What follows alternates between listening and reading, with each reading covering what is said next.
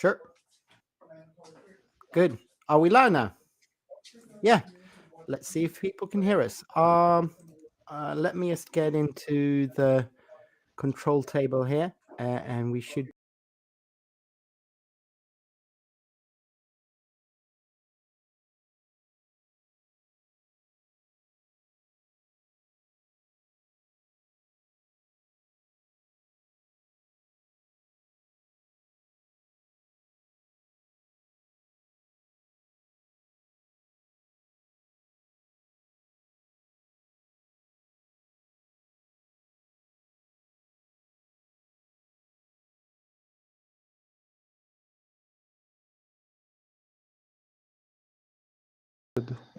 I can hear Rick in the background. Yeah, give me a sec. Everything. Okay, so that's not good.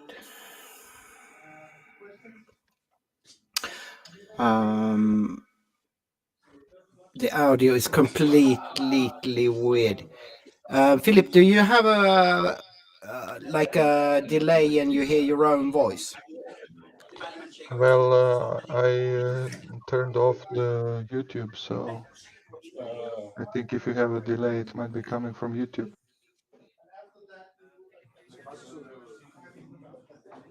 If you have both Video Ninja and YouTube up, right? So you will hear it from that. All right, I think that fixes it. Nope, still a delay. Let me see if I mute here and check YouTube. 1 sec.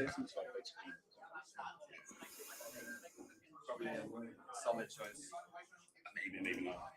I would like to say something else, but I was distracted. So this is practice, and hopefully we'll meet each other in summer. Or maybe I'll go to Oslo. Am I running something that gives this that go? Yeah, but you captured Jonas Not there. There's no extra. Definitely not there. It should be here somewhere. I don't hear anything twice, if you want to. I do, but I think that's from You probably have, yes, multiple some of the inputs machines somewhere. Yeah. Should be the virtual machine giving me some kind of feedback loop. So this one's turned on, and this one. Can you try to mute the output audio? Oh no, you need it on the VMware. I probably do. But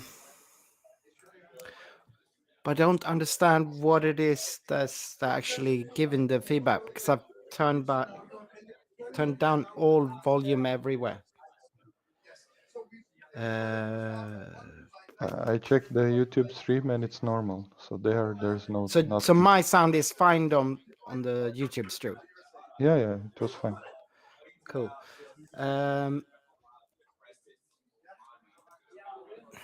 It's very weird to talk like this though, because I hear myself repeated in every like a second after I say something, it comes back, and I can't seem to turn that off.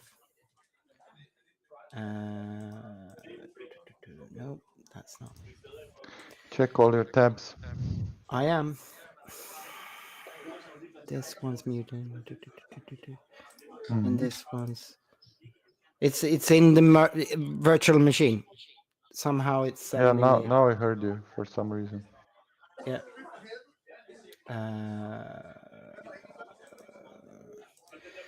Maybe if I do this.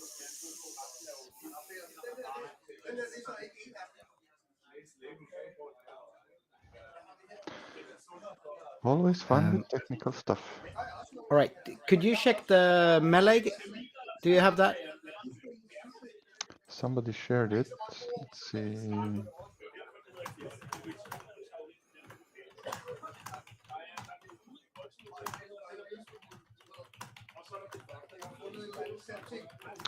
Let's see if pairings are up. Oh, we can't. I can't get in. Yeah, you have to. Oh, you can't get in. No, no. Okay. Well, I'll just have to live with this weird fucking. Sorry, not swearing on the show. It's friendly. I'll- It's friendly. it's going to be a bit annoying, but what are you going to do? Let's see if we can start up so that we have a pairing and the correct names for the place. I think We should they think that we have the names on the paper there, but the paper is a bit too high and it's too much. Yeah, we can't read it. No. That's too bad. I do have a melee here. Let's see if I can get into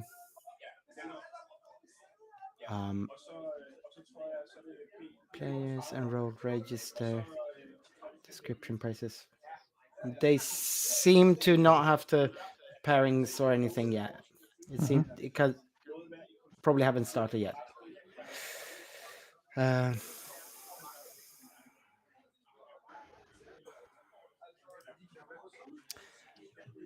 audio thing is going to be a problem.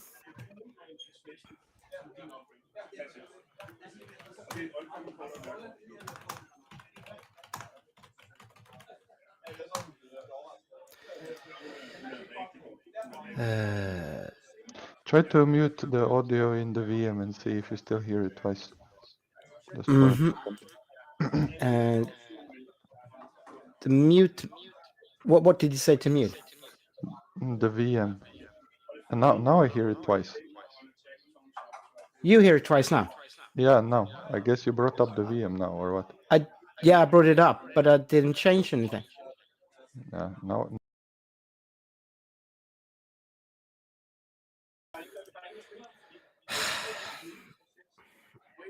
But for me, it's like, okay, now I don't hear anything. You don't hear me at all? No, I hear you, but I don't hear it twice. Okay, well, that's good for you. Too bad for me. But I don't think we can. I'm not sure what's causing it. No, but you don't have the aircon. No, not now. I had it All like right. for a brief while there. So let's go with this, and I'll just live with it. Let's try and get the names correct, and then start things up. Why can't I have that at the same time as this? Oh, it's too big.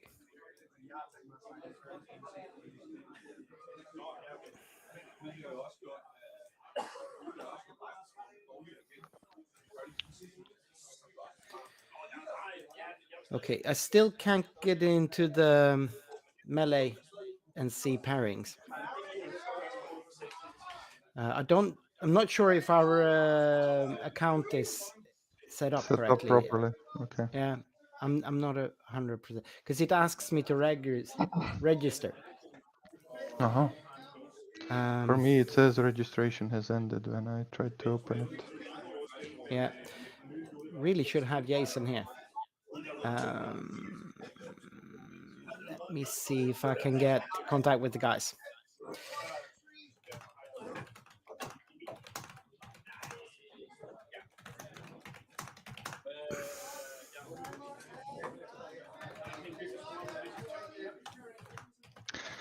It's only going to be a problem if it's a mirror. Otherwise, we can say Sabine versus Jango. Yeah, Who is doing what? If it's a Sabine versus a Sabine, then it can get messy. Left Sabine does this.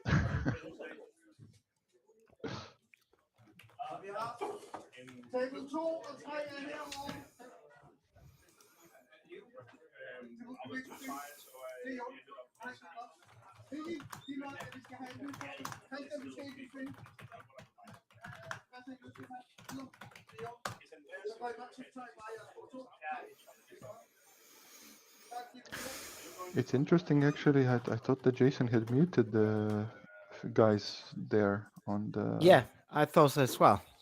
But it's coming through still. I probably can't do that, too. No, Yeah. we don't have the sound. Yeah. because I think it's going to be too much background noise. Now I don't hear you either. You muted yourself too.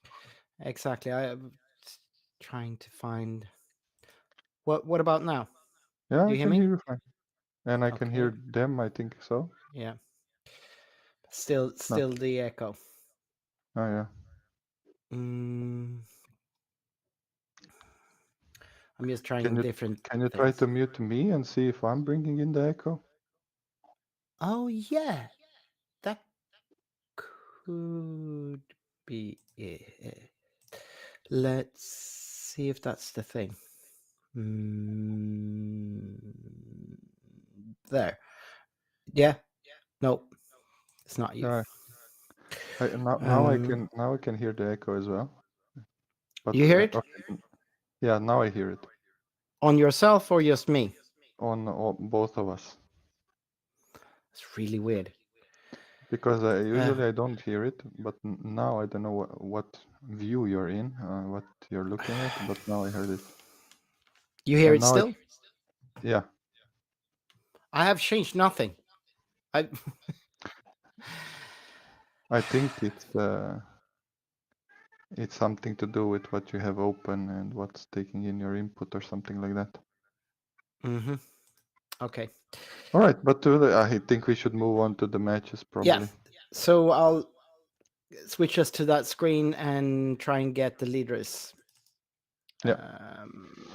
So Looks we like have it's Cad Bane. blue. I don't think we have any way to show the blue, but I will leader left. I will make the right against Sabine. Mm-hmm. Where do we have a Sabine?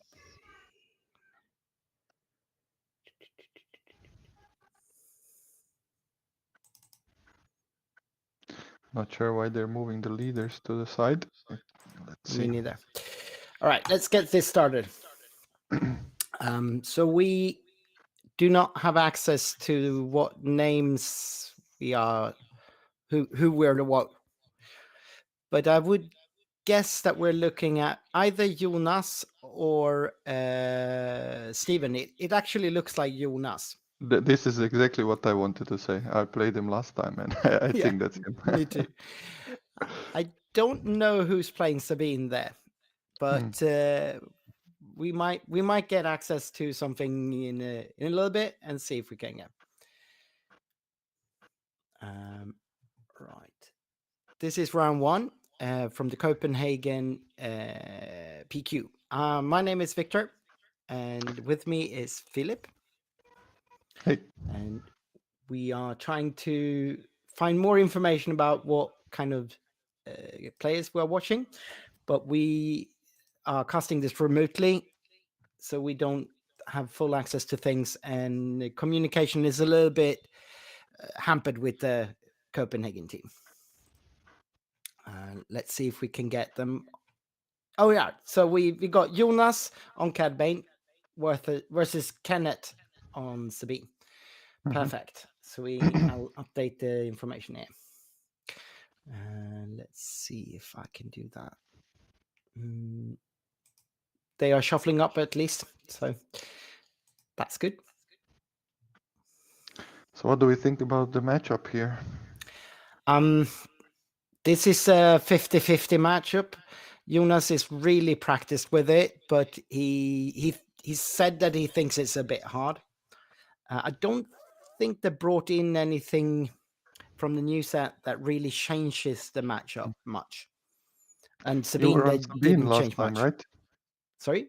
You were on Sabine last time when you played him. I actually, it came down to a for a course, I believe, against Jonas in the last and third game, and I got 2 hits, and if I had 3 or more, I'd win. So yeah, that's how tight it is. So you did the humble fumble, some would say. Some would say. Okay, can we see what's in their hand? Yeah, it looks like there was a pass and a claim. Oh, I missed that. Yeah.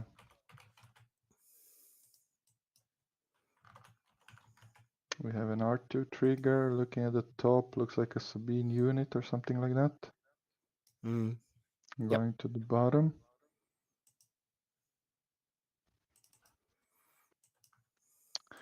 All right, are we trading there? Cad Bane ping plus the Cloud Rider. And then we have a Battlefield Marine over from Kenneth. Yeah. Looks like a pretty decent start for Kenneth. Mm-hmm. He's putting some damage on that base, and he has a remaining unit. Yeah, exactly. I'm not sure, I don't see... Ah, there is a Power of the Dark Side there. Mm-hmm. So it might just get removed now. Yep. And I think that's the name of the game for Jonas at this point. Just try to keep the board as clean as you can. Whereas Kenneth needs to just to push as much damage as he can. Okay, He drew uses a the Cloud Rider. Yeah. Yeah. Makes sense. And Kenneth is playing a big booty unit to try and stay on board. And it's getting pinged, but Yep. he should probably exhaust the resource for that R2. Yeah. Huh. Yeah, he seems to have forgot. And the red 3. Oh, Yeah, yeah. Now remote. And And that's then another Sabine. 3 from Sabine. 4. Oh, yeah. Indeed. But the 1 goes So, to base. yeah. 1 to base and 3 to the Sentinel. They're playing fast. Yeah. Why not? Yeah. And Sabine. Yeah. Should be a quick one. Let's see what's that in the hand. There's a Power, Vigilance, Bossk. Bossk to the front, looks like the play. Mm-hmm. Yeah. Bossk into Sabine. Could be good. Just remove Sabine at this point before there's any sabers or anything. Oh, yeah. And then a ping to R2, I guess. Oh, yeah. So, what? I can't. He's shuffling a bit fast. Yeah, it's Vigilance, Power, and I forgot what the third card was. Yeah. Jonas swears by his vigilance. He thinks that's the most all around card. He doesn't like. Poe no ECL, okay. Oh, interesting. I guess he doesn't want that much damage on it. And keeping the ECL for record, obviously. But I didn't see a record in his hand. Maybe I'm wrong. But there should be 3 in the deck. Yeah. Bane unit, so that's the CAD unit, yeah. Could stall things down a bit. But he looks like he's going for the vigilance here. But is he paying 6? Yeah, of course. Yeah, the red 3 goes and healing. Yeah, he's not double blue. I'm just being silly. Yeah, he is not. That's a really good play. But then Poe can get off. And that could be probably pinging. Doesn't kill the Bossk. No, I could put the 2 damage on in Bossk and then ping him. If he feels like he's got the cards for it. And it seems like he looks like he's discarding something. Base. Yeah, or 8 on base, yeah. Yeah. Could also work. Yeah, seems like it's putting 8 on base. That's probably a good play. Yep. So we do have some people in the chat. 19 viewers. Early birds. Yeah, Bossk goes into base, makes sense. Then we have something dropping for air support, CAD flips. Yeah. That Poe is going to be a problem for CAD if he doesn't deal with it. Yeah, I think he was hoping to. Well, I mean, he has CAD Bane unit, so you can always capture him. But I think he was hoping to kill something on the ground and then power him or something like that. Yeah. But now that he has A-Wing, it's going to be a bit more difficult. Yeah, that's the thing. A lot of Sabine's units are really cheap and efficient.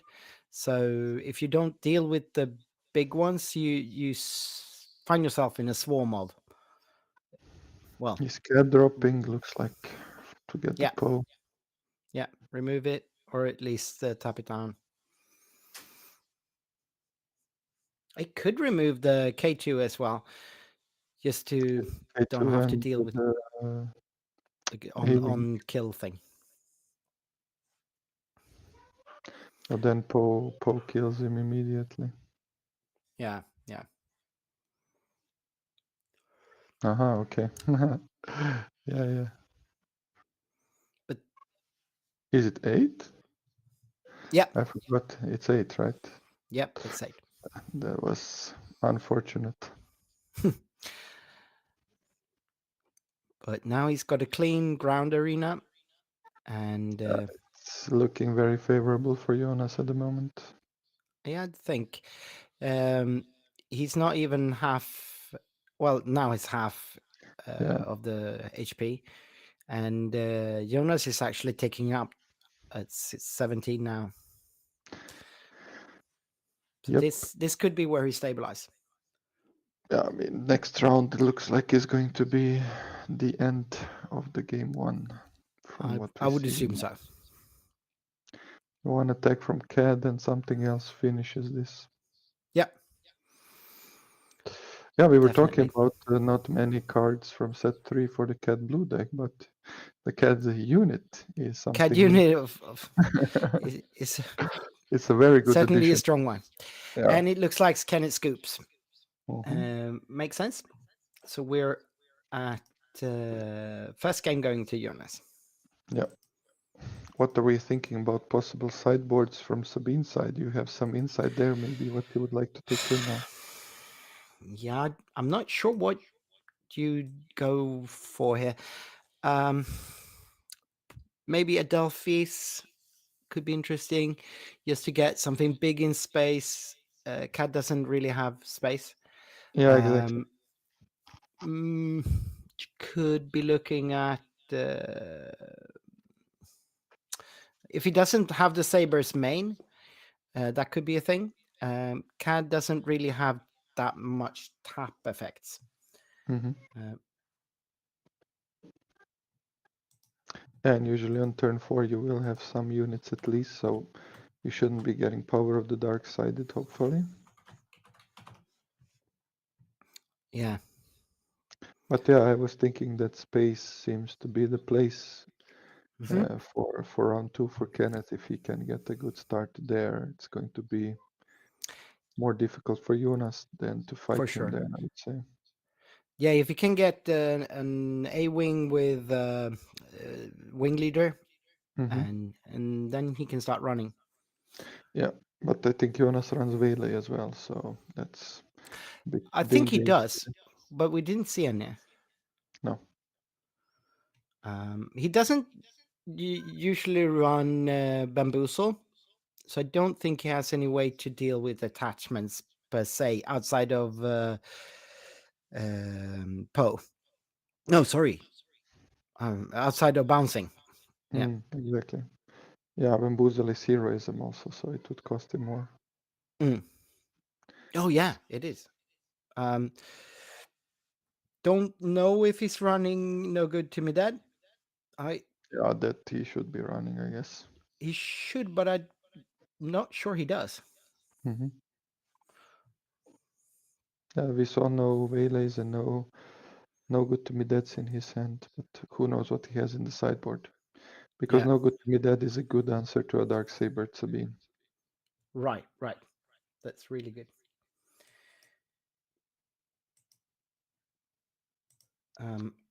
can no. That shuts everything down.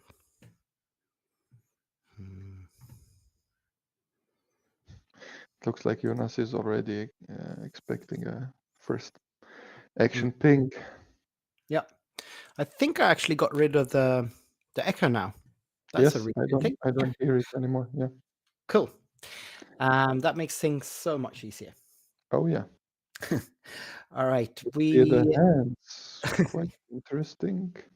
Yeah. He did you see what he resourced there? Nope.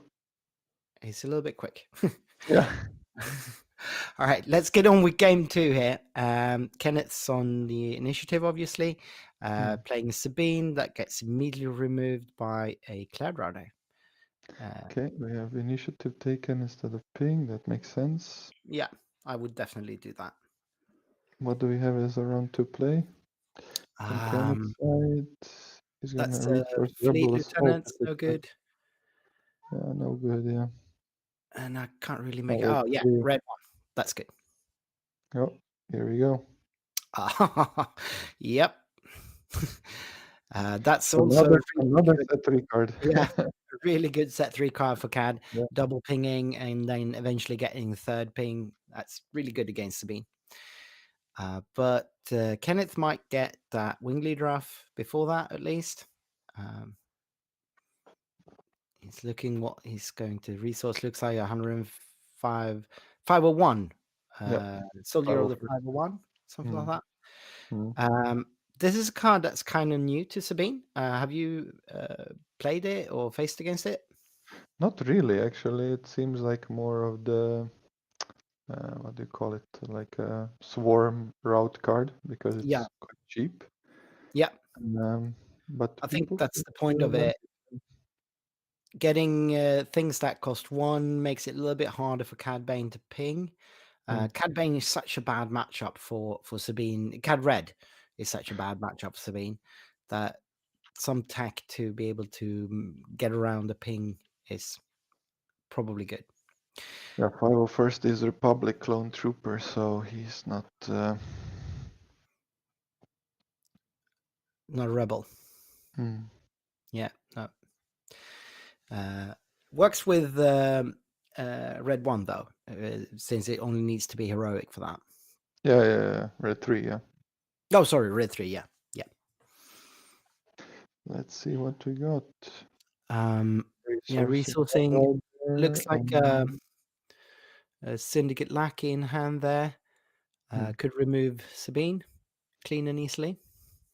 And then get that third ping. No, Cad's I think they didn't move the initiative, but oh, that's such a clean answer. Well played.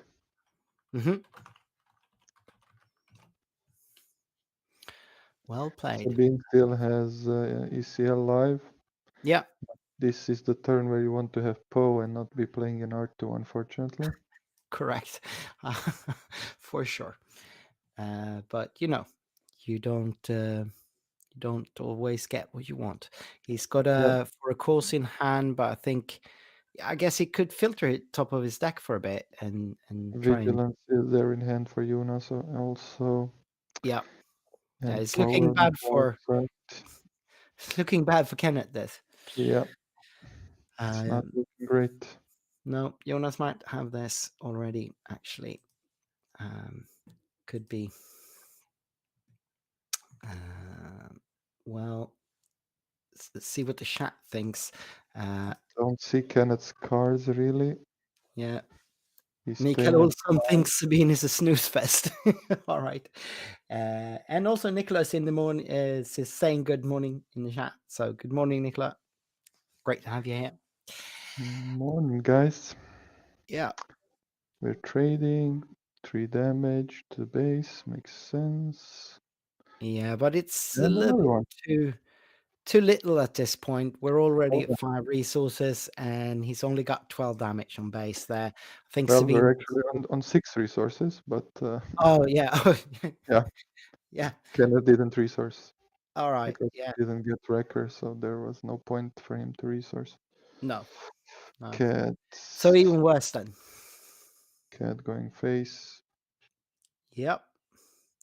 And I think at this point, Relentless Pursuit. yeah, just So he's capture. gonna get the K2SO. Yeah, that's a really clean answer. You get a shield as well, and it's going to be hard to get that in But an now, easy way back. now with the power of the dark side, whatever gets played can be removed. Exactly. And since Sabine never ever runs any removal, you're just not going to get that K2 Yeah, back. you would need like an ECL power, right, for 8 Or damage. Wrecker. Well, I mean, he has a shield, so he has to Oh, first yeah. Yeah, but discard the card to remove and then do 8. yeah. So that wouldn't even work. No. Yeah, I think Jonas probably has this quite in the box. Oh yeah, if we're going with Fasibi, it's not Yeah, it's not looking enough. good, It's unfortunately. just Here's trying Wrecker. to filter the top of the deck to get that Wrecker, probably. I think Um, Yoda just commented, here's Wrecker. yeah, He hasn't seen him in both matches, so he's pretty happy, I guess, to see him yeah, now. yeah. A bit Um, too late. probably too late.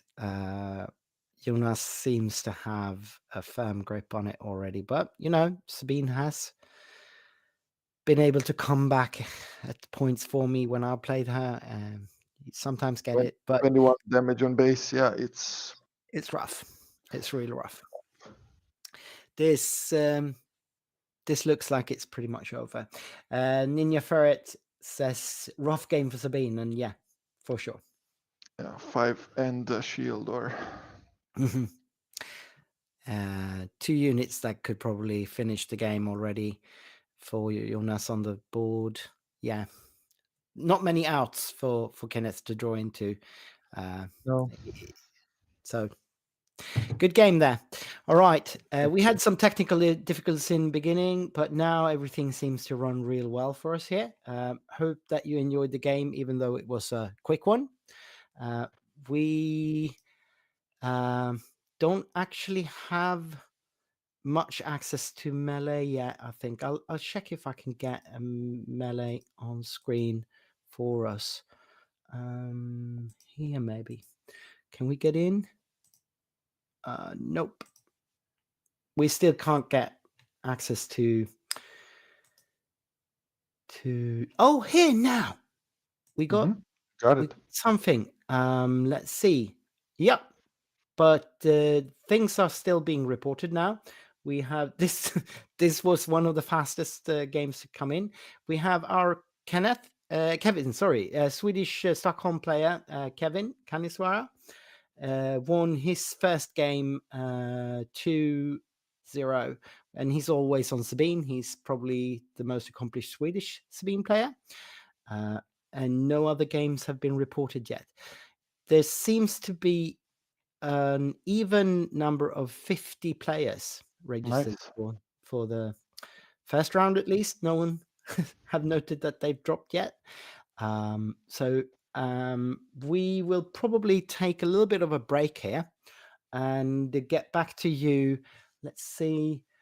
The tentative schedule for the first game, for second round was, what do you have it in front of you? I think it's in a half an hour or so. Yeah. Well, we'll be back in maybe 15-20 minutes or so. And we will try and get you some standings and report. 10:50 it looks like. Oh, 10:50. Yeah, perfect. So we will be back at 10:35. What do you think? Yeah, sure. 10:35 will be with you, and we will try and get you what we have on how the first round actually went for more people than this real quick one here. All right, I'll put you on the hold screen here for a bit. See you in a bit. Let's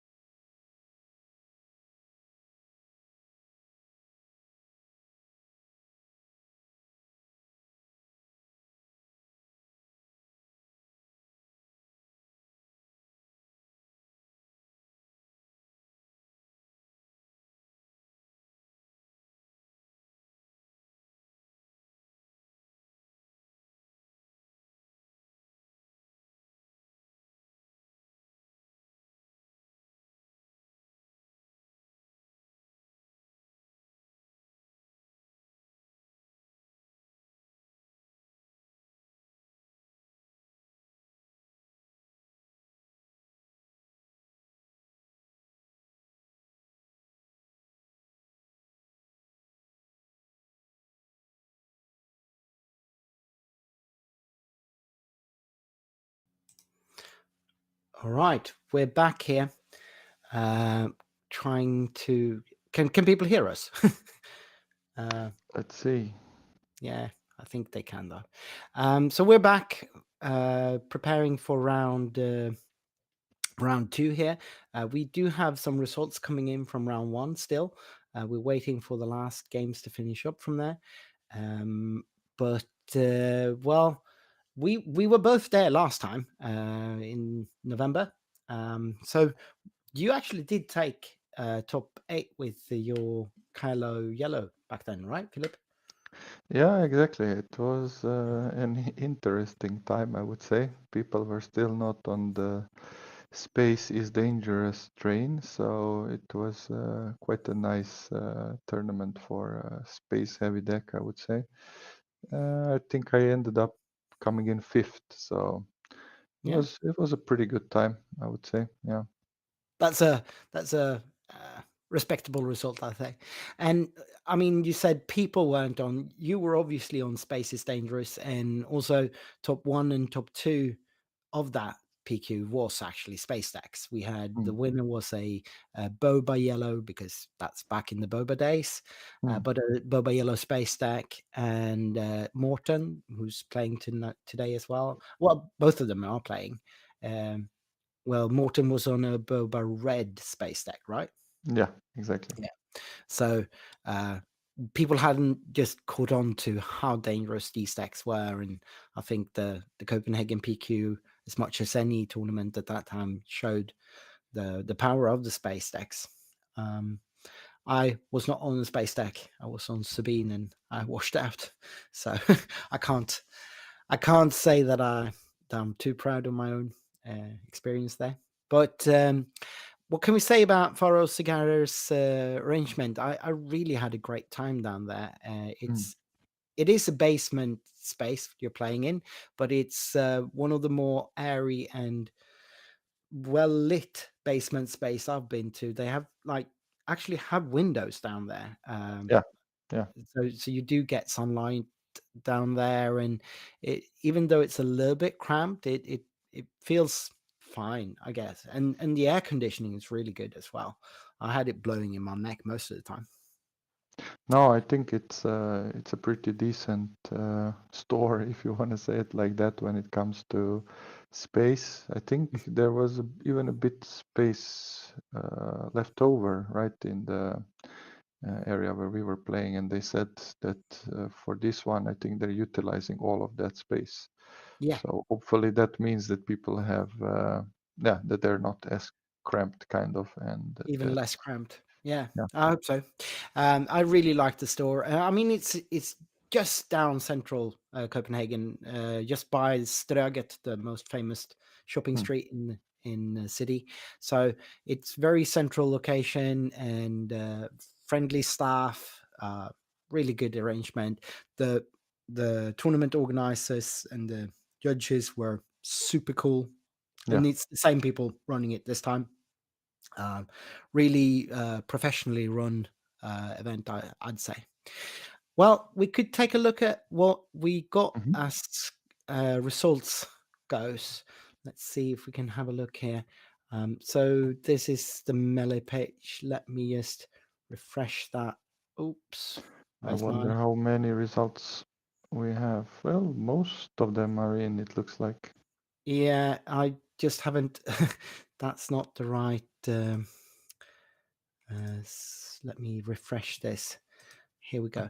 So let's go down so that people actually can see what we're talking about. Now maybe people can see somewhat what we're on about. We do have most games are reported now. So we've got our own Nordic takedown players down there. We've got Yoda won his game over Bringelmannen by 2-0. We've got Hmm. Adam, I'm so humble, who took on someone called Nebo82 and won 2-0. Yeah. Yeah. Like we were saying before the break, maybe Stockholm's Kevin Kaniswara, who won the Cantina Brawl. He's still on Sabine, and he won his game fairly fast, 2-0. We've got last PQ's runner-up, Morten Pedersen, won his game 2-0. He was on Boba Red back then, so he needs to have switched decks for this. Not sure what he's running now. Hero Boba Red, right? Yeah, could be, I guess. But if he's running that deck, I mean that would be really cool. We've Yeah. got Stephen, friend of the podcast and fellow CAD Blue player, who took on the Swedish podcast Always Tell Me the Odds, own Foulin, and Stephen won 2-0. Outside of that, not I sure. wonder if he's still on Cat Blue. So we saw Jonas was still on Cat Blue with some updates from set 3. And Could the be. deck seemed to flow quite well, I would say, from what we saw from game 1. Yeah. I was surprised. I haven't seen any huge updates to the deck before last weekend when a Cad Blue did win a PQ.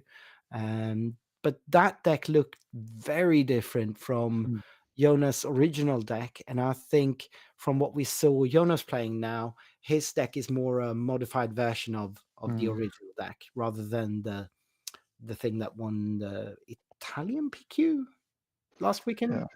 Yeah, I'm not sure, Torino or but I something like that. saw Cat Blue won something. Yeah, I'm not sure Yeah. which one it was. No, me neither.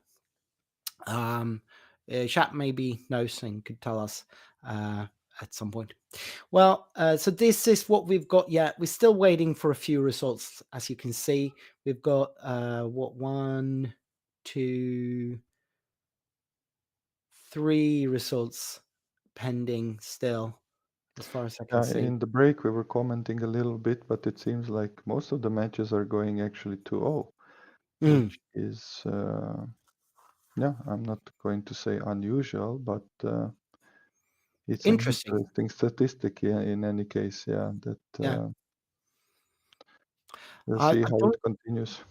Yeah, I don't know. Do you think that's because of the decks that we're looking right now? That many decks have bad and good matchups rather than a lot.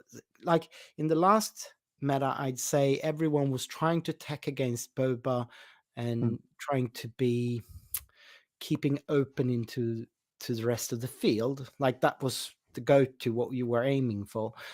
But with this very, very open meta, you'd be seeing that most decks might try to have really, really good matchups and just hope to dodge the bad matchups. What do you think? Yeah, it's a good question actually. Since if we take a look at our chat, Pontus actually asked, "What are we expecting from the meta?" So 50 players. I'm not going to say it's too big of a tournament, but I would still say it's a decent sized tournament, right? So I would expect there to be the standard we saw, like at least 4 to 5 Sabines, some Jangos, probably expecting to see some Han Yellows. But I'm also expecting to see some outliers actually. Like we saw Cat Blue. If both of them are still on Cat Blue, talking about Jonas and Steven, I wonder if anybody more locally has picked up on that, because that's not really a very famous deck outside of the Nordics, I would say. It's so, but we saw even in the first game there that we looked at Jonas versus Kenneth, it was quite overwhelming. But this is Sabine, of course. If you don't draw Poe or Wrecker, and you are forced to play R2D2 and K2SO instead and stuff like that, it's not really going to go the way that you want it to go. So it can have these very polarizing games, right? Depending on your draws. Right. So, Yeah. Do you feel that could account for maybe the 2 results coming in this way? Yeah, and also because it's the first round, everybody is not warmed up yet. This was kind of my thinking is, you need to get your mental on going, etc. So I'm hoping to see more like fist fights for the for the wins in the next rounds. Yeah. Well, hopefully we'll get some really exciting games on the stream as well. That's what we're looking for at least. So the chat is commenting. Pontus, who will actually be on broadcasting in a bit, says that during last weekend's tournaments there was a total of 1 Jango Red in all the 10 or so top 8s. So Jango Red hasn't been doing too well in the PQs, but last weekend we also had the SCG Con. They did 3 fairly big tournaments, 2 1Ks and 1 2K, and there were a fair amount of Jango Reds there. And I think one of the reasons for this was that Jango Red at this point is very heavily championed by the KTOD team. They seem to be the driving force behind that deck, and they were all at the SCG Con. So, well, not all of them, but a fair few of the KTOD team were present there, and that's why we have the Jango Reds there, I think. But on the other hand, they also played other decks so they switched decks between days, I think. Yeah, So I saw Bobby was playing Quinlan, yeah, Tarkin Town, etc. But I think it's also a question of data, right? We don't have really data how many people actually played Jango, Tarkin Town, and were able to even contest to convert into top 8. So right. it's difficult to say just from the results that we have from this SWU competitive page, right? Where you just have, okay, this was the tournament and this is the top 8 and this is the order, but you don't see how the setup of the tournament was, right? So maybe there was one Jango Red and he converted, but Yeah. I'm assuming there was probably more than one Jango Red per tournament. Right. Yeah, no, it's really hard to say, and it's also just one weekend yet. This is the second weekend of the season, so it's really hard to say for sure what percentage shares decks will have. But I think maybe the Jango Red scare of the early part of the set 3 meta has somewhat calmed down. People are still playing it, but it's not the ubiquitous stack of the meta that some thought it might be. Yeah, it's much more broad. What we were able to see from results, it's very very good spread now that Boba has been suspended. So Yeah, no, I think the meta at this point is very healthy. All right, so we have people sitting down at the for round main 2, table. Yeah, for round 2 here. So let's see if we can get a hold of who we're watching. let's see. Let's see if we can get some updates. I don't think do we have pairings in Melee yet? I don't see any. Qi'ra green and Yoda red. Yep. And we might get the names of the players in a bit. I see round 2 pairings are up, but I'm not sure what table we're looking at. We should be looking at table 1 since we haven't heard anything else. They were to tell us if we get something else, and we haven't heard But it. table 1 looks like to be Caleb, and I don't think Caleb is any of those two guys. Nope. Or Oh well. He could be playing Yoda or Qi'ra, I guess, but it doesn't feel like he would be. oh, right, he was building something with Yoda. I remember that. Yeah, it's not impossible that he's on any of those decks, but I would never guessed it, so to speak. Let's see, we're getting some input probably about who we're watching. Yeah, not yet though. That would be fun to see Caleb on something, not Bossk. It would be. It would be. I mean, he did play for quite a bit. IG. IG88. That was his infamous first set. preferred leader, but I don't know that he would be back on that at this point. It seems unlikely. Yeah, it is Caleb. Caleb on Yoda and Simon Oh, on Qi'ra. oh, cool. Let's update that then. So Simon on Yoda. Sorry, Caleb on Yoda. Caleb Right? on Yoda and Simon on Qi'ra. Yeah.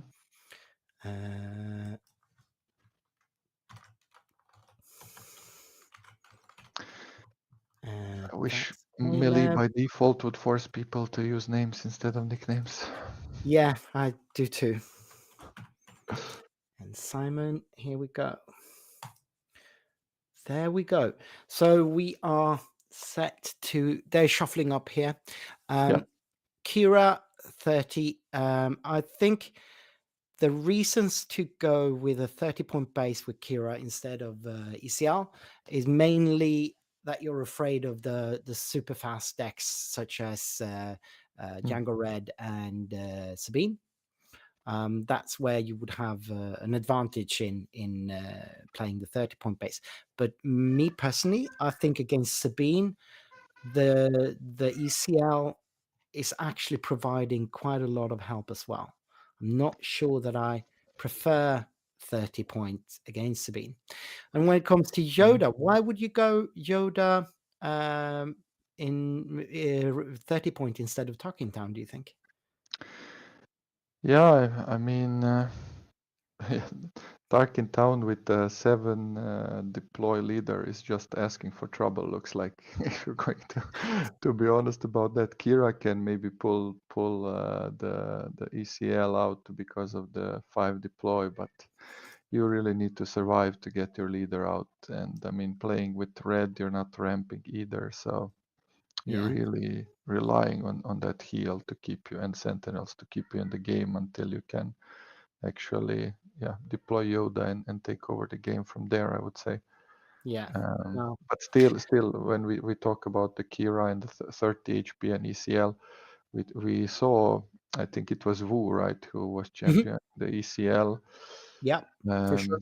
back in the day, and then it was reworked by some of the other KTOD guys into this 30 HP Qi'ra, and it really, it's not a knife's edge battle against Sabine if you're taking the 30 HP. It looked to be more kind of a 50-50 rather than a 60-40, because Qi'ra with the ECL was better into basically everything else but Sabine.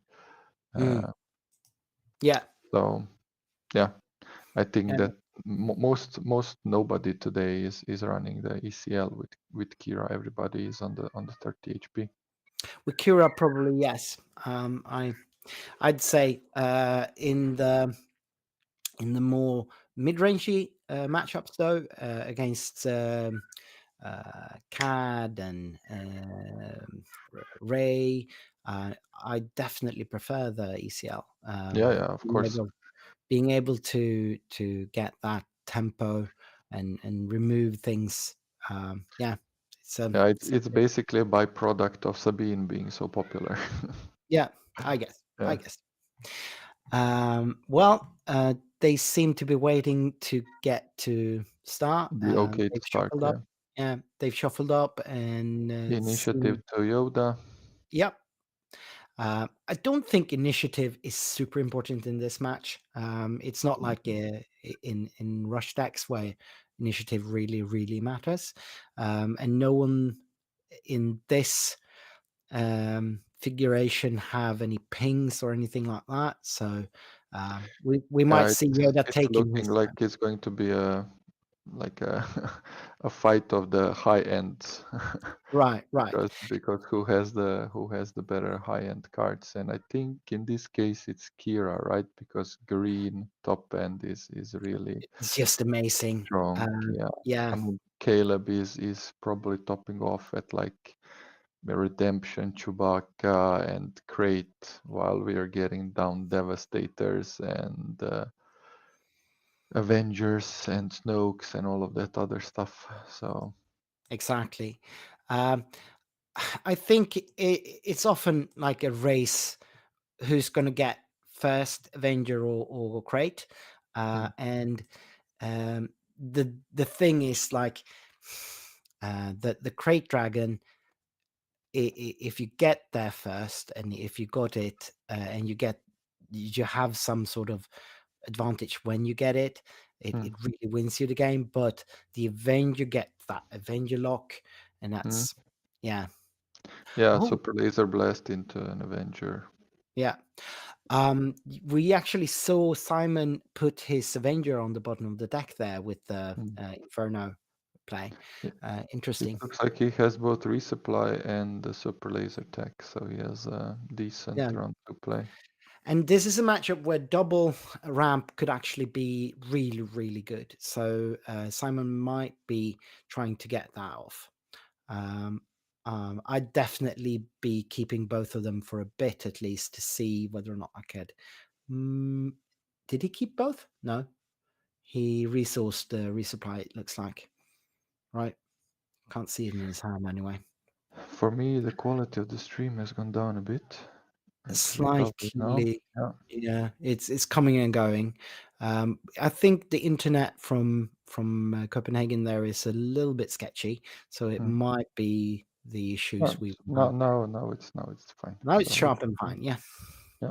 So Simon claims, and we'll see. Caleb seems to want to play something else. I mean, Caleb will just be able to use his Yoda ability pretty much anytime he wants to. So we have a throwing without the force unit. Yeah, just getting the discard. I guess. I mean, yeah. Especially if Caleb is running more discard package in his deck, and I assume he might be. He might have K2 at least, probably pillages as well. Yeah. Guess he's running Poe as well. If you want to count that into the discard package, you could use it that way. Let's see. We're looking at what Simon is resourcing there. Couldn't really tell. We're trading. We're going up to 5. Probably Yeah. Qi'ra could get deployed with an overwhelming barrage. Looks like the play. Could be a good play, but the only other A-wing only has by. Yeah, the A-wing has just 1 health left. I don't know if you want to use a barrage to deal with an A-wing. Okay, so we're going resupplying. Yeah, double ramp there. I think Caleb passed over there, or what happened? I didn't see because we he did. went. I didn't see him use. He used SWU. Yoda ability. Yoda ability. Okay. Yeah. Yoda ability, and there's a K2. And now now it's much more interesting to flip Qi'ra. Be able to pull that barrage off, maybe. Oh yeah, he doesn't have the barrage. Simon was afraid. He has the barrage, but he doesn't have the resources, right? Yeah. But I think he was afraid of Caleb passing on him, and then he doesn't utilize any of his resources, and now he's in a hard place because he could lose a card if he kills that K2. Yeah, he's gonna lose a card. I guess it's going to be OB because Maul is live next round. Yep. That would be the lesser of two evils there for him. But we're playing way into the future. Caleb is on 5 resources, and we are on 7 with Simon. It's a lot. Yeah, that's a significant advantage. Even though Caleb keeps racking up some hits to the base there, it's this is not where the game is going to. What the game is coming down. A-wing. Yeah, the Qi'ra gunship. shields the gunship. Yep. That would be my play. You get 2 extra from the grid. From the grid. I'm so used to playing Krennic, where you get an extra bonus for the Krennic ability as well. But the gunship is really strong with Qi'ra since you can self-hurt it and get the shield. and also that removal built in is actually more useful than you'd think. So yeah, We're taking it we down. No, take failing it. it. Okay.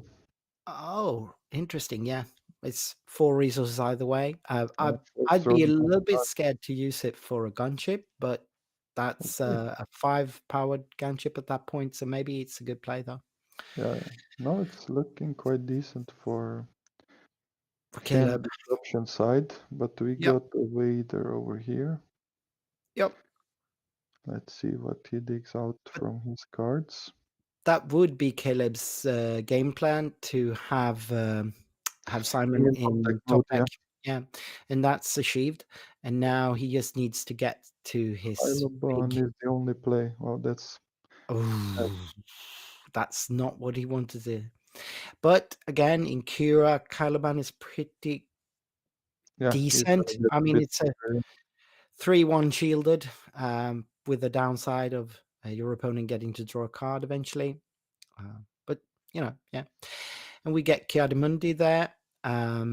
Do you think? I mean, against Qi'ra, you're not expecting to be able to get that Well, ability now to he's out trigger. of cards anyway. Yeah. No, yeah, and also like against Qi'ra, you're not going to have coordinate that much. Exactly. So I Although think it's now just there's only an Inferno 4 in hand. yeah, yeah, and that's top deck mode for you. And it's Mm. very RNG.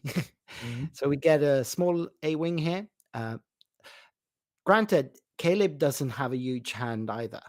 He's No, only keeping 2 cards after resourcing. So, and he has some resourcing gap, quite a resourcing gap yeah, to close there. yeah. There are a few turns before he gets to his bombs in resources, and I Simon. don't think he's playing anything from Smuggle either. No, nothing significant. Like he probably have of dropping names here. The guy that comes out, the 5 cost that comes out ready, 3/5. Cassian. Cassian. He probably plays Cassian in a Yoda deck, don't you think? Mm-hmm. I would anyway. And Qi'ra might be playing Forlum. Could be playing Take the Initiative. Sorry. TI, the event, smuggle event that gives Family intervention. timely intervention. Thank you. But I don't think Qi'ra would be on that, especially if he's not on ECL anyway. And I guess you don't mean Forlum, you mean the 4/5 guy that comes I out with his definitely own does. shield. Pike, long pike, long pike, Lumpike, yeah, yeah. long pike. There's a That's loom there. yeah. There's a lum there. Yoda All going right. out, defeating Inferno 4. Yep. Um, gets a trigger off of that. Couldn't really see what he did, but he put something on the bottom there. Oh, 2 cards on the bottom. Yoda taking off the shield from the Haloban. And then here's the Playing, yeah, Cassian that we talked about. correct. Just And killing it. removing the Haloban, getting a card draw. I forgot what was kept in the hand for. Yeah, I Or is there couldn't. no hand? There's no hand. Okay. So Yeah, or exactly. No, Simon doesn't have a hand. we're going Caleb does, SLB. It looks like and he SLB got and a. Avenger. I think I saw a Poe in Caleb's hand there. Yeah. Yeah, There's that's a Poe. Poe. Oh, yep, super laser. That makes sense. Remove Yoda. Now there's a problem if he can't play 2 units. Mhm. Yeah, but he can. Okay. So Yoda is the shield for the Avenger. Yep, that makes sense because Yoda also has that card draw. So Mhm. yeah, and enables the force throw. We have a crate in hand for Caleb. Yep, that's oh, the Avenger came very timely there. You need to play before the crate, but with that many units I on think tech was Caleb's drawn side, from Caleb. It's looking oh, really favorable for Caleb if he can I'd play say everything from his smuggle road next round as well. yeah, definitely. And he does have the resources next round to play the crate as well. Did he have You're My Only Hope still in hand, or was it resource? Not sure if I saw that. Could be. I think it was the leftmost card, maybe. Oh no, he resourced it. It looks like. Yeah, he definitely has a Luke down in the resources, so tech is a really good play for him there. So that was Yoda ability. Then he will strike him with Poe, and considering discarding a resource in order It's a to, redemption. yeah, in Look at order that to, card. yeah. Oh no, it's a Oh. Chewbacca. Okay, so he's striking for 8 to base here, I assume. I think he's trying to get that last card out of his hand or something. Oh yeah. Discard. All right, cool. That's, but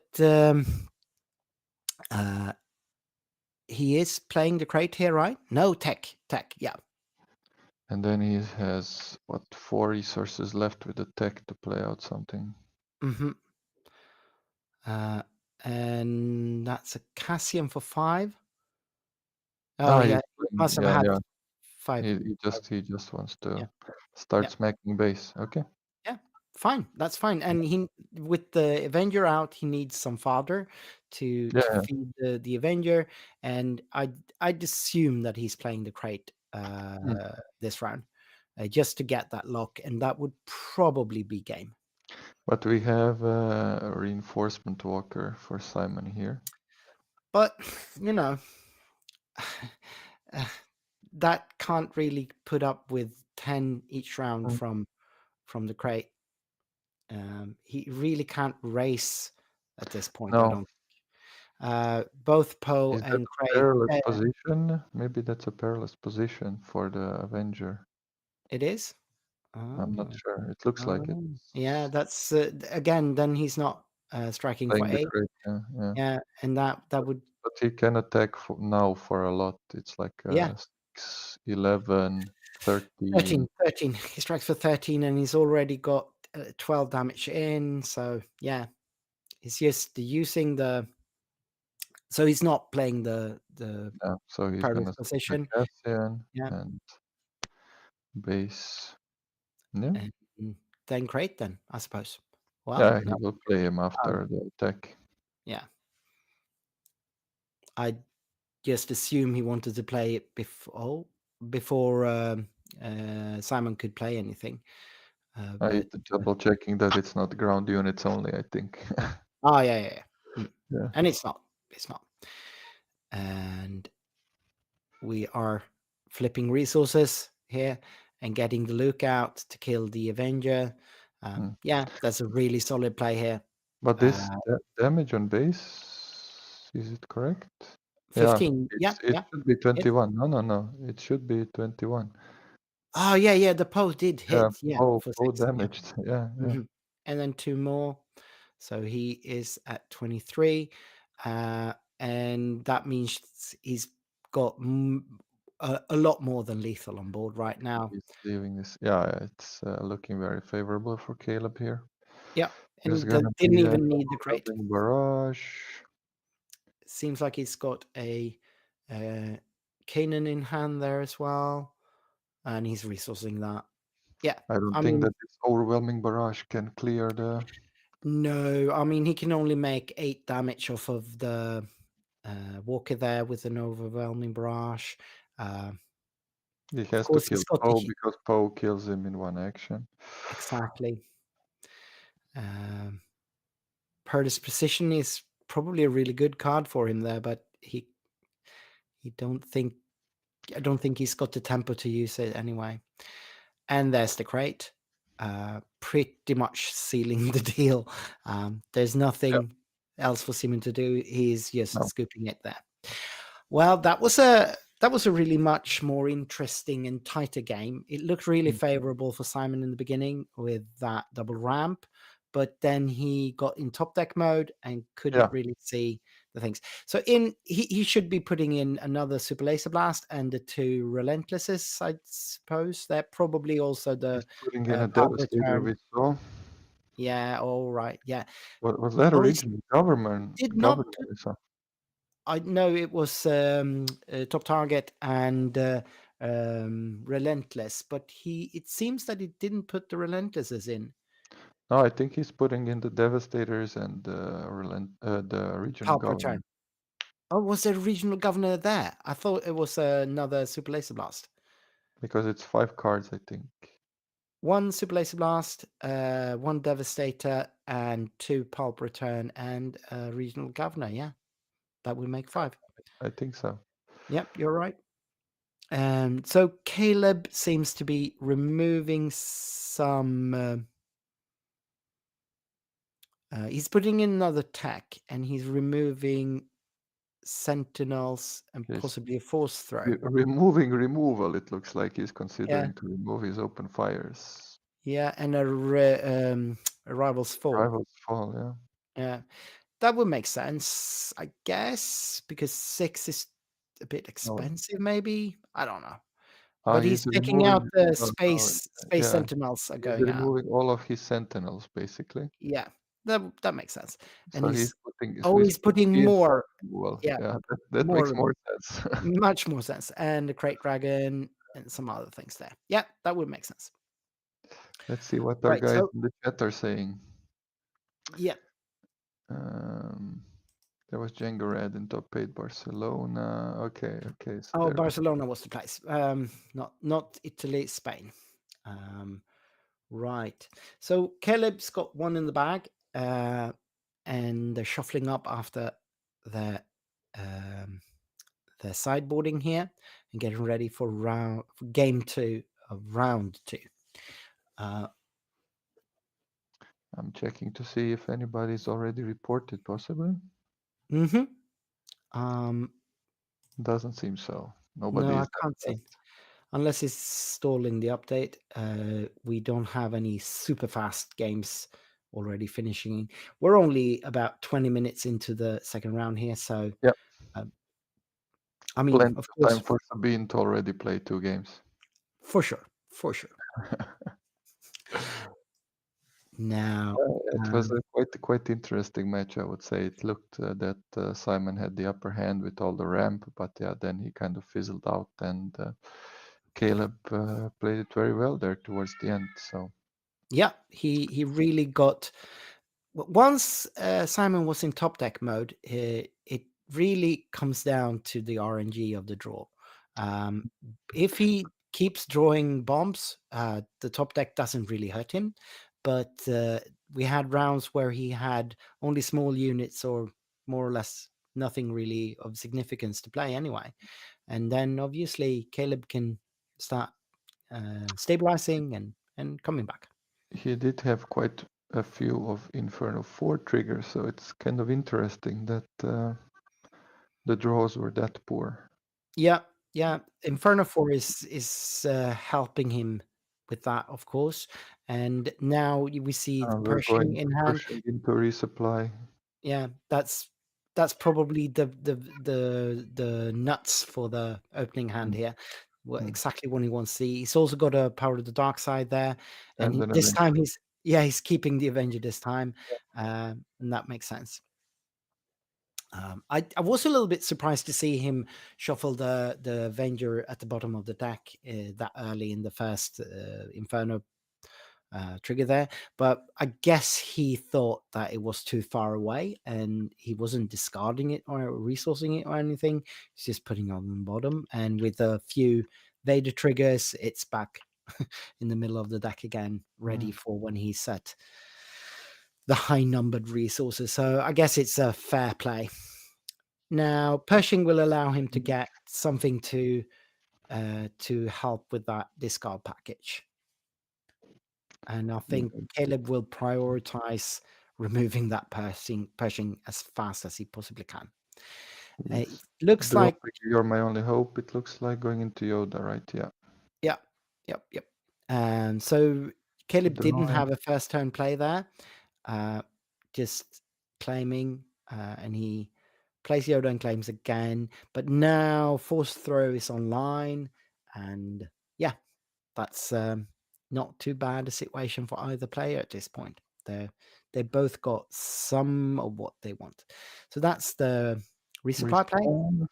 Yeah, and I think it drew an overwhelming barrage there, and I think I can see a relentless in his hand. Mhm. So he did put the relentlesses in Yeah. and power the dark side. So I think relentless isn't as important in this matchup as against something like Bossk Blue or Or the the hard mirror. control. Yeah, but it's still a really good card. Mhm. It's keeping your units safe. So you want to play it maybe before you play the Avenger, if possible. 4 resources. Are we going for more ramp or what's our plan here? Maybe. He's got a gunship there, won't do much at this point. He's got the overwhelming barrage, doesn't do much of anything. But Qi'ra flip will help with that. Flipping, yeah. And it will bring Pershing OB back to health. now clears everything, right? Yep, it does. So OB is a pretty decent play after Qi'ra flip. That's kind of the go-to move for Qi'ra, to be able to flip an overwhelming barrage off of that.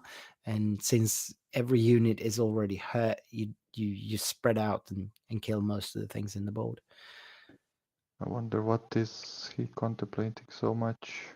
Yeah, I'm He's not sure looking what he's like he afraid wants of. to capitalize even more. He wants to trade into Yoda maybe, because Huh. then he's gonna have a bigger Qi'ra for next turn or something like that. But Caleb's already. Yeah, Yeah, I guess that's kill what he Yoda wants. to get a bigger Qi'ra. Hmm. Really But see. then Oh, Caleb just claimed. Caleb didn't offer his opponent to draw a card. That's not. Oh. But he loses the initiative here, and K2 can just remove Qi'ra anyway. So I'm not No, no. sure. This Oh, is yeah. what it is. Yeah, Oh, he's Caleb played. didn't claim. No, no. But Oh, in I any case, thought. he can play the gunship, right? Yeah. No, I thought Caleb would have claimed before. And he has to get rid of a card. I guess the ramp. So the laser, yeah. Yeah. The technician there. He's thinking about relentless. But he might want to keep in the, yeah, exactly, because you might want to keep it for the force throw. Have a low cost card to. He has the power of the dark side already. Yeah, he does. He does. So yeah, probably the laser technician at this point. But he is giving it a deep thought. Oh, the OB. Yeah, why not? I mean, Qi'ra is not long for the world. And then he might not have something to brush No, off of. the ship is going to be shielded then, and it can.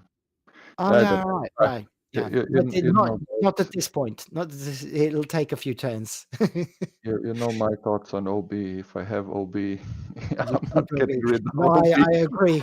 I am very much Yeah, a huge fan. yeah. But I've heard a lot of the Qi'ra players aren't as fond of the OB after the Qi'ra flip turn as you would be before the flip, like for the flip turn. Like they want to do that massive flip turn thing. Um, Is that mm, Snoke in hand there? The last card? could be, yeah, it is. Yeah, looks like Snoke. So that's 6 to the base. Hmm. Um, and he's only got a Sabine to deal with on the Yoda side. So at this point, it's looking real good for Simon. He's got a lot of resources open. He's one resource ahead. He's got a fairly strong board. We get You're My Only Hope into a Cassian. Not what Caleb wanted, I don't think. Drawing a card off of uh, Pershing there. I would have hurt the gunship. I don't understand why he took that damage on Pershing. Hmm. I would have most certainly put that on the gunship. I think that he might have forgotten that it's possible to do it. Yeah. And then we get another ramp, and that makes sense to me. And then Power of the Dark Side, removing the Sabine. No, the Cassian. Okay. Interesting. Well, I guess. Maybe he's counting to get more units that can. Or I mean, Sabine can also kill Qi'ra without taking any. Damage back. Yep, that's Yeah, what he's doing. that's. Oh well, Yeah. No, and yeah, then he's. he forgot. He Oh can no, do she had or only yeah, she needed one life left. yeah, yeah. So Sabine didn't need to die there. No, he had 2 left. 2 health He had left. 2 left. Okay, I So thought he was it's been, on yeah. 7. But I think maybe he's got another keep forgetting Another his name. Cassian. Another Cassian in the resource, so that's why he killed it to be It able seemed to. like it didn't matter. Anything of those No, two would trade into Qi'ra yeah, so. yeah, for sure. Yeah, it looks like Simon really likes to hurt his Pershing. Yeah, he keeps doing that. At this point, he could have just used it to kill the super laser as well. Laser. Yeah, Yeah, this is what I was thinking. But yeah, even getting the ship a bit stronger would help. yeah. Definitely, that's the play I would have gone for. But yeah, It could have already had 2 of the yeah. grid counters. I mean, So we then get a Poe this oh, time. It's a much stronger even one to pull off from the top there. And he'd used the Yoda ability, so he knew that was a Poe. That was just not luck. And he's got an open fire there, which would only make the gunship stronger. What else he's got there? He's got an A-wing. Yeah, possibly. just fodder for the Yeah, ship. that's not. Yeah, exactly. That's not what you want to play against the gunship. Just making the gunship stronger. Power to the dark side would take care of the Poe. So yeah, and he's got a pulp return there as well. That could bring back. No, we don't have anything really big in the pile yet, so it might just get resourced eventually. But it is another play of a big unit if it gets removed. So he's playing a Death Trooper there, pinging the Super Laser Technician, which means that the Death Trooper is just a 3/3 for 3 because there were no targets. He can't put the damage on the A-Wing at that point No. because you can only do ground units with it. Well, maybe he will remember. Yeah, take down on the gunship, which, well, yeah, then he can't ping the gunship with Pershing now, but he could ping the Death Trooper with it. Yep. At least Something's going down. Is it? It looks like Avenger. It's got to be Avenger, right? It's got to be, yeah, that's the Avenger. And I mean, it's too early to say that he's got an Avenger lock, but he does have Pulp Return in hand, so he can get that Avenger back, even if Caleb the has card removal for it. is kind of looking really juicy this time around. Right. So Open Fire removes the Pershing Death Trooper, and he kills the Pershing rather than ping the Avenger. And it could just be the case that he's forgot that Pershing can ping cross arenas. That could be the case. You might want to shield the Avenger with Qi'ra ability, but I'd probably play the Relentless just first action here to make it a little bit harder to remove the Avenger. But Caleb Shield has is first action, right? So he's gonna sorry. ride fall. Caleb has first action. He's gonna Yeah, ride fall, I think. and then you might play the Relentless anyway. No, yeah, he's already played an event this turn, so the Relentless does nothing. So Pulp Return is probably stronger, but you could also go for the Snook at this point.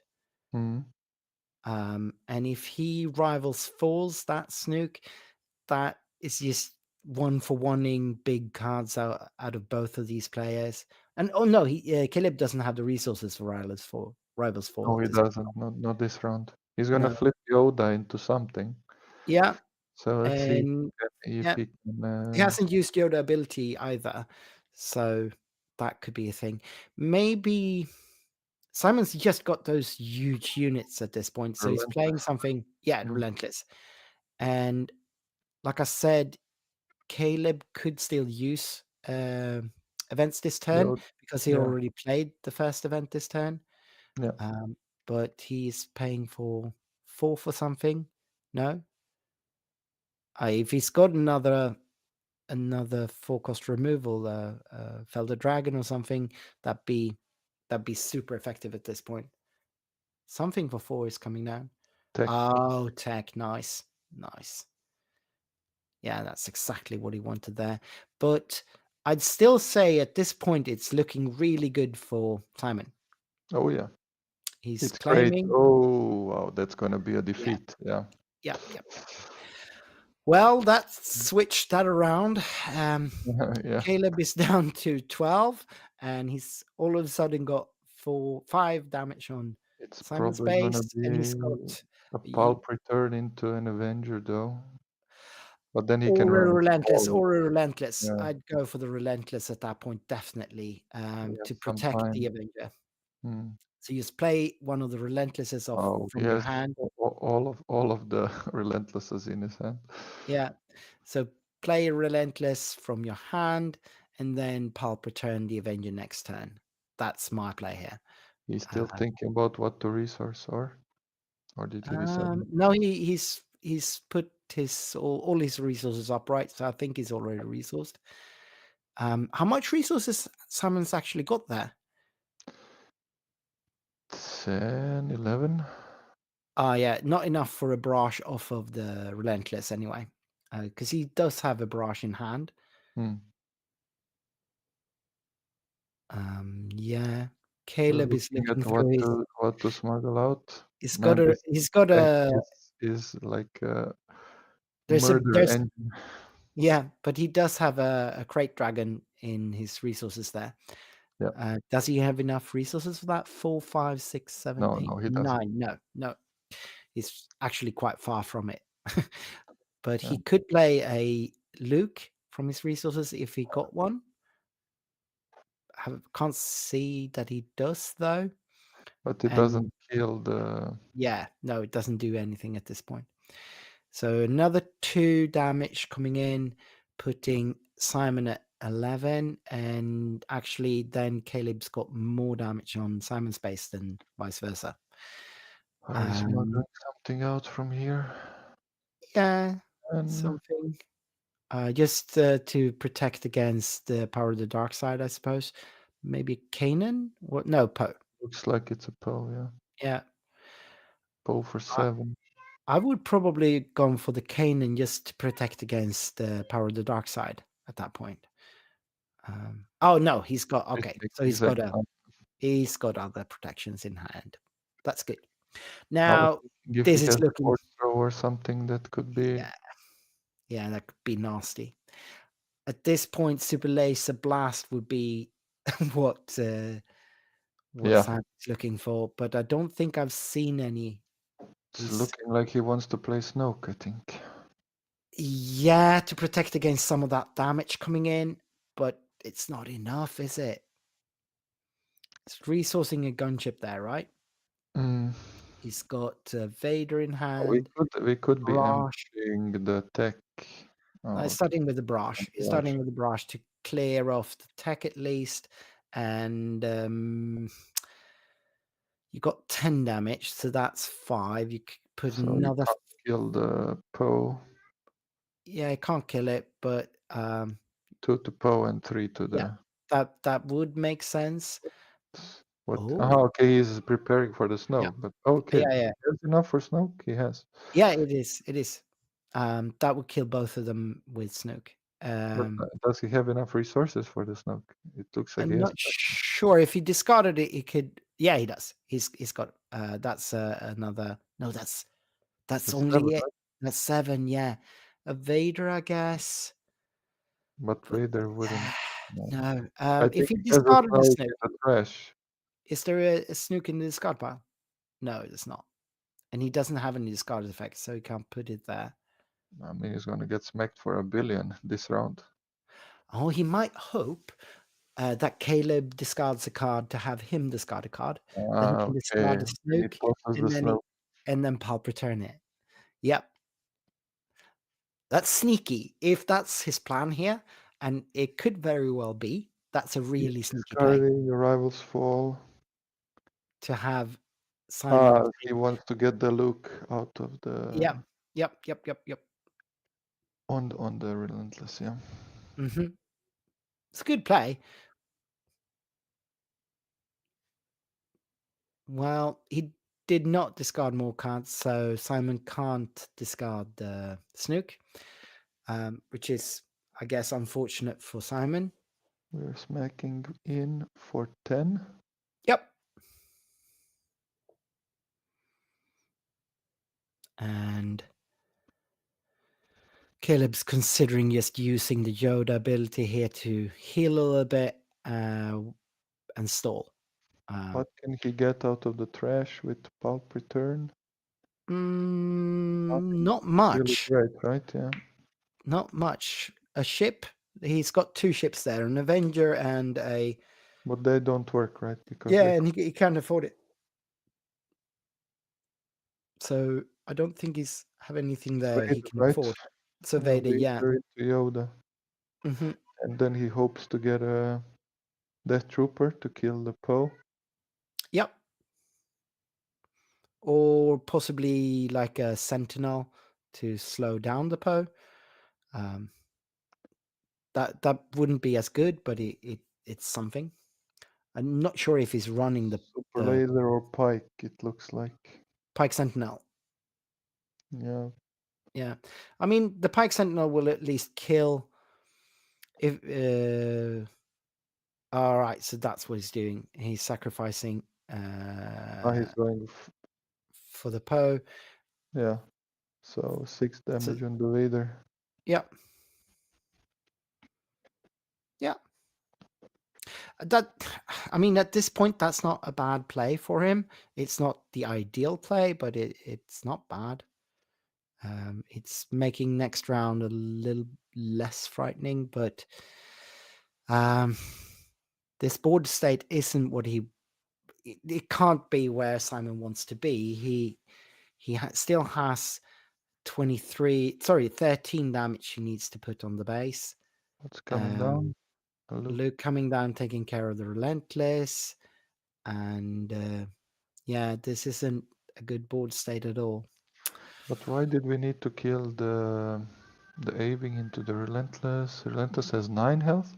Yeah, no, it It's a- doesn't. It says 8/8. So we already lost the Poe. Wouldn't Luke Yeah. just kill it? Yeah, I think he might have forgot that he lost both Poe and Tech this round. Yeah, I don't know. It was a long round. Yeah, of course. So maybe.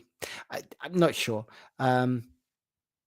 why he sacrificed that A-wing. Doesn't make much sense. He could have had 3 more damage on the base instead and be at equal. Somebody from the chat is saying that Simon didn't put the damage from Poe attack on the base. Should be 21. Huh. No. Poe put that damage on the Relentless. Yeah, but from his attack, the 6 damage. 6 damage. Oh, that's a lot more. Yeah, we don't have anybody on site.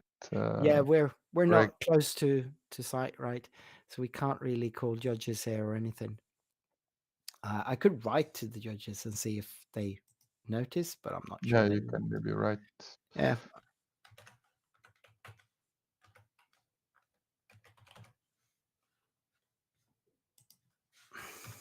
Now we played out another Relentless. Yeah, I'll write what. We're healing too.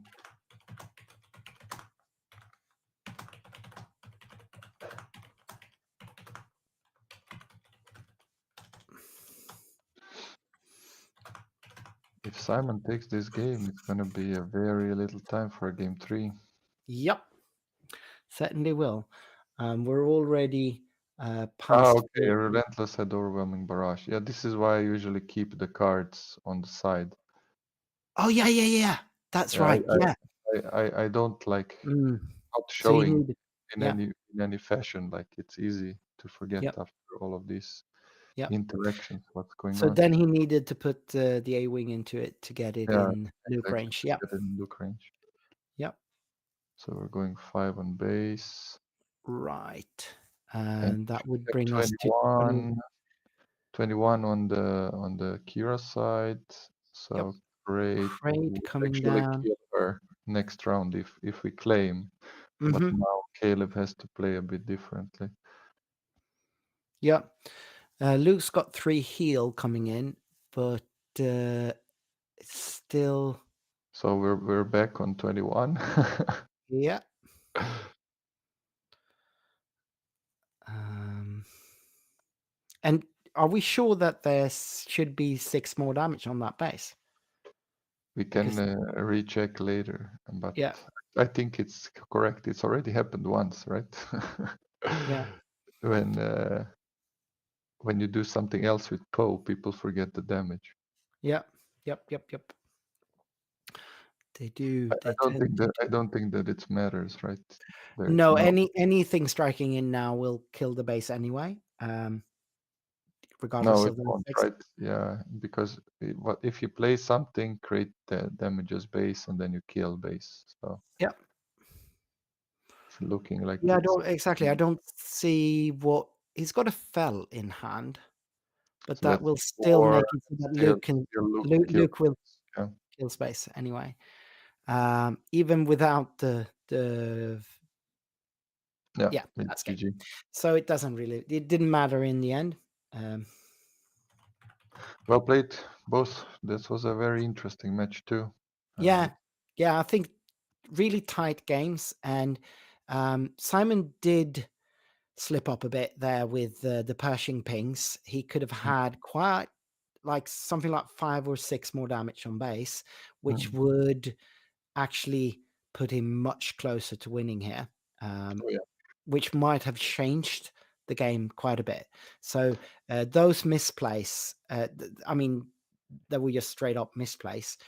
and the They great did top deck Yoda for sure, for sure. for Caleb was Yeah, very that strong. that really changed things as well, of course. Yeah, no, Caleb taking it down. Caleb is such a good player, though. Oh He's yeah, often on weird decks, like kept playing IG88 in the yeah. first set meta, and he's been on Bossk blues, Bossk greens for second set meta, which isn't a super weird deck in that meta, I don't think, but it wasn't like the top tier back then. It might be right now. And now he's on Yoda red, so he keeps playing these More peripheral, interesting decks. Yeah. peripheral decks. But then again, Simon was on Qi'ra, which is pretty much in the same position in this meta, I'd say. It's a really good deck, but Fallen it's down not. a bit, yeah, in Yeah, popularity. it definitely has. Really like green blue villain, so Mhm. I definitely You're, agree with you're Simon's partial. choice here. Yeah, I'm partial in this. Now, have we got any results in from the other games here? Yeah, I'm checking that at the moment. There's quite many reports. Mhm. So we see Caleb won, Jonas, who we had on stream in the previous game, won 2-0 his Yeah, second match. keeping going. Kevin is bringing the disaster with his Sabine, I guess. Yeah, our Still, strong Kevin out of Stockholm Meta playing his Sabine deck to at least an early good start here. it How seems Adam is playing against a cat Tarkin Town. I think that that could Gustav take a lost to bit. Magnus in the first round. Uh, Mhm, mhm. I can't Steven is see. playing. I don't know what Sander is playing. Yeah, no, me We see neither. Niklas won against Morten. Yep, that's good. Uh, Well, that's Morton is such a good player as well. He's been in the finals of the Malmo Game Week. He was in the finals of the last PQ. Morton's super strong player. I really like his play style as well. he's very Um, clean. He's a very mm, clean player. very clean. I think Um, Hot Space Forever is actually the guy that won the last time. mhm. The PQ. What did we say? What was his name? I can't remember his nickname. No, he is Um, Hot Space Forever. But oh, Hot Space Forever. Okay. yeah, So he's got 2 down now. He's 2-0. keep going well. It was What? Henrik something, if I remember. Yeah, Henrik. yep, something like that. Yoda still not reported. Nope. I'll put the melee on screen for you guys in the chat so you can see what we can see. Let me see. I'd have to just do this then, and probably But update. we're seeing for now a lot of 2-0s again. I think this isn't updated though. Let me get. It's not the most updated refresh we got, but you can see something at least. We need to move from yeah. exactly. So these are the games that are reported at this point. We don't actually have any standings yet, of course, because just the first round would be the one taken into account for standings at this point. It looks like Fowline from the always tell me the odds takedown actually won his game here, which is super fun. He's the whole shtick of the always tell me the odds podcast is that Fowline is very new to the game and very new to CCGs in general. So he's documenting kind of his path. path. Yeah, his journey into this style of gaming, and he seems to have got a 2-0 in this round, which congratulations to him. It's fun to see. Yeah, I think as Ponto said, it will be really fun to see what kind of meta we have had in this tournament. For sure. Yeah. I agree with Pontus there. And he will be, for next game, we will have Pontus on casting, and he'll get Maybe he can share his thoughts. Yeah, for sure. That's exactly what I hope for him. Let's see if I can bring up... I should be able to get this. Maybe not. I might not be able to put it on stream, though. So we have around 8 more minutes left in the round. From what I remember the schedule was. So round 3 is scheduled to begin 11:55. So there's a few minutes left. But I think we will have to go to the waiting screen here in order to get Pontus set up with the stream here. So anything you want to plug or sign off with? The shameful plug is that we have the PQ at Alpha Spell, right? For sure. It's 8th of February. Tickets are still available. So yeah, go register. Come. Fight us. Bring it on. Please do. We definitely want to see as many people joining us for that. Won't be casting that. Jonah will, but because I will be playing in that one. So yeah, 11:55. I'll put that on screen here. I think we will probably try to be on at 11:50. Right. Nikolai is asking what Adam brought to the tournament. We think he's on Han Yellow, right? Yeah, that's what was the latest. All right. So that's what we're signing off with for this. See you in a few minutes. Bye, guys.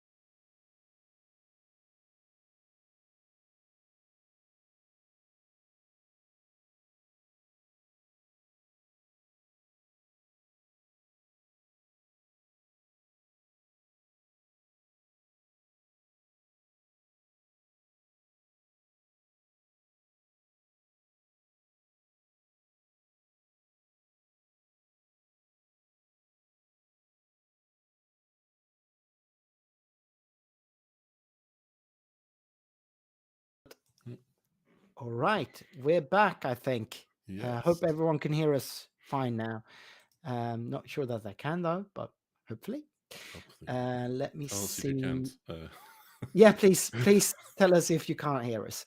Um, uh, let's see. Nikolais has been commentating here. How did Viktor say it? 3 wins against early Han 1 wide adopters. Oh, yeah. If if people just jump on the double yellow train for this weekend, I think someone remarked in some conversation that the hard counter to double yellow Han 1 is new players trying it. Because yeah, That's kind of true. Yeah. it's kind of true, at least, because it's a really hard deck to pilot. Yeah. One But of I the hardest, think for that sure. was Nicola talking about us telling him that Adam from our podcast here, the Nordic Takedown, Adam, I'm so humble, is actually playing Han Yellow this tournament, and he used to play a lot of Han 1 in set 1, but hasn't been in either set 2 or 3. I don't know how much he's been testing with it. I just assume that he has been playing it off and on all along. Yeah. If I know Because him right, yeah. it's such a fun deck to play. I mean, it's the complexity of it is why you play it. It's amazingly, but I think in a tournament like this, I would not bring this kind of deck to a tournament just for the attrition on your brain.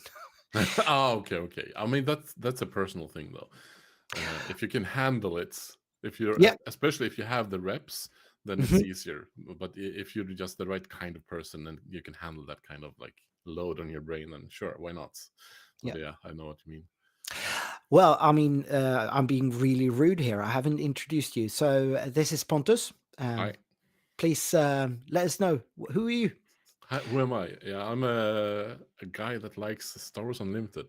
I don't know, what should I say? I like Hunter. Let's start there. I like Hunter. You are the champion of the Hunter decks in the Nordic Takedown forums. Not necessarily because I think he's like the best leader, but because I think he's much better than everyone else thinks. That's what the gist of it. But I think more importantly, you are going to be one of the 2 TOs and judges for the Stockholm PQ. Well, not TO, but judge. Yeah. All right, yeah. And so Matthias from the Nordic Takedown podcast and you are going to share the responsibility of trying to bring order to the chaos of the Nordics PQs. I'm really grateful to have you on the stream here. We are waiting for pairings for the next round. And while we are waiting, let's look at some interesting graphics that you brought me. I will. Can I just say something now that I have a little bit of an audience because Please of the do. judge thing? Please do. I'm not going to talk about the Las Vegas thing, but there was in the comments of some stuff, people seem to be confused a little bit. We judges do not like officially represent FFG or anything like that, and some people seem to think that. So like if a judge, if me or any other judge does something that they shouldn't have, that is their choice, and it's up to the tournament organizer to do something about it if they think the judge isn't doing their job. And if they don't do anything about it, you should report that to FFG. But it isn't, just to be clear, that isn't like shouldn't really reflect on that FFG isn't doing their job. Everything is super clear on that you are not allowed to be aggressive towards other players, and there's very strong rules against unsportsmanlike conduct. So I wanted to mention that, and now we can go on with the fun stuff. And just on that, the judge program isn't even a direct link to FFG. There is a middle hand in between here as well, a completely different company, and that company in turn does not have any say on FFG policy or anything. So it's actually a layered communication here. just to be clear how that works. And we did talk on our last podcast quite a bit on that. So my opinion on the topic is out there. But I think one thing we didn't get across strongly enough is that I am really sad to see that there's been quite a lot of unfair postings towards the judges in the Las Vegas PQ, even if they did in some capacity mess up this judgment. And that's your right of opinion to have. I wasn't there, so I couldn't tell anyway. But I think it's sad that there is sort of a train of people being unfair to the judges. 100% agree. I think the judges did the best job they could. Perhaps they weren't ready for this task. That's hard to tell. It could be that they weren't, but even if that's the case, they didn't do this maliciously. Like they did For sure. They tried to do their best job. So and there is no warranting hate being directed at the judges. We as a community need to be better than that. We really need to be better than that. Well, we have players sitting down at the table now, and I think we have. Oh yeah, I should. I haven't updated your name, Pontus. Sorry. I will get Philip, no, on that. I'll get on that immediately. But let's see if we can gather who we are actually going to watch playing this time. We have so we are going to get I think his name is actually Henrik, but he's I'll use the nickname here from the Melee account because, well, that's what I've got. Let me see if I can get all of that correctly. So round 2, round 3 should be well, I don't have. Well, okay, so we'll just. It seems that we're watching table 2 this time, actually. Okay. I will switch us to the playmat here, as you can watch that while I'm updating all the things, all the text here. This is an interesting matchup for sure. For sure. Asajj. Yes, you just go ahead and talk while I type. Okay. Yeah, like it's gonna be fun to see Asajj. We haven't seen a lot of Asajj, so that's really. I mean, I assume that's a very aggressive one. But they can do some mid-rangey stuff and controlling if they need to with her ability. And of course, Han Yellow, which I assume we will see more Han Yellow. It's a popular deck, but I would assume, yeah. It's a really difficult deck to pilot, though. So I will see if this. I don't know who we're watching here. If it's someone that's played Han a lot, but if you haven't, it's a difficult one. So it's going to be interesting. And on the Asajj deck, we have someone using the nickname Chris. Do not know how he wants that pronounced, if at all. But maybe Chris. Maybe let's call him Chris to make our job a little bit easier, I think. Let's get that centered a little bit, and let's update the images for the leaders as well here. I'm sorry for not being super professional here, but I'm doing the best I can. Yeah, you're doing great. Don't worry. And we have. Oh, sorry, that was the wrong way around. This is the Asajj.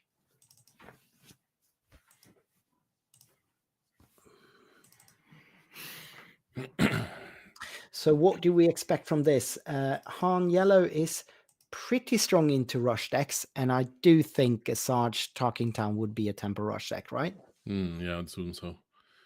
The graphics looks the name for Asajj on the stream looks a little weird. Hot space there, yeah. If you can fix that, but I think it's okay. If you can't do it, that's whatever. I think I can. There you go. That would look a little bit better, right? Now, they are resourcing here for the first round. So Hut Space is our former PQ champion from last season. He did play a double yellow Boba Fett back then, and that was a space version of the Boba Yellow deck he was playing. And let's see how space heavy his Asajj deck is going to be. It's interesting. That's an interesting point. I do think that Han Yellow doesn't normally play tons of space, but the space they do have is really good. Exactly, yeah. Millennium Falcon. Yeah, the Falcon in The two, maybe probably. Yeah, probably both versions, at least after the sideboard. Yeah. Not much else, is there? I mean, you can play other ones, but yeah, they don't tend to, at least. Was that a wing leader? It could be the rebel version of the yellow harm here, which does sometimes play wing leader as well as fleet lieutenant. So we get shielded 2-drop there after Hannibal being used, and we get what 3-drop is he playing? Looks like the Falcon there. No, I can't really tell. I saw it. Oh, he's resourced. He seems like he resourced the Falcon and playing tech. Oh, so he's trying to go into or at least threaten the real early tech DJ combo. That's which one turn early almost. I mean, I guess maybe he didn't have any other turn to play. Right, now but it's out lots there. Of things that can kill it. Yeah, it's out there, but Asajj don't run any. Asajj want to go for base, so this could you could just bait it to try and get. He resourced. Why is the fleet lieutenant discarded? Sorry, the wing leader in the discard pile. I mean, doesn't have a red. No, for Han resource, obviously. Right. I'm being he did silly it on here. turn 1. Oh, I didn't realize that. That's the turn 1 tech. He threatens going into the DJ tech combo next turn, like not this turn, but the third round. With Han ability. Yeah. So and that would probably make Hut Space somewhat alerted and might start hurting tech here instead of base. I think you almost definitely use Tarkin Town on tech, don't you? Right, but that you need to get some damage on him first, so that means that but he has the cartel. No, what's it called? I can't see the name. The smuggler. Yeah, exactly. And if he does that, what's that? Oh, that's a triple dark raid. Oh, he's going for so it is a space deck then. It's got to be, right? Yeah, but what is he looking for? He can't get any of the 6-costed ones. Phantom, maybe. Yeah. There's a lot of good. I mean, it's just for damage. Yeah. And and also he played an event which activates Asajj as well. Oh, that's the non-healing. The thing that stops healing. I can't remember what that's called. But you can't heal the base while that is out. Interesting. The Phantom would have been a really risky play there because of Millennium Falcon, obviously. And that also dies to Falcon. The one he played, that's also it does. But it's a 3/3, so at least it's stealing something back to the Falcon. And you might want to save your Phantoms for later, when you can actually protect them a little bit.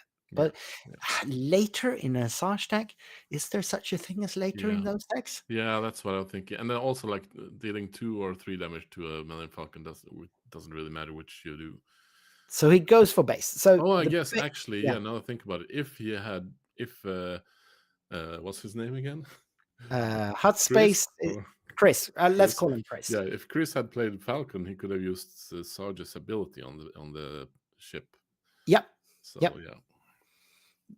he would have still he would have removed the Falcon, but he would have still taken. Is that 2 surprise strikes? No, it's what is it? The surprise strike and. Yeah. Can't tell. It's at least one surprise strike, and the other card I can't really make out. Is it the one that puts 2 droids in play? What's the third thing that should be a daring raid, right? No, it's a give it to your anger. Yeah. Oh, that's so cool. I love that card. This one deck plays is it. really fun. Yeah. Wow. Give it to Jango. Oh, that's really good against Han as well, isn't it? It should be. Yeah. Hut Space is playing some spicy things here. Yeah. This deck might be I wonder what much he more fun. picked. I Did didn't he see pick what he Surprise resourced there. Strike? No, I mean what he chose He with Qi'ra. discarded. He discarded a no. That's a No. It's Qi'ra. I Oh, didn't discard it's anything. Qi'ra. No discard with Qi'ra. Not sure. Yeah, probably Surprise Strike, I guess, But this, yeah, because it protects yeah. the deck from being killed by the smuggler at least. Well, I mean, he can still play Surprise Strike. He Yeah, can but afford it now, but that would take all his resources. is Qi'ra 3 extra? Is it 3 extra? I thought it was I 2 forget. extra. It might be 3 extra. Yeah. Right.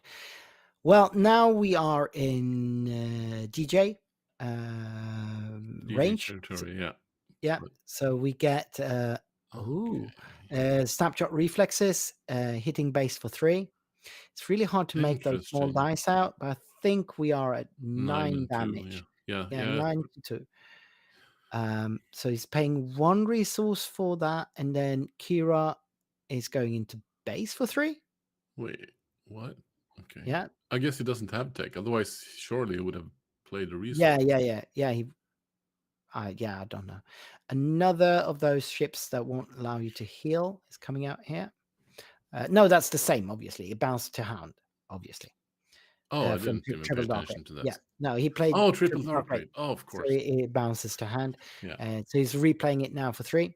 Yeah. And that would be all 4 of his resources.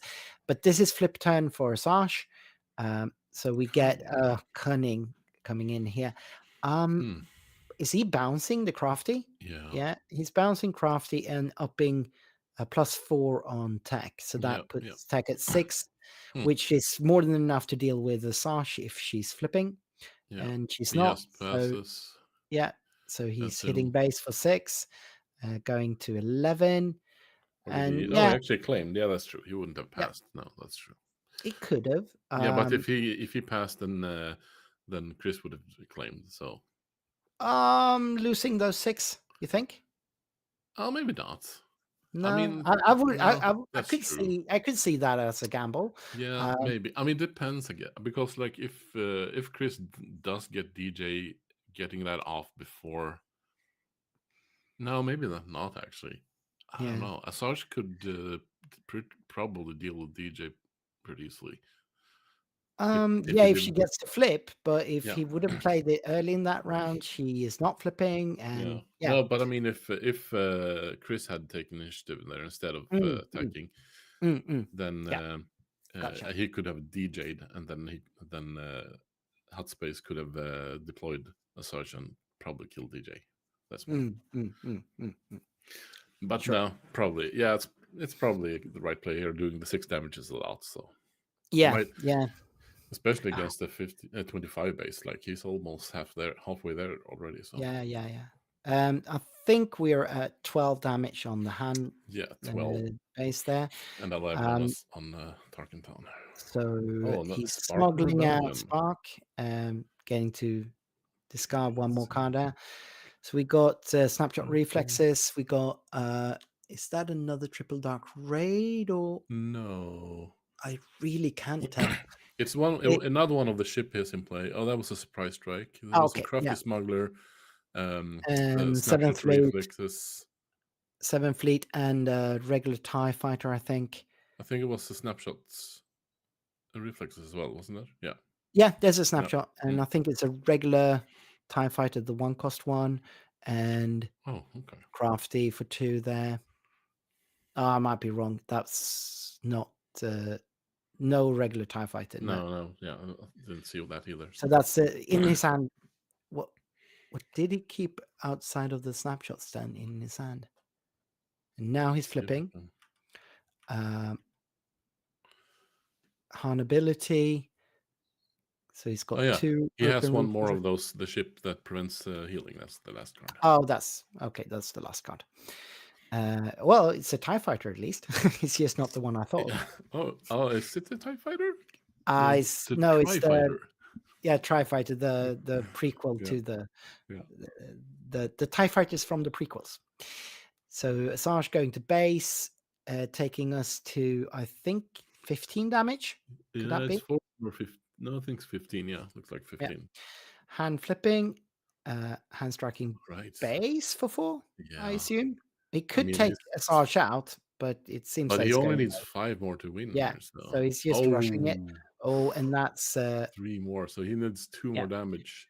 Yep. Yeah, this and is. I think it's this is game Yeah, because that's most definitely game. Asajj has nothing that could clear Yeah, board. and she can't I deal don't need to. 15 damage in one action. So yeah, that's No, gotta be. yeah, Yeah, it's got to be game. Got to be game. maybe there's some unexpected thing we. that we Oh, I didn't mean, think. no, He's taking yeah. it. It would have been really weird to have something that could actually, like, what could that even possibly be? Like evacuate. Yeah, evacuate's the only thing really. Yeah. But no, never mind. That doesn't return Han, so that wouldn't work. Exactly, wouldn't work either. I don't think Space could have had anything there. Yeah, But no. I really want to see. Cunning wouldn't have worked either. He had 4 units in play. Yeah, no, he was pretty screwed there. Yeah. Now, this deck, Outmaneuvered. I couldn't even. Never mind. Sorry. I could not even begin to guess what Space would be able to bring in from sideboard here. Yeah. He seems to just be shuffling up here, and that's one thing with him. He's last time in the last PQ, he just said that I don't believe in the that's sideboard. the guy. He All played right. without the sideboard, and he was remember. just like, my deck is good enough anyway. Yeah. And he won it. So I guess he's not sideboarding, and that seems to still hold true. However, Han is sideboarding. Yeah. And I think Han had the upper hand, like, because just almost entirely because of cunning, right? Yep. And like, that's why you do play double yellow, that and DJ, being able to play DJ in 2 ways instead of just one. Yeah. But I think this is just a matter of a bad matchup for Space. No, right? Yeah. Because I don't know the deck, but I can't really see that he made any play mistakes or anything. No, not really. If anything, I think Han was making some bold baiting plays that didn't pay off really. No. But it meant he could do more damage. So like, yeah. I mean, he played the early tech, and the tech survived the entire game and did like 10 damage or something. And also helped smuggle things out. So the spark was played from Smuggle Row. Yeah. So I mean, it still paid off for him. But I'm surprised he didn't, because he never used Target down. No, he didn't. Like he could have killed the tech on turn 2. But he'd rather go using Target down. Yeah, he just went for base instead, and I think the gambit that let's call him Chris was to use tech almost as a pseudo sentinel, like. You probably want to deal with this instead of attacking base, and Space just didn't go for it. He just went for base instead. Yeah, but shouldn't he have gone for it? That's what I'm thinking. Sorry, wouldn't it have been better for him to go for it? Like, what was the reason to not go for it? Let's put it like that instead. I can't really understand. To try and rush, to just run for the base, but he didn't find the ways to do that, and Han shut down his early surprise strike there with the Qi'ra play, and then he discarded it with the spark. So like if you can just rush with your Asajj, he had the surprise strikes, but he lost them. So he lost one of them at least. Well, I mean, I think Space made the right call here. If this deck is what I think it might be, a really, really fast deck, then you don't want to waste time on removal, and you're just going to gamble on being able to rush your opponent down. But I think Han has so many answers to rush. Yeah, that's the problem. I think Han Yellow is such a bad matchup for rush decks. Yeah, that's true. And that's what we saw. He just kept drawing answers. He was able to stop the surprise strikes. He was able to bounce the crafty with the snapshot reflexes. Oh yeah.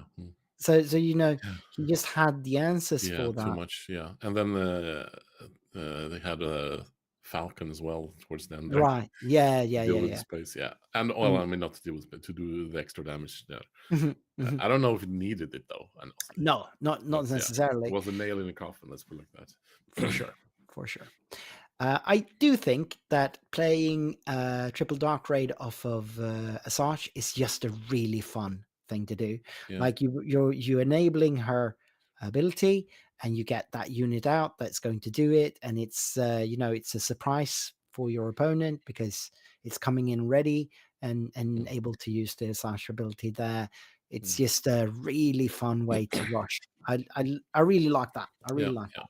That's cool. I wonder if he's playing anything. He probably doesn't play any in big ships since he cast it on 3 resources.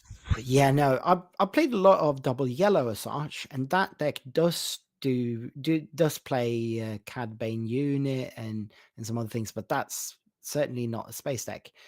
If anything, it's quite space light. Hmm.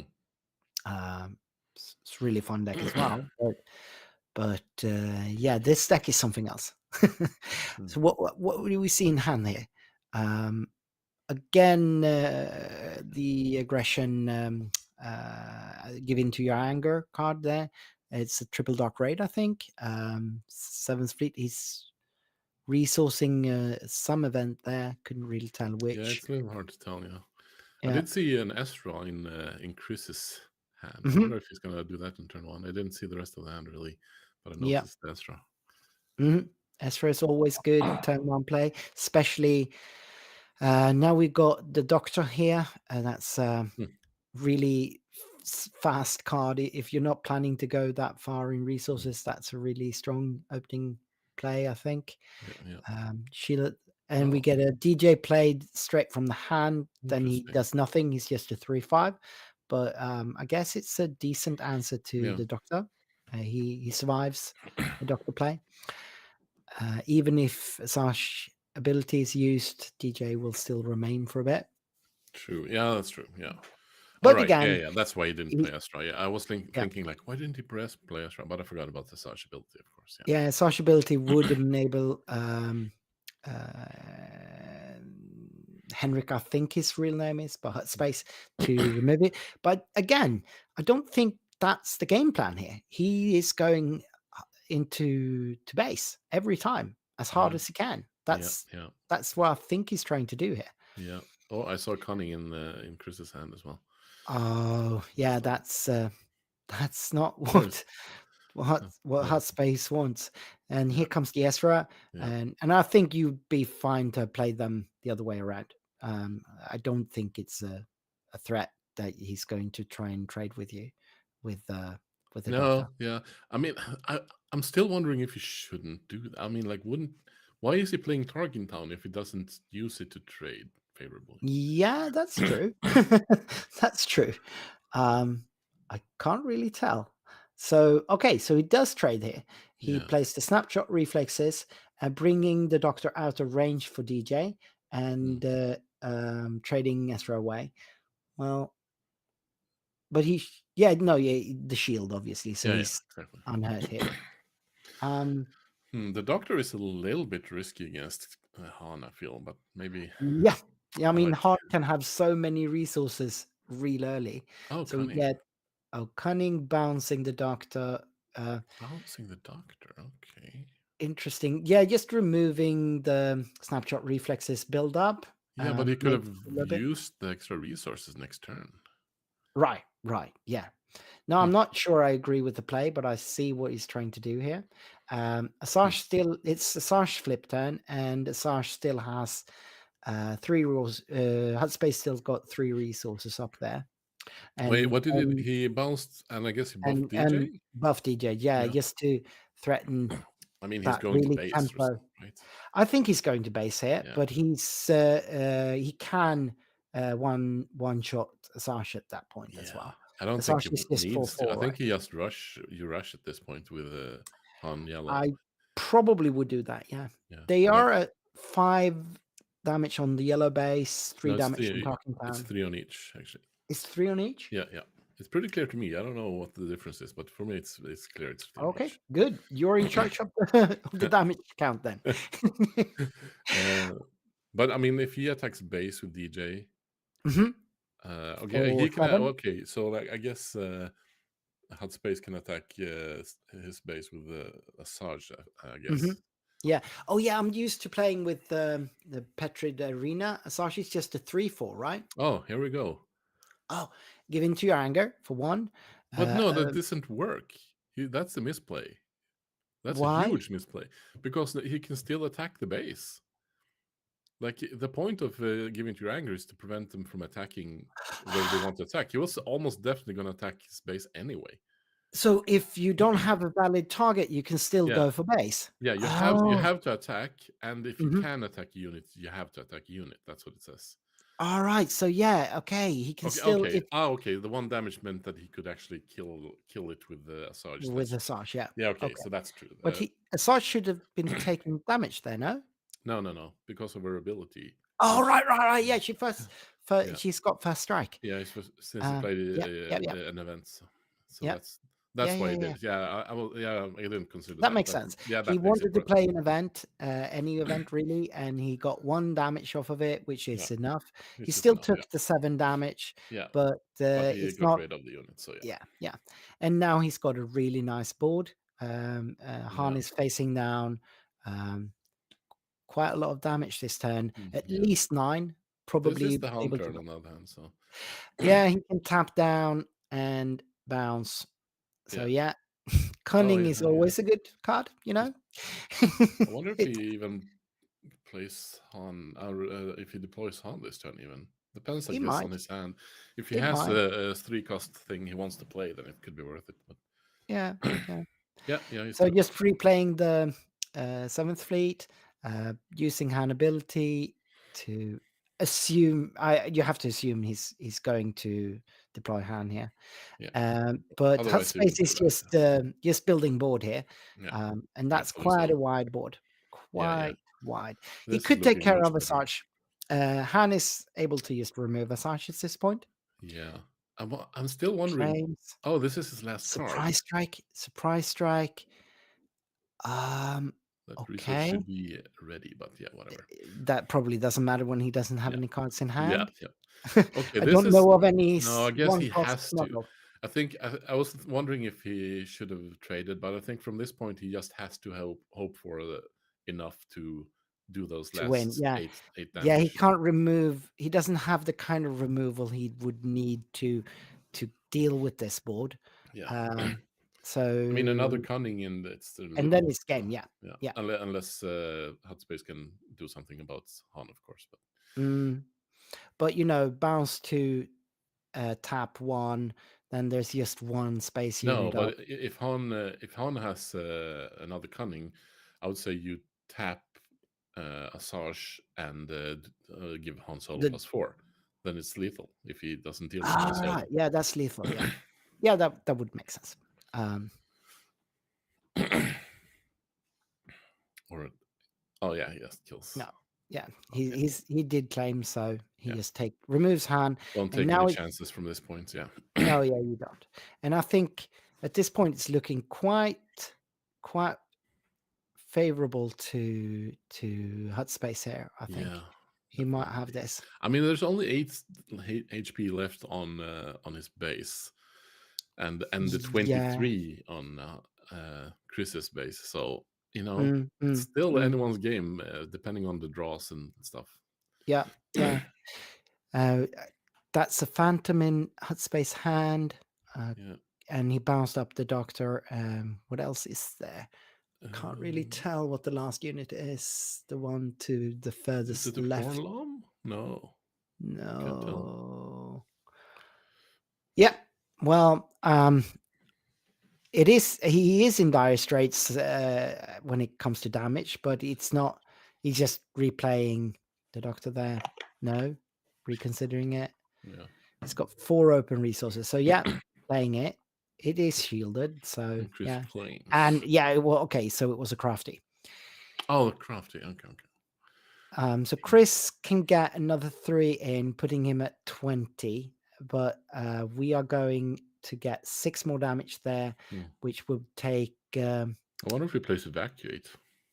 In a Han deck, Yeah. you think? I mean, no, I don't think so. I will say I wonder if it does. Oh yeah. I mean, maybe it's in sideboard against decks that go wide, possibly, but probably not. Probably not. This seemed to be the rebel version of the hand deck, so he wouldn't have much space. That deck is so tight for space. Your cards are quite cramped. Now they remembered to adjust the score there, because he did strike 4-6 with those 2 ships.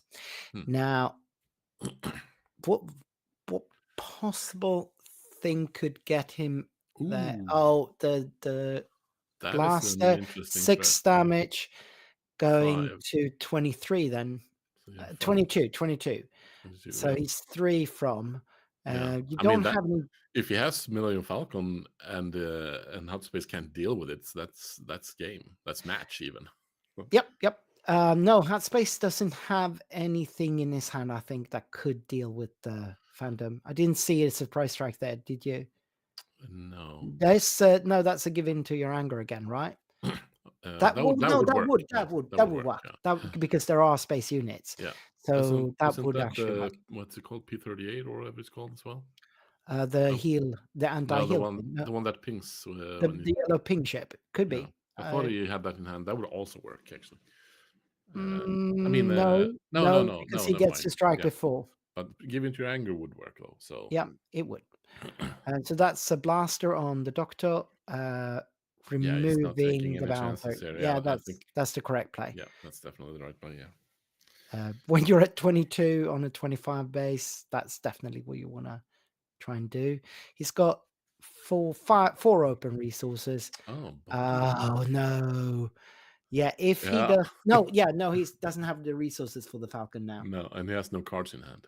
No. So I mean, Heartspace will live to fight another day. Yeah. I mean, Heartspace just keeps trading, doesn't he? No, he doesn't. He doesn't. Maybe he has. Oh, he want to trade with the craft. He can't deal with it. He hasn't used Talking Town. Yet. Yeah, he doesn't have lethal. Asajj would have. No, he hasn't played any events, but he could have. No, I don't know. Because the Bodhi Rook is lethal. And Chris claimed. I'm not sure what's happening here. I don't understand. It looks like he has miscounted. No, right? He pings it. Right. He pings it and then Talking Town. He did not misplay. This was absolutely the right way to play I even it. talked about him having that. that. You'd actually talk about that. Yeah, that's definitely the right play. He should mark the Talking Town use in some way, I guess. But this is that was the last turn, so it doesn't really matter. And now he definitely's got lethal. Yeah. He could ready his ships if he wanted to. Yeah, he has to ready. I think. So how much damage is that on the yellow base? I really 24. Can't. Yeah, he scoops. 24. Yeah, he scoops. So yeah. So we are 1-1 here. Yeah, exciting. That's such an interesting deck. This. Yeah. What was the reason? What was the key points to making this a win for Asajj here? Would you say? I'm just keep going wide, and this time he did trade when he needed to. I think that's important. He started trading even quite early. He started trading a little bit. He didn't just go face every time. Yeah. I think that's definitely what happened here. Keep getting wider and keep having that board presence. The board owning the board. That's how we did it. Eventually, and that's a tall order against yellow Han. Han saw a cunning, which would normally mean that he wins. Yeah, but it wasn't that impactful. No, it wasn't. And again, when you go really wide, even because cunning only bounces one of the units, and when they cost as little as 2, which it did in this case, you just replay it, or 3 maybe. I think it was he bounced the doctor, right? Yeah, he was the doctor. Yeah. Yeah. So you know, you used It to was the replay. doctor. I think it was the doctor with the snapshot reflexes. Yeah, Though. yeah. So he cleared the snapshots. But I'm still on. I I don't know if I would have done that actually if I was him. I would have probably kept the cunning for next turn. Yeah. Yeah. But maybe he didn't have any other play though. In that case, yeah, it's what you have to do. That could make sense. Yeah. Yeah. I'm just wondering if he could have, but that also depends so much on the hand. But if he could have actually used the resources from the doctor by killing it with Han, potentially, Could have been interesting. and that could have been like a huge tempo swing, which would be like hard to get back from for sure. for half space. But he was very low on cards for most of the game, so yeah. Not sure he had anything impactful to play there. I think that was the reason he lost. Now you say it, like he started off first turn using Han ability, and then he played the Ezra that he didn't get to use to get any cards back. And well, he played the DJ. Yeah. I mean, after he played the DJ on first turn, but then later he could have gotten cards back with Ezra, but he didn't get the chance. That's what I mean.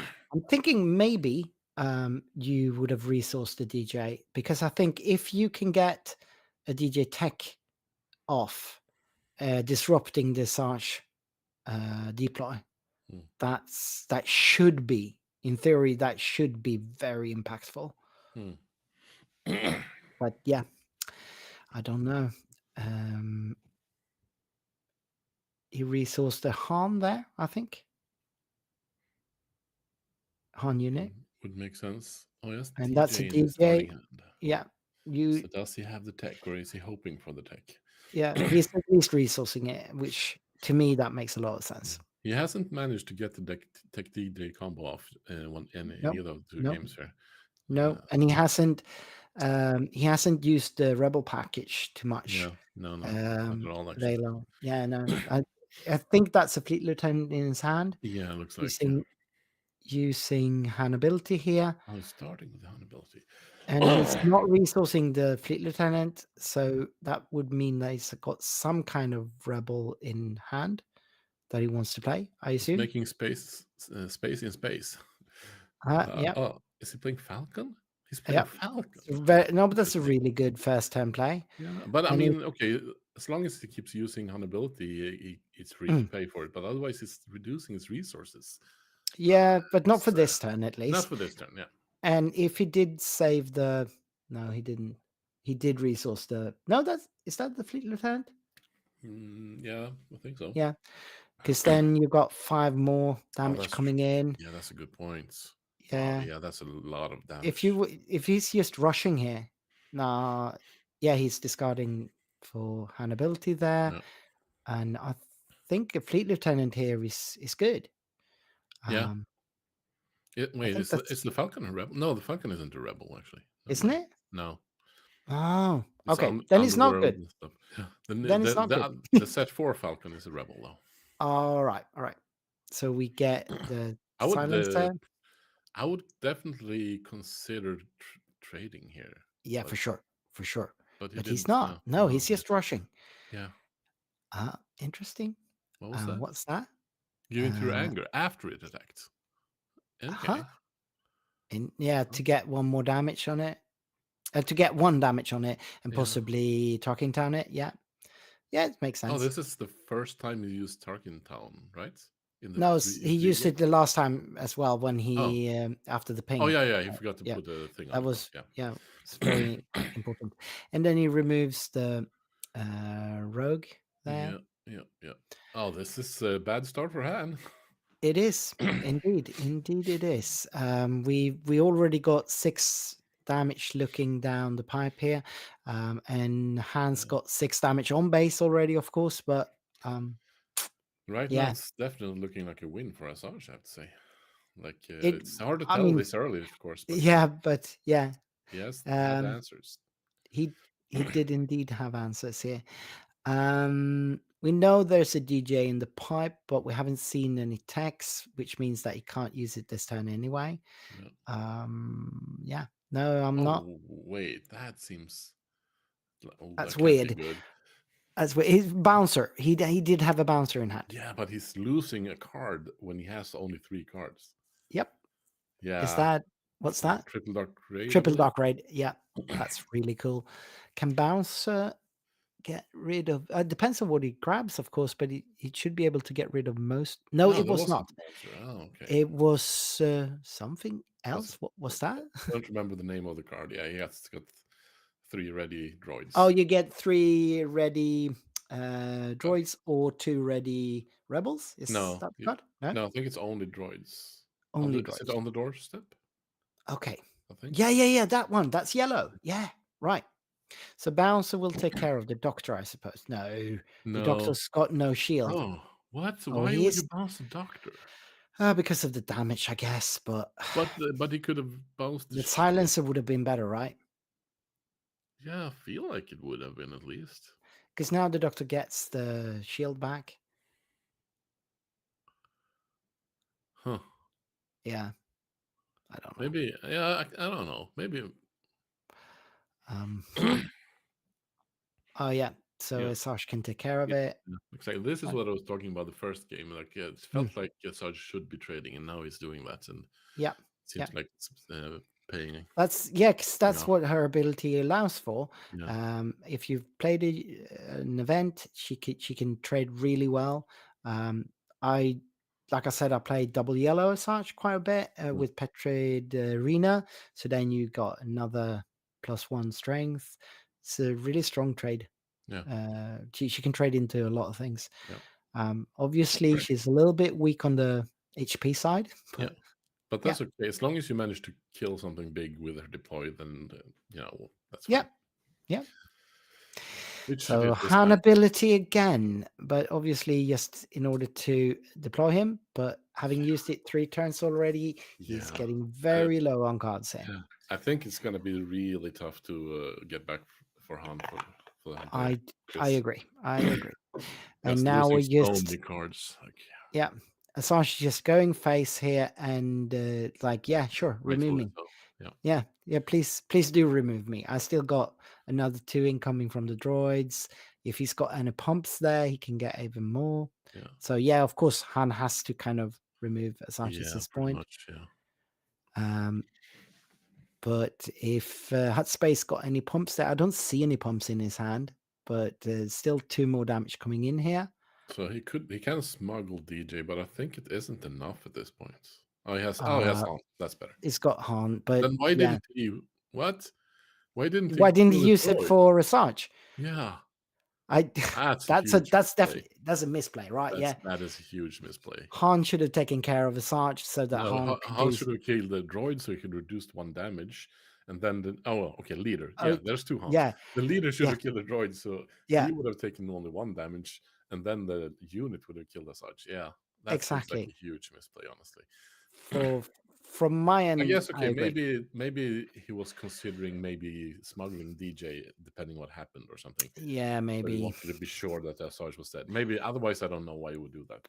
Honestly, But smuggling DJ now is very low impact. This is a rush deck. It doesn't play anything big.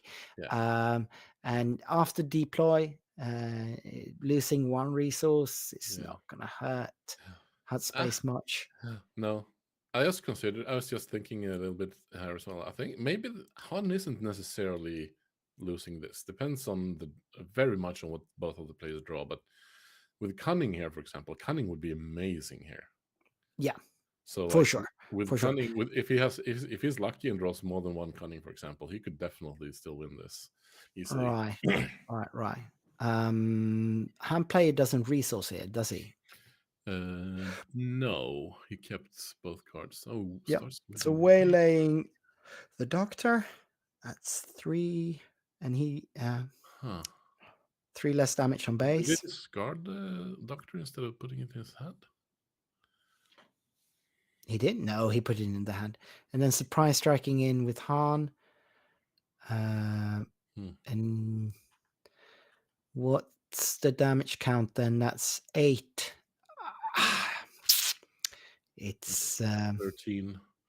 Yeah. 13 on Tarkin Town and 19 on Jabba's Palace. So Right. So going to 19 each now then. ooh, that's interesting. Yeah, that's Yeah. This that's is it. So this 6 is versus 11 left there. Yeah. No, wait. yeah. Yeah, 6 and 11. Yeah, exactly. So that's 19 each. One more damage could come in from hot space, but then Chris just claims. Yeah, and the wins. And he's got lethal there with Han. Yeah. So hot space should either deal with Han or claim. If you can deal with him now, do it. Otherwise, just claim. Yeah. He has to.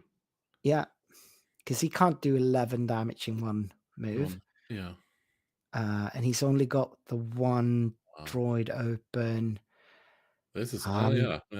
Really well played by Chris. I didn't. I mean, For sure. he obviously knows his deck. I was talking about like some issues with losing cards, but you know he knows what he's doing. It would seem, but also that's a top deck. Like yeah, but that's my point really. From the stage he was in, like he was behind. You have to like take those chances, and it paid off. Yeah, for sure. We don't know yet, of course, but it seems like it paid off. It definitely put Outspace into a very tricky position here. Yeah. And I'm not sure how he wants to resolve this should be it. a pretty easy decision. Like you have to deal with Han, the units, or you take initiative. And like if you can't deal with it with the cards you have, you just take initiative and hope for something to deal with it. Yeah. This. I mean, if he doesn't have the answer in hand, it's not that hard. You just claim, and then hope to top deck the answer. That's really it, isn't it? Yeah, that's really. I don't see any. Does he have an answer? No, I don't see any answers there. Then you need to claim. What is that? That's a droid. The droid that does damage to base when it dies. No, it gives. Oh, okay. That doesn't matter. Sacrifice gets to what's that? Okay, so 20. So it's up to 22. Yeah. What is happening? Oh, he's scooping. Okay. Oh, he's scooping. Yeah, Yeah. it's like okay, how much? Yeah. Let's see how much damage can do. Yeah. Okay. And just look what's in my top deck. Yeah. No. Okay. Fine. Yeah. So we are. That's 2-1. That's 2-1 for Chris. Yes.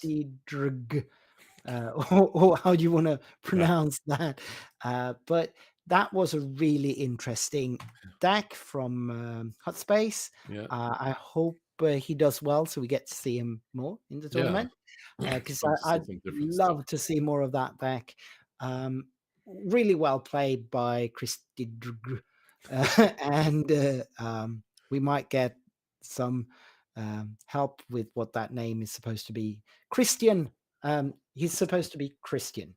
And Henrik is, he is. He's a really good player. He did win the last PQ, and I'd love to see what he can do with a weird deck like this one. It definitely took. I didn't know what to expect from the deck when I looked at it, and that's the point. I'd really. be happy. I mean, one of the big reasons to play an off-meta deck, isn't it? So we have got an interesting thing to show you. We've got a breakdown of what the field looks like. So we got 50 players, and I've just got what the deck spread is. Let me put that on for you guys in the browser. Let's see if I can find it. Maybe this way. We also have some graphs for you that we could possibly show you in a bit. A little bit about the meta. Yeah, the current meta. Let's see if we can bring that up for you. Here we go. So what you're looking at is the breakdown of what is played today. So I don't know if you can see that, Pontus. No, but I have the stream up as well, so I guess it'll pop up there. All right. So we've got 4 Han Yellows, 4 Bossk Blues, and 2 Bossk ECLs, and 1 Bossk 30. So those are the most played decks. Then we've got CAD, which is spread a little bit more differently, I guess. So we got CAD Talking Town 3, CAD Blue 3, and CAD ECL 2. That's really interesting. So we the got most represented leader is CAD Bane, actually. yep. Interestingly enough, even more than Han or Bossk or Sabine. For sure. So Qi'ra green and 1 Qi'ra blue, 1 Yoda red that we saw on stream earlier, 4 Quinlan Talking Towns, 1 OBECL, Obi-Wan, I think that is, right? Yeah. 6 Sabine ECLs, this Asajj Talking Town that we just saw, 2 Iden blues, 3 Anakin blues. What do you think about this spread? Yep, we got a Vader blue there, the old Swamp Vader, I guess. We got double Maul ECL here, which is a deck that's super fun to play, but has so many bad matchups, unfortunately. We got Yaba Yellow coming in here. One Yaba Yellow, a Jango Blue. The Jango Blue deck. What do you think about that? That's I haven't seen that played actually, so I don't really know. Like, what does it do? What's the? It's basically the blue. It's taking the shell that was Boba Fett blue. So it's almost hard control, but not entirely hard control. And I guess with the ping package. Yeah, ping package, tapping down and removing, and it's super strong deck, I think. We haven't just seen it make a splash yet, but I think it's contender. I got 3 younger Talking Towns. 1 Palpatine. I guess that's the old Palpatine coming in there. I would assume so. I would as well. So that's the field we got Ray now. Green as well. That's interesting. Yep, Ray Green is so fun. I've been playing her as my casual deck, so to speak, and I really enjoy that deck. It's super fun. Now we have quite a bit of time left in this round. Next round is going to be round number 4, and it would be coming on. Let me get a schedule up here. I lost the schedule. Where did it probably go? Find it. Could you please? Maybe you'll be wants to cooperate. Let's see. Here we go.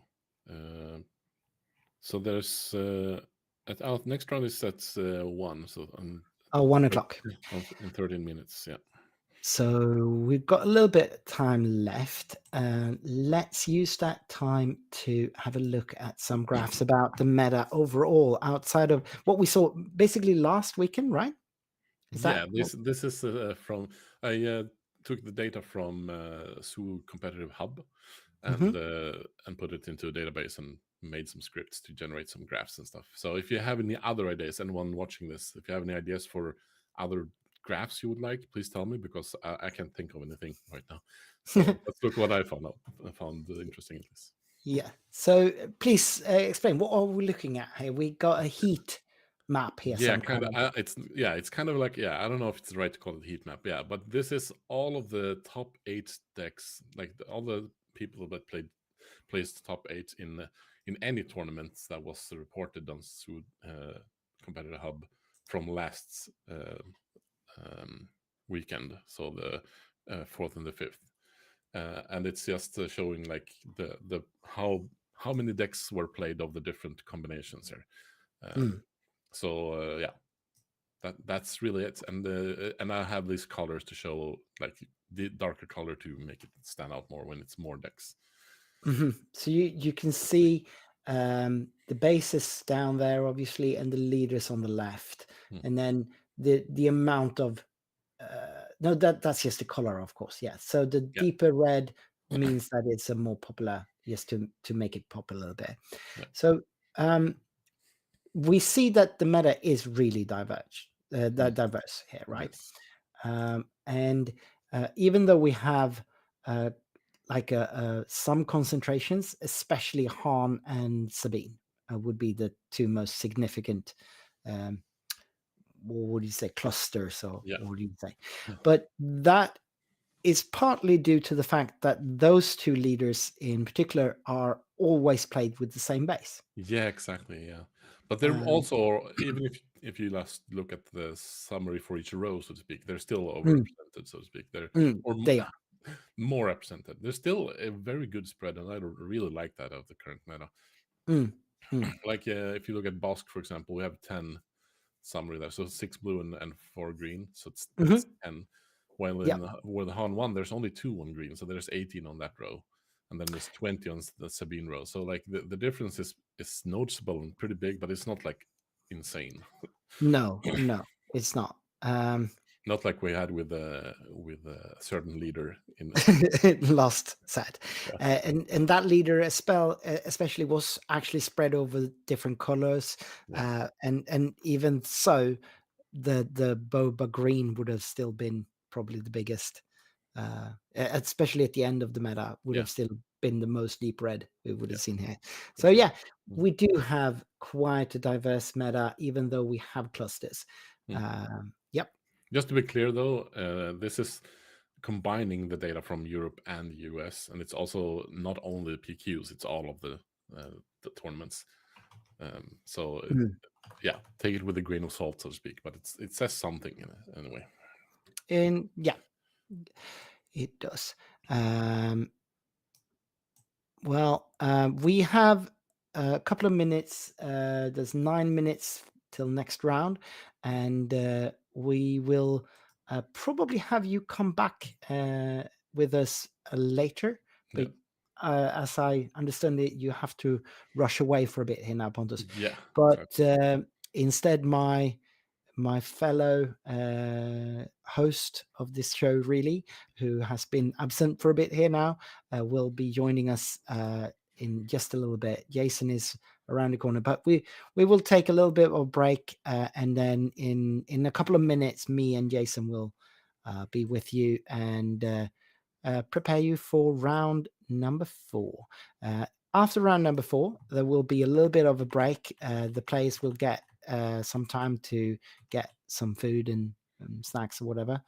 And so there will be a break after round 4, but round 4 will be with you shortly. So see you in a little bit. I guess I'll see you later. Yeah, you will probably be back for the top cut. Something like that. I'm not sure exactly when I can join, but somewhere around there anyway. Yeah. Somewhere around there. All right. Well, see you in a bit, Pontus, and see all the listeners and viewers in a little bit as well. Bye. Bye.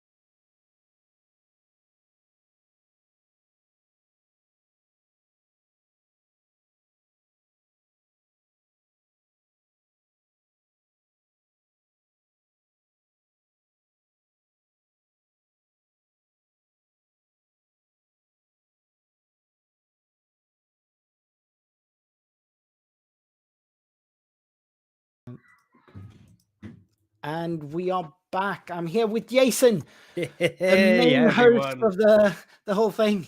Please, I wouldn't say I wouldn't. I think Victor, you're the main host of this one today.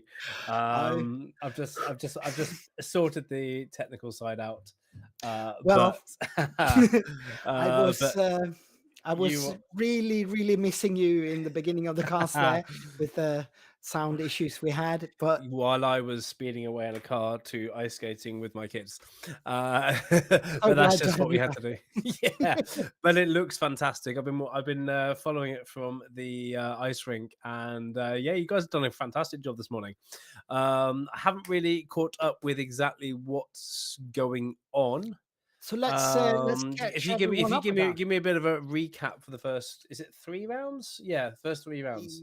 Yes, I will, as we are looking at the Melee account here to have a little bit of a look. Let me see what you guys can see now.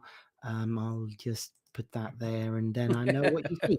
I don't want to be scrolling past things. So we are now going into round 4. The round 3, we're waiting for round 4. The round 3 We're results, waiting round 4. Great, cool. we're waiting for a few last results. Our own Jonah Niklas haven't reported yet. He's playing Magnus Vendel, and we don't know really how that's going. Last round 3, we got to see former champion, reigning Danish PQ champion Space or Henrik, who played a really interesting Asajj talking Oh town yeah. with Space and Triple Dark Raid and all really interesting card. He played Given to Your Anger and a lot of interesting cards that you might not see that much in other decks. He won that game 2-1. Excellent. No, sorry, he lost that game 2-1. Okay, yeah. Yeah, into I think a really bad matchup for. I can only assume that Asajj deck wants to play a rush game, and he had to start playing more of a control style Okay. against a very fast and very strong Han double yellow. And I think Han double yellow has so many answers into that sort of deck. Did he tech DJ? Did he do the tech DJ No, thing? he did not. He baited it. I think he wanted it to look like he was going for a DJ Tack combo in that first game, but Henrik wasn't going for it. Before that, we saw round 2. We had on stream, we had, I guess, a control mirror kind of thing. We had our own Caleb, who is always playing interesting decks. This time he was on Yoda Red against a Qi'ra 30-point green base. And it was a nice, clean win for Caleb. He's such a tight, good player. And even though I think that matchup might on paper be slightly favored for Qi'ra, just Caleb managed to bridge the gap there. I mean, Caleb was one of the ones locally. I think he was the first locally to really focus on the Qi'ra Red deck. Anyway, so the blue red was he Qi'ra? I think he did Qi'ra Red. Not really his most famous deck would be that he played IG88. Oh yeah, no, that is the most famous deck. But I think he also did a lot with Qi'ra Red, I believe, as well. So that's the blue. It could have been. It could have been. Maybe I'm mixing him up with someone else. But I when I think of Caleb, yes, I do think IG88. But I think he also did go for the Qi'ra Red. So that blue red heroic matchup is really good. Something he knows. If we're looking down the line here, we have some other players doing quite well. Let me see. Adam, I'm so humble. Our other co-host from the podcast, still doing pretty strong. He won his turn 3. Standings after round 1 looks like this. So we got Niklas Lindroth was leading after 3 rounds, and we got Kevin from Stockholm, the Cantina Brawl winner, in second place. Also 3-0 at that point, but slightly worse tiebreakers, I guess. Also Jonas, that we had on the first game stream, playing his card blue that he kind of invented, I guess. He's 3-0. Caleb's was 3-0, and our own Jonah 3-0. As well as Chris that we got. Oh, Chris. Sorry, what was his name again? It was I have it here. DRG? No, he lost. The last game. Christian. Yeah. Yep. And DRG, I think he's over from Romania as well. I think he flew in from Romania. He kind of did. Oh, is that the guy that flew in from Romania? Yeah, so I'm pretty sure I recognize the DRG thing there from our Discord. So if you're not on our Discord, come and join us. A little kind of shameless plug in there. But so he was looking for a couple of cards, I believe, if I'm not mistaken. But yeah, that's good to see him doing so well. Coming in from outside of the Nordic countries. To taking part, so that's really good. So we're going to see some of the 3-0s dropping down to 2-1s, I guess, because I'm guessing these top 6 going to be matched up with each other. Yeah. So I can't really make that out. Is that a Bossk deck we got there? Could be a Bossk deck, which would. Now there's a Bossk green. Is it? So that could be that we're viewing Niklas Lindroth against maybe our own Jonah. Could be that's what the game we're getting here. Possibly. Bossk is a nightmare deck to play up against. I saw there was a Bossk. Was there a Bossk green on earlier today? I saw. We have not had Bossk on the stream. We have not had Bossk yet. Okay. No, we have not. Yeah. See if I can recognize someone by their shoes there. We will bring you over there in just a little bit. I will just update the. Yeah, I think it could be Jonah. There is an Anakin blue coming onto the table. Okay. So we are almost certainly getting to see that there. Then I will put that on stream for you and update the names and cards as we go. So that should be a Anakin here as well then. So Anakin Blue has been Jonah's go-to deck throughout the whole set. He was part of the team that tested and made the more controlly style of Anakin for the Cantina Brawl, but he himself was obviously casting that. Niklas has been playing Bossk all through most of set 2 and set 1. He really knows his Bossk. Stockholm player, one of the nicest guys you ever find, and he's been playing a lot of Bossk green lately. I know he did play it quite a bit in set 2 as well. This should be a really interesting matchup. That's good. I think we're going to get something really. This might not be a fast game, that's for sure, because both of these decks have extreme late game. Yes, and they are both very capable players. So yeah. I mean, and Jonah, he played Han 2 blue, so very similar shell to this one as well, but obviously the focus is a little bit different. There's a slightly more aggressive thing, and I think just naturally with Anakin there's going to be a slightly more aggressive feel to any deck because of what it can do. But obviously he's using that for control and everything, but it's I think on both of these decks we're looking at that flip turn. What is happening on that flip turn? And I think it's 6 reads, so it's turn 5 for both, I believe, is Bossk. I haven't played with Bossk more than 5. He flips at 5. He flips at 5. Anakin flips at 6. So that's going to be an interesting play point to look at, I believe, as well. Let me see how he spells his name. I can't really tell.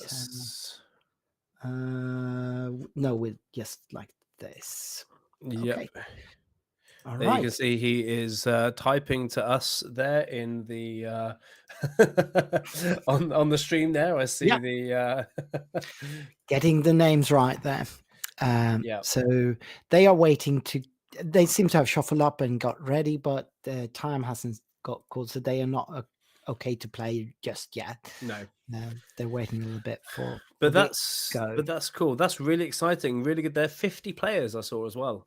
Yeah, with- slightly smaller than last time. They're Yep. just about 60 players Yeah. last set. Now we're down to 50, but that's expected, I guess, seeing that we have 3 Scandinavian Yeah. PQs and also a Finnish PQ. Yeah. So all Is over the Finland Nordics. not Scandinavia? No, Scandinavia is the peninsula and Okay. Denmark. See, I didn't know that. I didn't know that. Yeah, I'm learning stuff every day. The Nordic countries would include Finland and Iceland as well. And then I guess, yeah, that's pretty much it. Yeah. Okay, fair enough. Yeah. So really, we should be the Scandinavian. I guess at this point, if we're ignoring the other two. Yeah. I wonder how the game's going in Iceland. All right. Is it strong there? Both of them are playing. Oh, I see. Yep. Yeah. Cool. Yeah. I think they're just waiting for the go ahead now. Yeah, I'm pretty sure that's what's going on here. Jonah's shuffling up, and yeah, we'll. There is obviously the feed we get is slight lag. Actually, maybe that's not. I actually got the YouTube feed next to me, so maybe that I shouldn't be looking at that because that's going to be a very very That big lag. definitely has a little bit of lag. Yeah. I don't remember how to stream now.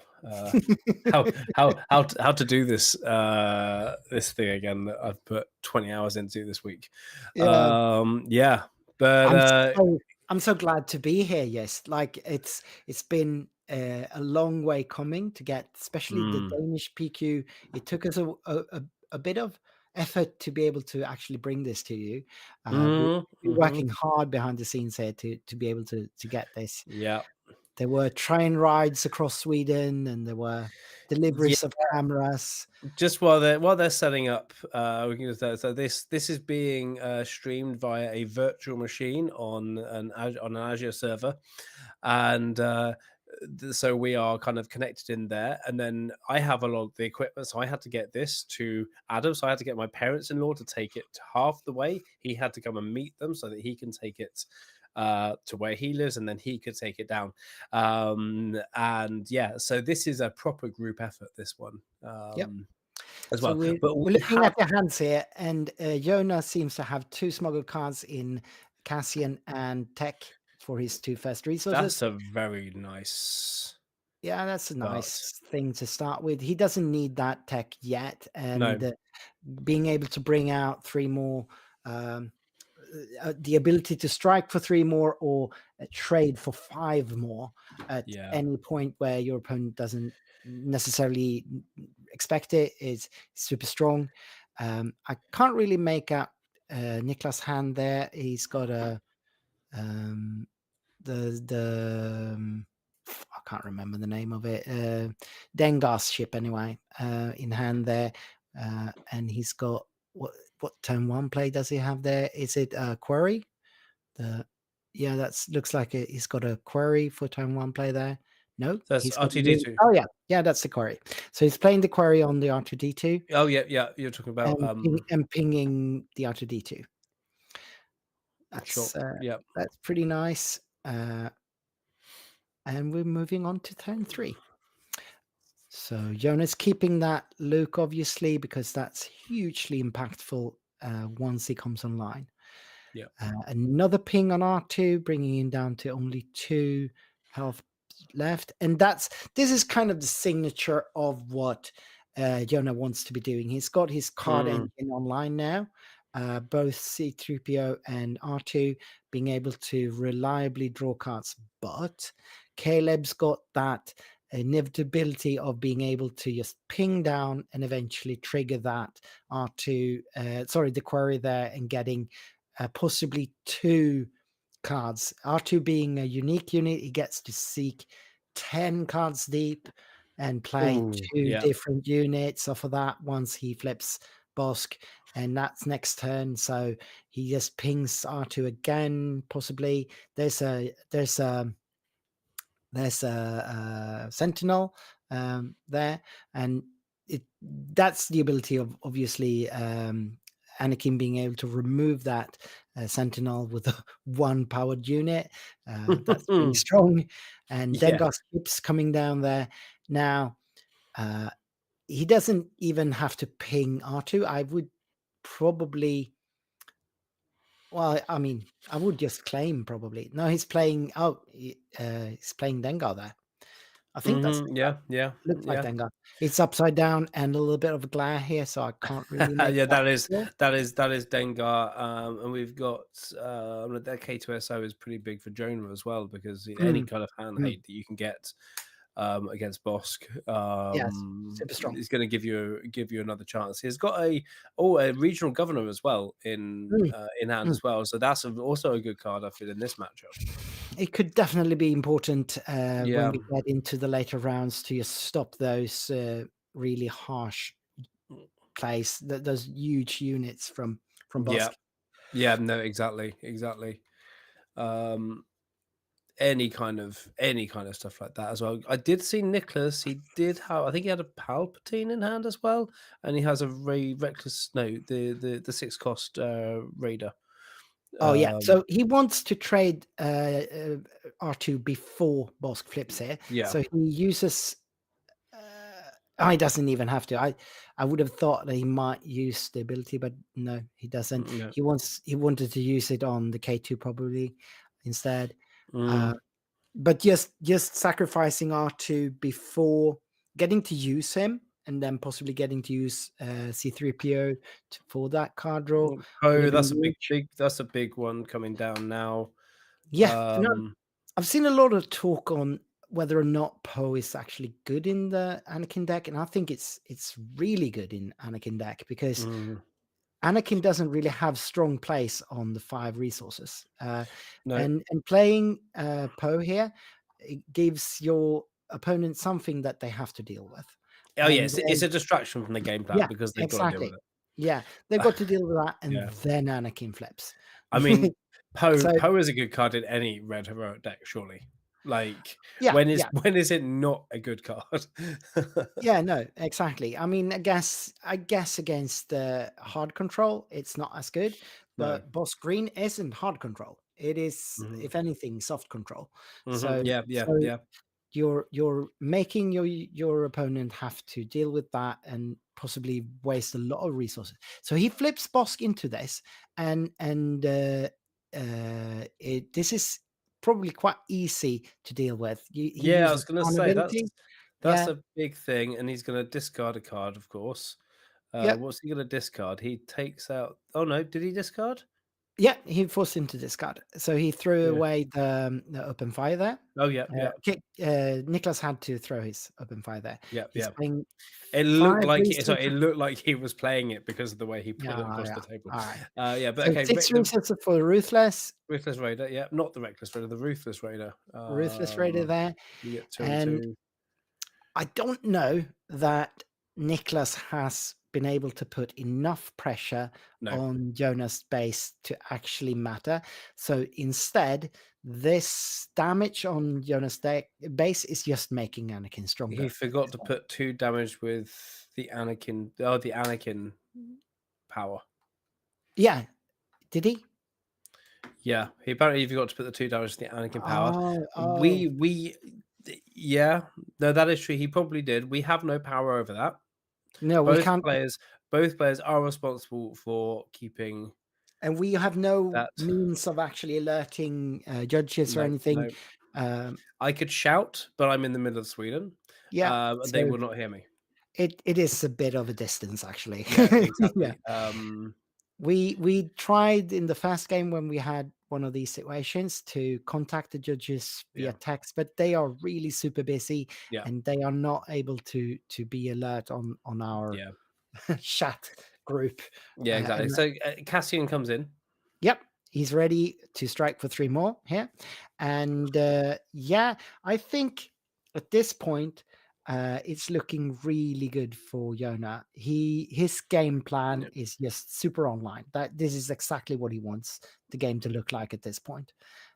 He possibly will use that force throw as soon as he flips Anakin here, There we which go.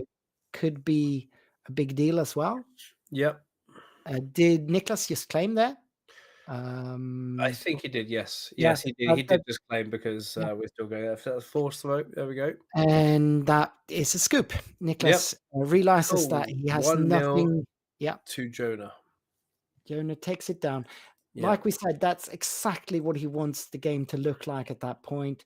And I don't know. It's going to be interesting if we could possibly glean what they are bringing in from sideboard, because I do still think that this matchup is a really interesting matchup.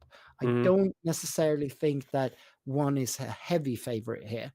And if you're somewhat familiar with the matchup, which I do think Yona is, not sure whether or not Nicholas is. He could definitely be, because he's Stockholm-based player and one of the testing group team guys for this Anakin deck is also Stockholm-based and very active. Tobias, a friend of the So podcast. Jonah is sideboarding here. Just going to focus on Yeah. the sideboarding. What is he going to bring in? Anything? He's Takedown. Takedown is taking in. Yeah. And that's it, maybe? no, I can't remember Saw He put a Gerrera's few other girlfriend there. things in there. The Saw Gerrera girlfriend, I can't remember her name. Oh, there. Steeler Guerrera. Steeler Gerrera could be interesting to bring in here to just find the pillages and all that. So he's bringing out a couple of cards the here. takedowns. I think he took out the takedowns. He's taking out the takedowns. Did he take out the takedowns? Oh, that would make sense. That could make sense. Yeah. And then, because they are not doing that much, anything that he would want to remove with removal spells would be bigger than 5 health. So takedown is probably not the card. No, maybe he didn't. Maybe he didn't. So he's pretty much bringing in that's what he's expecting to bring in rather than take out then. Okay, interesting. So I think Steeler is probably a really good card here. Yeah, no, so we just got a chat from Larlagu. I can't pronounce that. Larglidu SMT not having us at ELC hurts in that matchup, I think. In this particular match, it could be, because you want to be very controlling. You don't necessarily want to strike base much at all. Obviously, the opportunity strike here and there is interesting. Yeah, but Bossk is in a tempo deck in any capacity. Yeah. So, Mickey was just reminding us that Steele's his sister, not his girlfriend. Oh, okay. It's his sister. Oh, hopefully she's not. We don't go down that road in no, Star Wars, please thankfully. don't. Yeah. An SMT, we can get information from the judges and from the tournament organizers there in terms of what's going on, but in terms of telling people what's going on at that time, it's very difficult to actually do that in between to actually rounds, get stuff to them.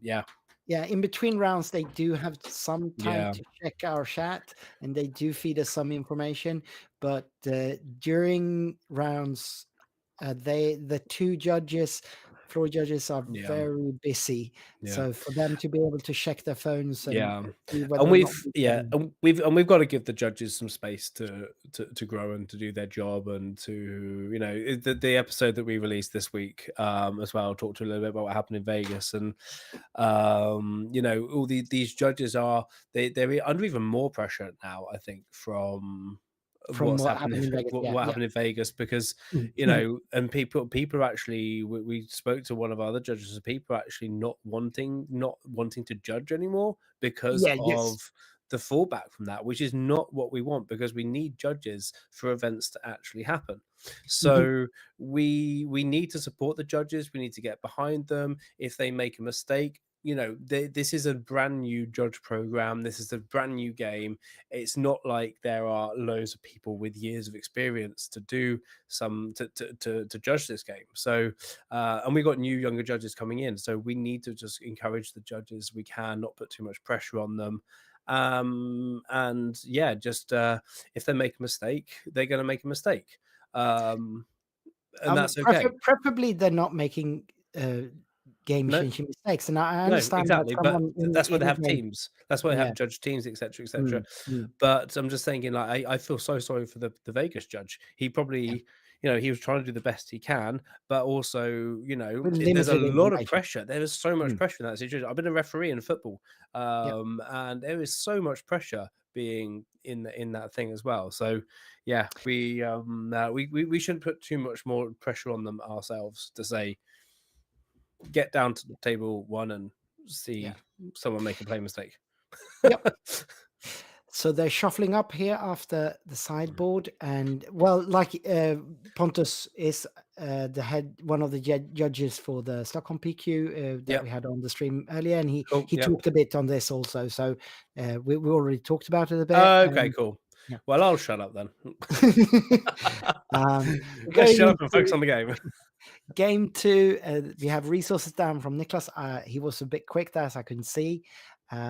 Jonah is resourcing a Conquered Dawn there, I think, and the Perilous Position, Yeah. keeping Canaan is that open fire maybe, and He's got Canaan, village open people. fire, village, and a governor. Yeah, governor. Regional governor. That's first turn play would be governor, and we Yeah. have no way of knowing what he's calling here. No, exactly. This, I mean, looking Bounty Hunter's Quarry, maybe no, because There we that was go. displayed. Yeah. Gaming, and there is going to be a resupply, I think, from Nicholas next time. He has got a resupply in yeah, hand. so it could have been resupply he named, or He's got Civilized 2 Delivery. resupplies in hand, actually. I could have easily see Jonah call one of the ramp cards here, and that would Yeah. have made a lot of sense. He's playing the Village Protector, or the Village People, as people like to call them, for 3 there, and we have a resupply, so that was definitely not the card he called, and he strikes base for 1. So another ping, Yep. and the inevitability of these pings coming in and eventually Mhm. killing that poor old regional governor, just doing her job, Yep. minding her business. It's just ticking down. So He put- Jonah's he's resourcing the crate dragon there. He's got another one that he put in the deck, at least one more, and he's also got techs in the deck. I think he had another tech in his sideboard there, so he would be up to maybe 2 or even 3 techs, probably 2. Mhm.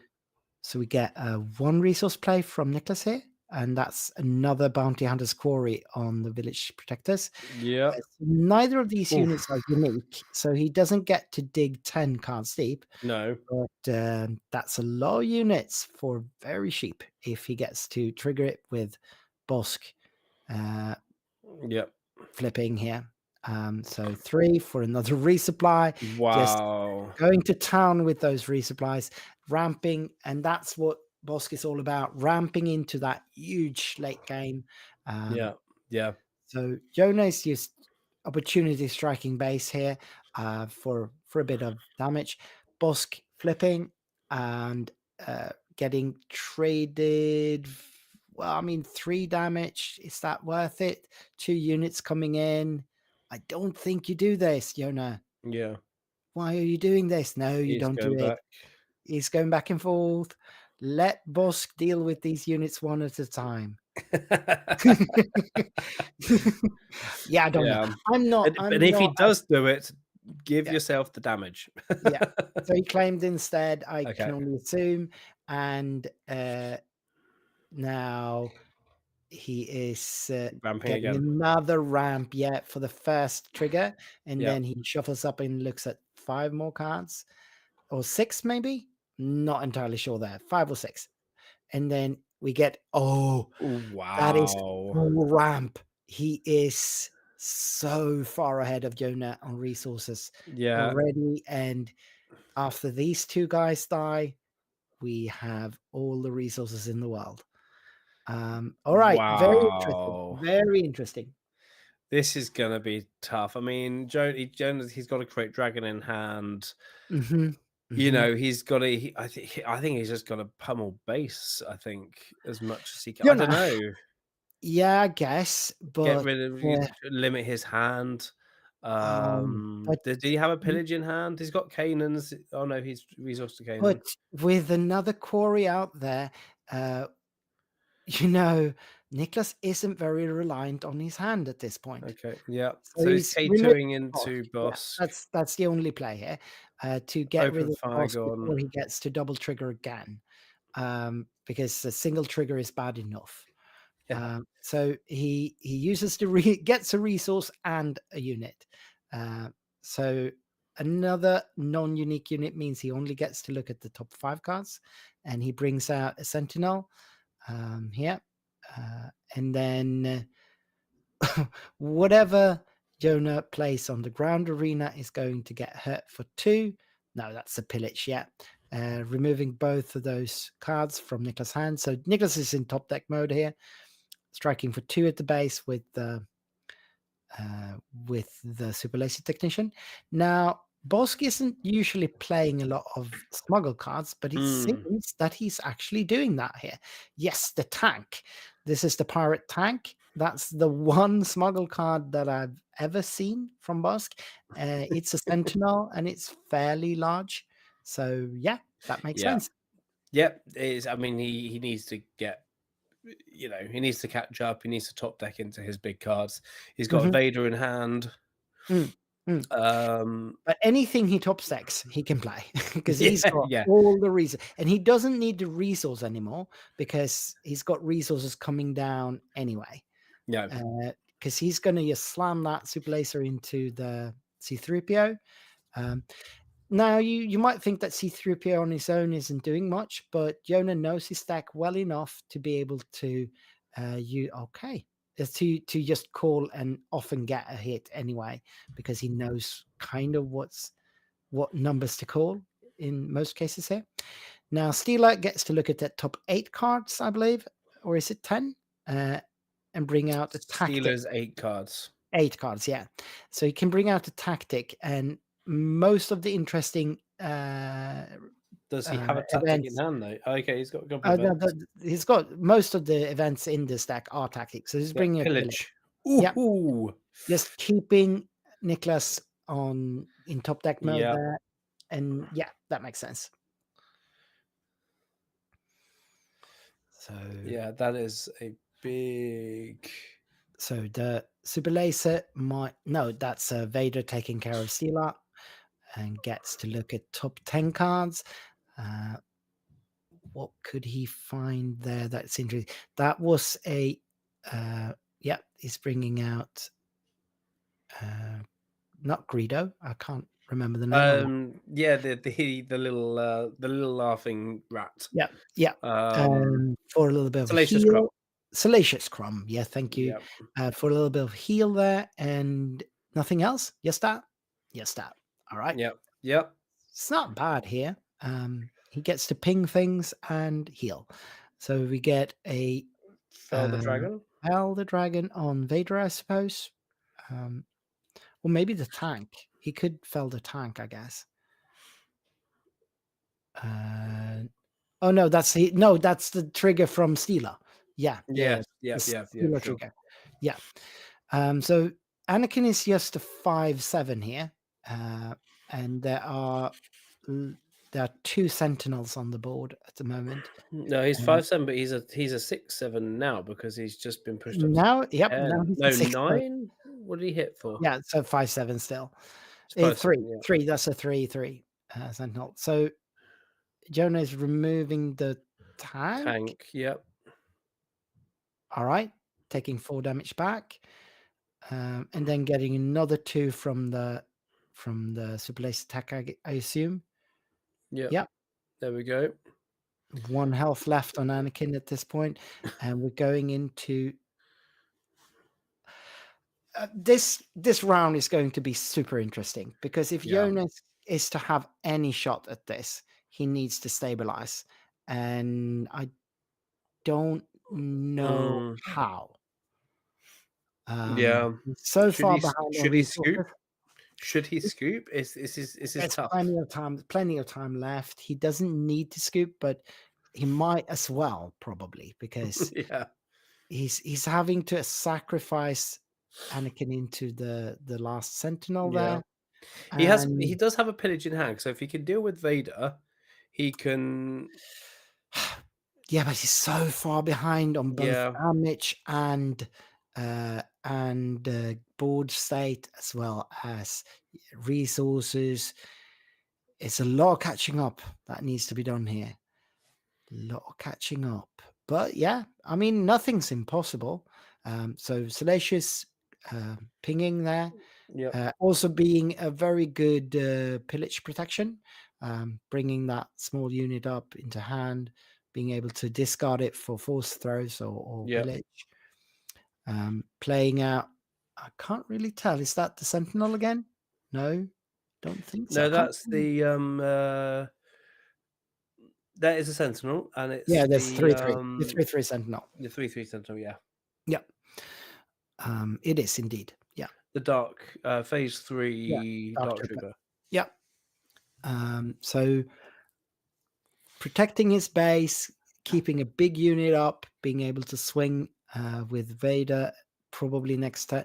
No, he's not, because Poe will throw a card and get rid of Vader, or Yoda will play Luke, and this is how Yoda stabilizes. Good. Luke can take care of Vader there on play, and then Poe will have no problem dispatching the No, Dark Trooper.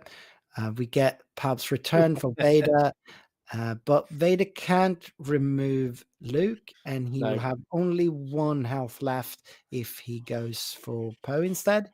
So Luke Yeah, will still be able to keep healing. And Nicholas only has ramp there.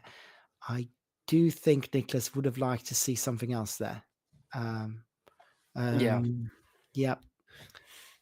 Well, it does look yeah. Did indeed he have a like Devastator? Yoda Did I see he had a Devastator in his hand? in his hand there. Yeah, I think I did. He's That- shuffling so fast, but I think that is a It's Quarry Crumb. and Crumb, Quarry, and possibly Devastator. No, that's the No, Dengar it's not. ship. It's the It's the Dengar Dengar. ship. Yeah.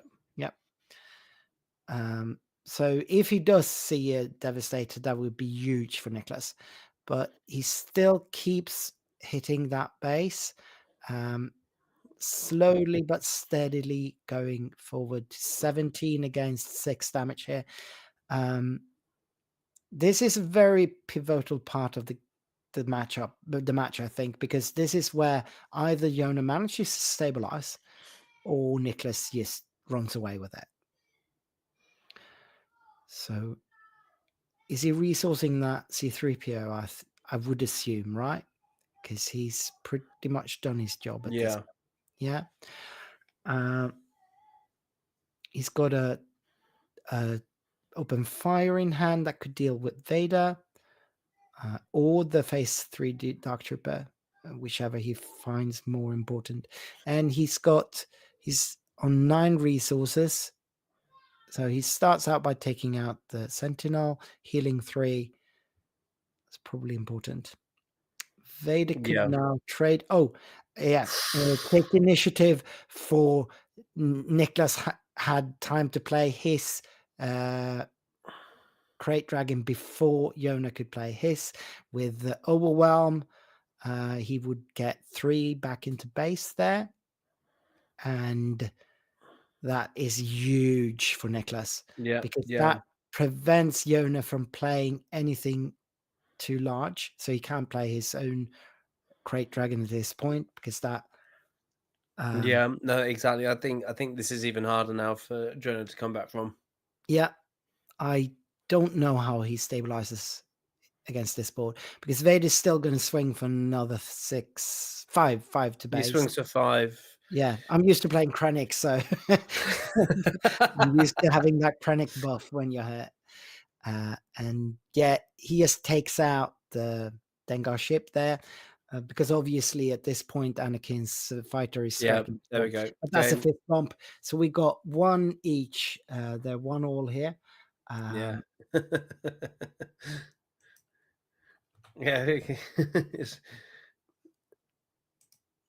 It's really interesting. SMT, that's an England 1966 commentary from the final. It's not over yet for Jonah. It is now.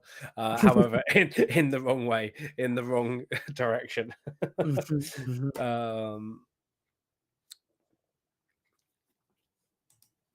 We are getting some encouraging.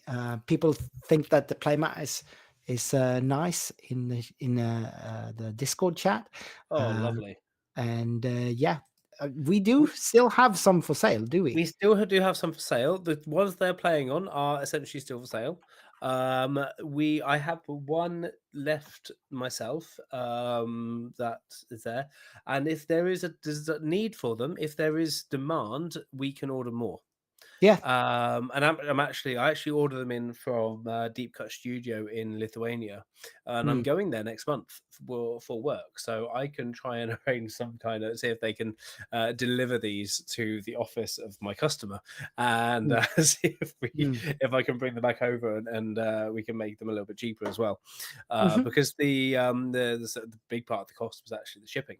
So if people are interested and would really like one of our playmats, please let us know. If we get good interest, then we'll put another order in. We need to go for at least 25 for an order to make it to go for bulk. To go for, is it 20, 25 to go for bulk order? So it's 250 Swedish crowns, however that translates to. So yeah, just let us know. And that's my sales pitch. Yep. So we are going into round 3, and they have about 15 minutes left of the round, I think. So that's not plenty of time, but it is definitely doable. Both of these decks can win in 15 minutes. Will they? I don't know, but both of them are. Maybe Jonah should have scooped. I don't know. Yeah, I'm not sure. Both decks are perfectly capable of keeping a 15-minute game. So I hope we don't go to time here. That would be sad. But yeah, it is what it is. What it is what it is. Did I not? Oh, I did update it, but it doesn't show. Let me fix that. Score should read like this, and it would look a bit better. There you go. All right, so game 3 of round 4 underway. Our own Jonah Nicholas from the Nordic Takedown podcast against Stockholm's Niklas Lindroth with that massively awesome beard. And yeah. Yeah, I do have a little bit of beard envy when I see his beard come into when I play against Niklas, I always feel that that beard has more power than mine. So R2D2 turn 1 play, the same as the first 2 games. Yeah, he draws into a force throw there, and he's got the C3PO in hand for that awesome card draw. He's got a pillage in hand, considering resourcing it maybe. Was there no turn 1 play for Nicholas? Did I see? No. He just passed. It took initiative, and that's pretty big. Not for the Bossk, not really. Because I don't know. Whenever I've lost against Bossk, which is every single time, whenever I've lost a game of SWU, which is every single time. No, whenever I've lost a game, it's like getting those early bounties in to get control of the board early on has been me losing control of the board early on has been quite big. For sure, getting me not getting that. I'm just thinking, like, last time he had a really good start, and this time it's not as. Getting that early bounty is really good, especially when you got a unique unit on the board like that. But there is another resupply. Yeah, he has got another resupply. Okay, yeah. So if you don't get the bounty, you don't really necessarily need a unit for the Bossk deck. So bounty or bust, kind of, yeah. So Yoda isn't doing a whole lot of damage with his 2 bots, but he is drawing cards, and he's playing a Yoda for even more card draw. Flipping I'm not sure what that is. Oh yeah, okay. Force throwing his own Bossk. Luke into Bossk there. Oh wow. Yeah, that's definitely the play. That's why he played Yoda, I assume. Yep. He Yep. was Yep. There we just go then. putting up for that. Uh, Big move. That was a very, very big that's a turn. That really one. good Yeah. turn. And this could very well be problematic for Niklas, but he just keeps ramping and hoping for the best. And like I said, from Niklas' point of view, he doesn't want to hurt the base too much anyway early. And here comes a quarry on Yoda, drawing village people there with the C3PO ability. Easy, young man. Yeah, and exactly. Now Niklas can't let those two bots keep drawing Jonah cards because that would definitely spell the doom for him. Yeah. Doesn't matter how many resources you have if your opponent have answers to everything you play. Yeah, no, exactly. Yeah, was it misplaced? We got someone saying that chat could be in chat here that Bossk deploy could have been a misplay at that time. Yeah. Because Jonah wasn't hiding the fact that he No. was waiting for the Bossk deploy there. No. It was pretty obvious. Yeah. So Maul takes out Yoda, gives another Yep. card draw. and Did he draw get a card? Did he not draw from that? sure if he did. I think Jonah just but missed the draw. he might just wait for it because wait for the trigger. he's- Yeah. yeah, That's because fair right enough. now we are resolving the query, getting a sentinel out, and I'm not sure whether or not Yona has drawn or is waiting to draw or where we are in this, but we are still resolving basically that ambush, and also the sentinel there is not underworld, so that means that Maul has to take his own damage. It's unfair maybe, but that's how it works. And then we have a Felder Dragon for the Maul, and this is what I'm talking about. Oh no, he drew the Felder Dragon with C3PO. So this is definitely what I talked about. It doesn't matter that Yona is behind on resources if he keeps drawing cards and are able to have answers in hand for whatever Niklas is playing. Yeah.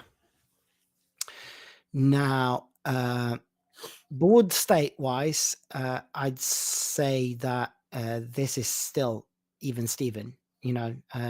Jonas got a card engine and Niklas got a damage engine. And resources. And resources, obviously.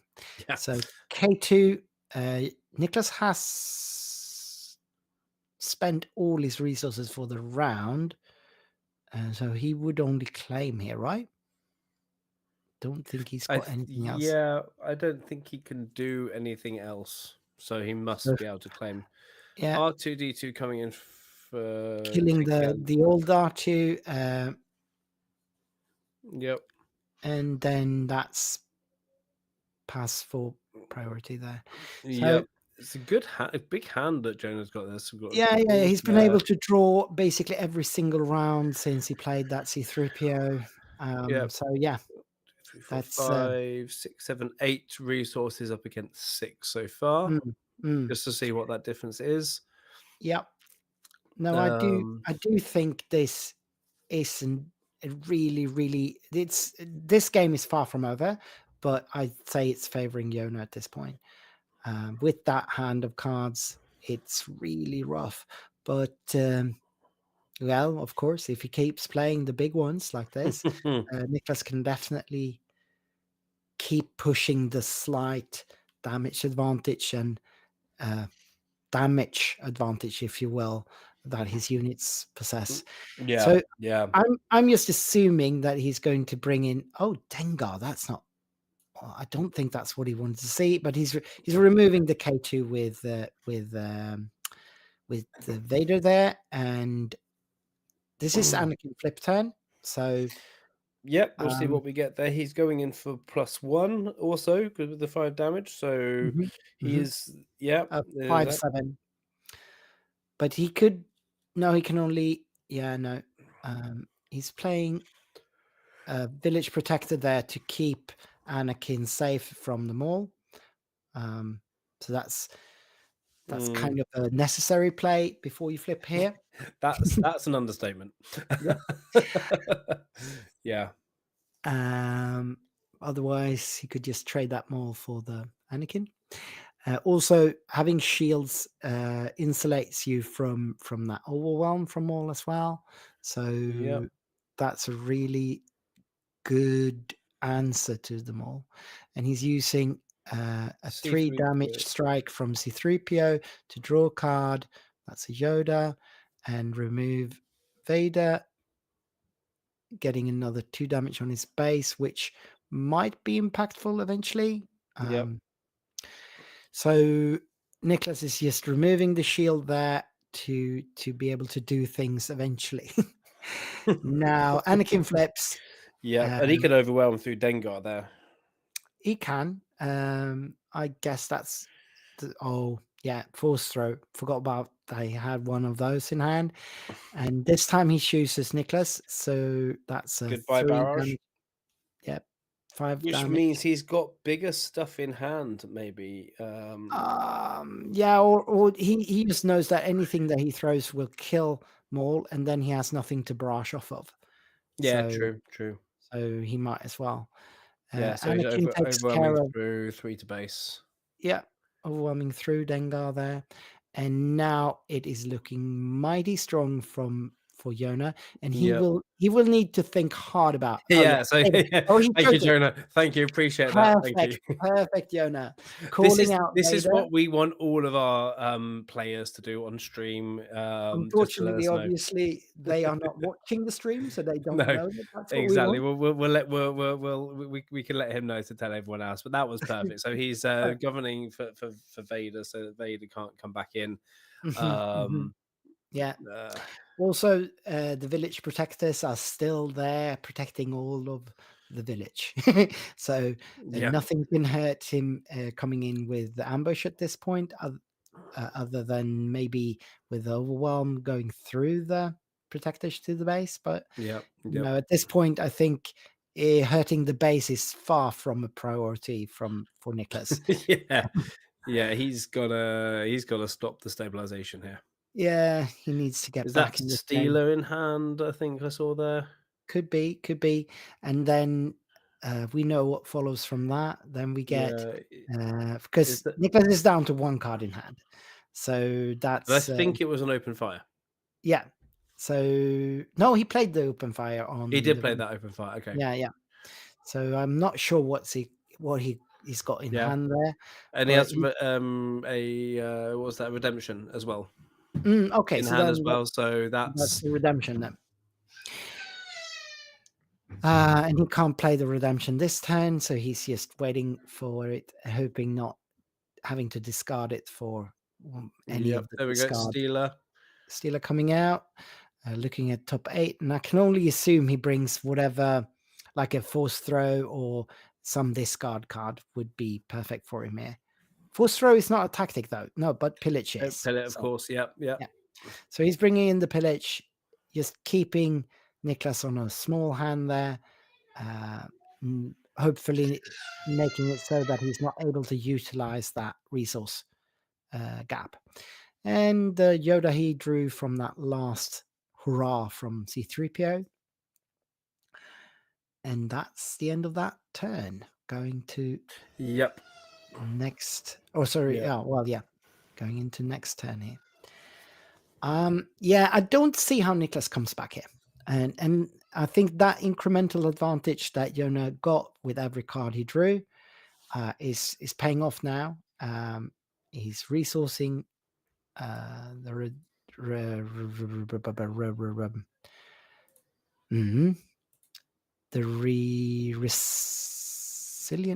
restore ship. The big restore ship. Do you mean the redemption? Yeah, redemption. No. Yeah, redemption. Yeah. Redemption is the big restore ship. Yeah. So, of course, Palpatine taking out Anakin there is really, really necessary, but there's still a really big board for Yona, even though most of them makes only small damage chunks. They are still piling up. Stealer into base. For 4. No, into base. Yep. There we go. Quarter base, and then Yoda will strike for 2 more and heal a bit. Yeah, Yep. still. Oh yeah, that was a tie silencer in Niklas' hand, which Yep. is a bit of a card, but More village people. Jonah is just rushing to 30 here. He's on 20 now. Yep. 20 against I 9. mean, that's 2 to base and then drop the redemption, surely. Yeah. I don't know. He resourced it. He resourced. He resourced the redemption. Yeah. Okay. But Luke takes care of Palpatine there. Yeah. And I it's the Yeah. last. It's the He's last stabilized. Yeah. We can't really do much. And more than this. Nicholas is There we shaking go. it there. He's Congratulations, being a Jonah. gentleman and not going to time here, Yep. but rather just shaking on Cool. it, because obviously Yona had that game. Yeah, that was a tough game. That was a really big game. There was that turning point that could have gone anywhere right in the middle of the game. Yeah. No, but I think the key here was Yona was allowed to just draw card after card early there and building up that hand, having all the answers. And like I said, resourcing is good, real good, but it's no, and if you don't have any cards to play with your resources, it's no good. No, exactly. Yeah, I just want to say a huge thank you to. We've had a few more people subscribing. We're 79 people watching right now, which is a really, really good turnout. So thank you all so much. If you haven't hit that subscribe button yet, please do, and you'll be the first to know of all the other videos and stuff that we'll be putting out. I'm pretty sure Jonah and Adam are going to be talking about their decks in the coming few weeks so far, and there's even a deck about a video about Chewbacca that we are planning to coming out as well. So hit that subscribe button, and you'll be the first to know when that is coming out, and you also get be the first to know when the podcast comes out, because obviously we are a podcast before we've been doing anything else. So be the first to know. But just thought while people are there and before people go for their lunch, we'll just do a shameless plug. And but this game was great. This game was really tight. I think it could have gone. We didn't know who was going to win. Actually, well, I think with the boss coming out too early or coming out when it did, that I think misplay cost him a lot. Exactly, because boss comes out so big that you don't have to bring out your unit, your leader, if you don't need to, right? It's one of those things, because his effect is so good, you wait. It's not like, I guess, at the Han 2, where him just coming out and being on the board makes a huge difference. Boss coming out and actually using his ability, you have to use that ability. Otherwise you just can't do anything. No, certainly not. I don't necessarily know that last game would have gone very differently had Nicholas not made that misplay, because at that point, I think the most crucial part of the game was already had already happened. Yona was sitting there with a wide swath of cards, and Nicholas was just getting ramping into nothing, really.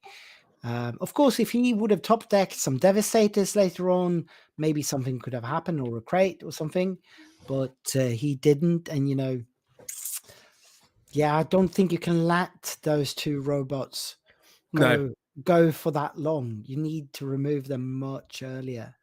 It's definitely a prioritized target. Definitely. I'm just trying to set up my streaming here a little bit as we tidy up there. We won't see any results coming yet. I mean, I'm guessing they went pretty much to time. We can take a look at they went almost to time, so we could look at what because there's a lunch break coming up in Copenhagen now. Exactly. So before we go to lunch break, we could take a look at what the melee looks like. I will just update it for the round here. Brilliant. Give me a second. There we go. And here you are. This is so it's on screen now, I think. You should be able to see the melee standings. I'll scroll down a bit for you. So standings after round 4 is not up yet, no, but we can look at what has been. Okay, so quite a lot of it has not been reported yet. Maybe I can refresh this. Give me a second.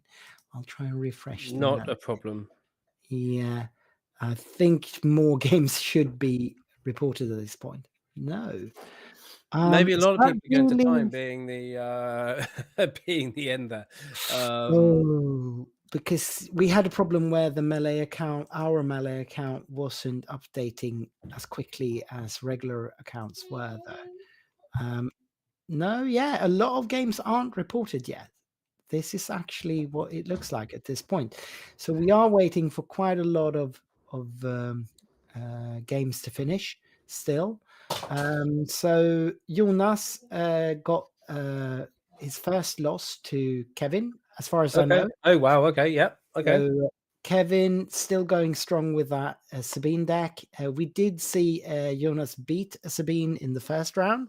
Okay. So we know that his updated version of the blue card can actually do that, but Kevin is just no ordinary Sabine player. He's a really, really strong Sabine player, and he keeps going that way. Hixion hasn't reported yet, as you can see there. We've got don't know who those guys are really.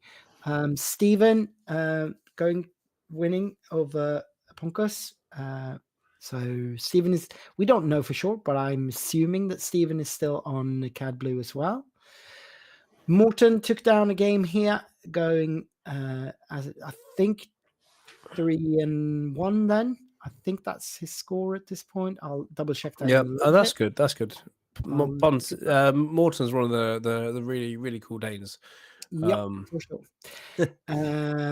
Being in the finalist in the last PQ, being finalist in the Malmö Game Week, so he's a really strong player.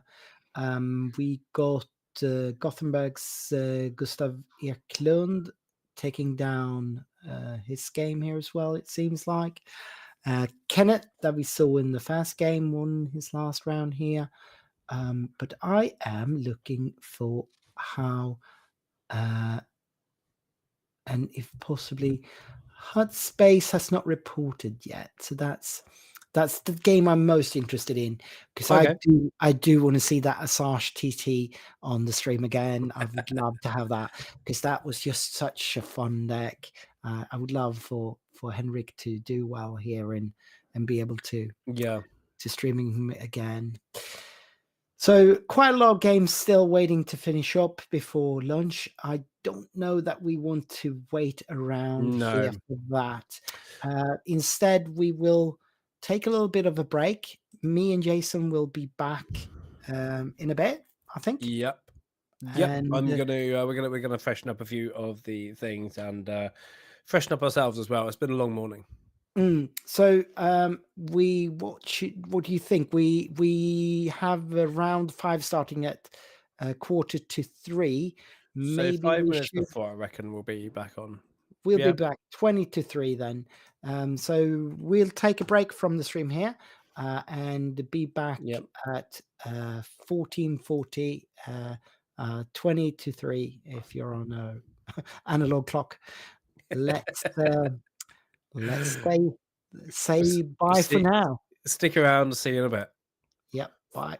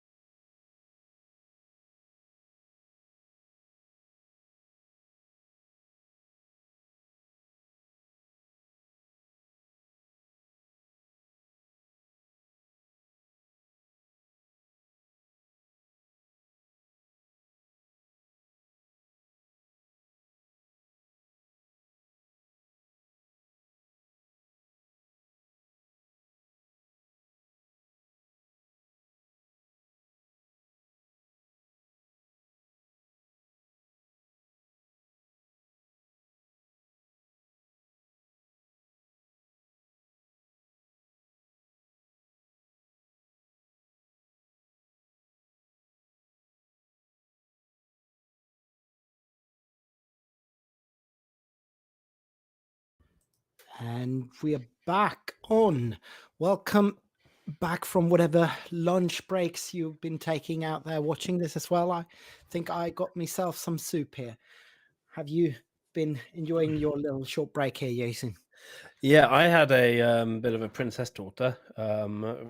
courtesy of Ika Maxi, local Ika Maxi, who I got a princess daughter length, like a length for 5 people, although more could have eaten that, for my birthday, so that I could take. So we picked it up at the weekend because time was running out, as the constant birthdays every year do remind you that time is running out. We got the cake because we only had a month together, so we shared that with the kids, and there's still got a bit left for breakfast. Neat. Neat. That's also a way to do lunch, I guess. Yeah.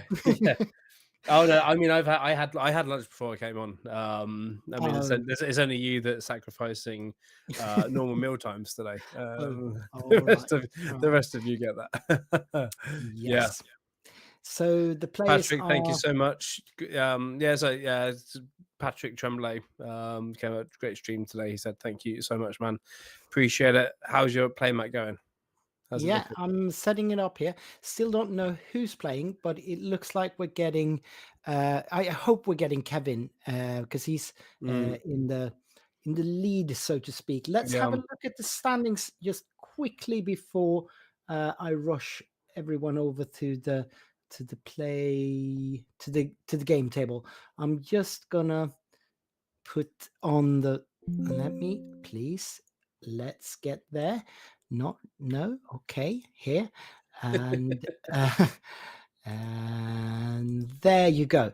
These are the standings, and in the lead we have Jonah Nicholas. The only undefeated players at this point would be our own Jonah Nicholas and Kevin Kaniswara, who won the Cantina Brawl, and Christian that was on the stream earlier.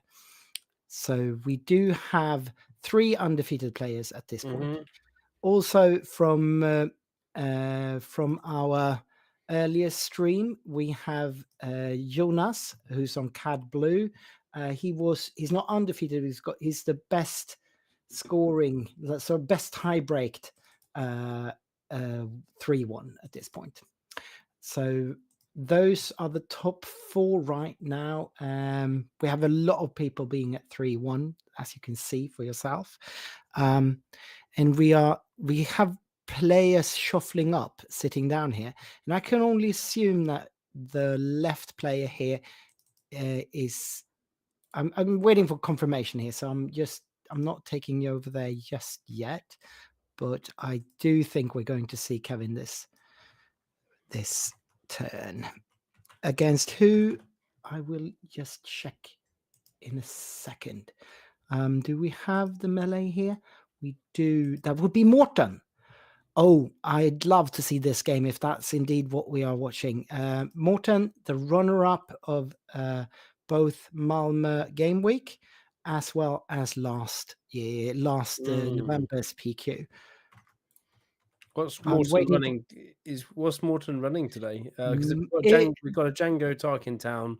Yeah, the Jango Tarkin Town would be Morten, if that is indeed Morten, and it does. I mean, you once exclaimed to a man that you know him by his hands, and I can't say the same for Morten or Kevin, but we have a little wider angle than what you will get in the stream, and from clothing and demeanor, it could very well be Morten against Kevin.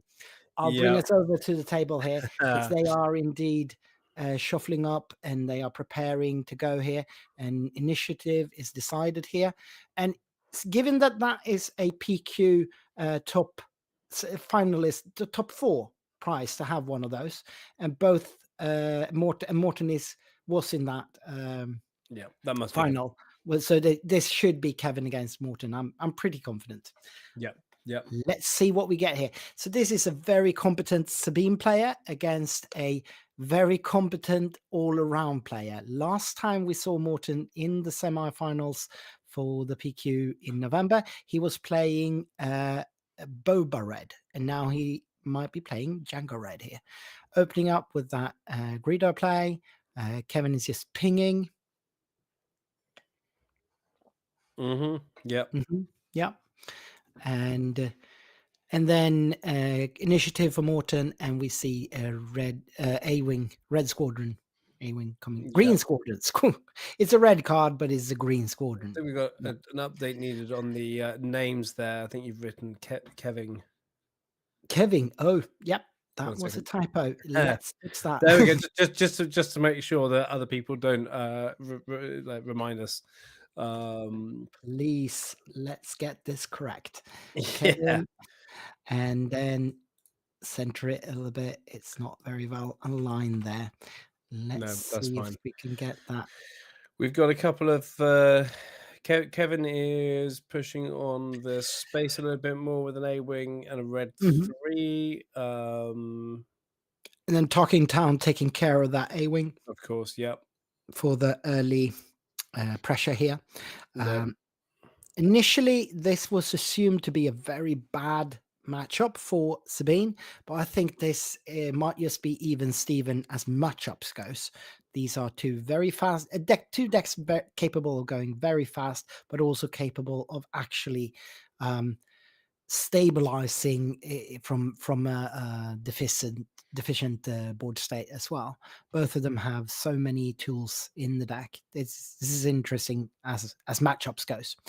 So Morton is at this point trying to race. Kevin with one less damage on base at this point, playing an R2 for that last resource, getting to filter his deck, and there we have it. That is triple dart raid. And can he find the Ruthless Raider? I think I saw the Ruthless Raider there, wasn't it? Yes, it was. There we go. Indeed.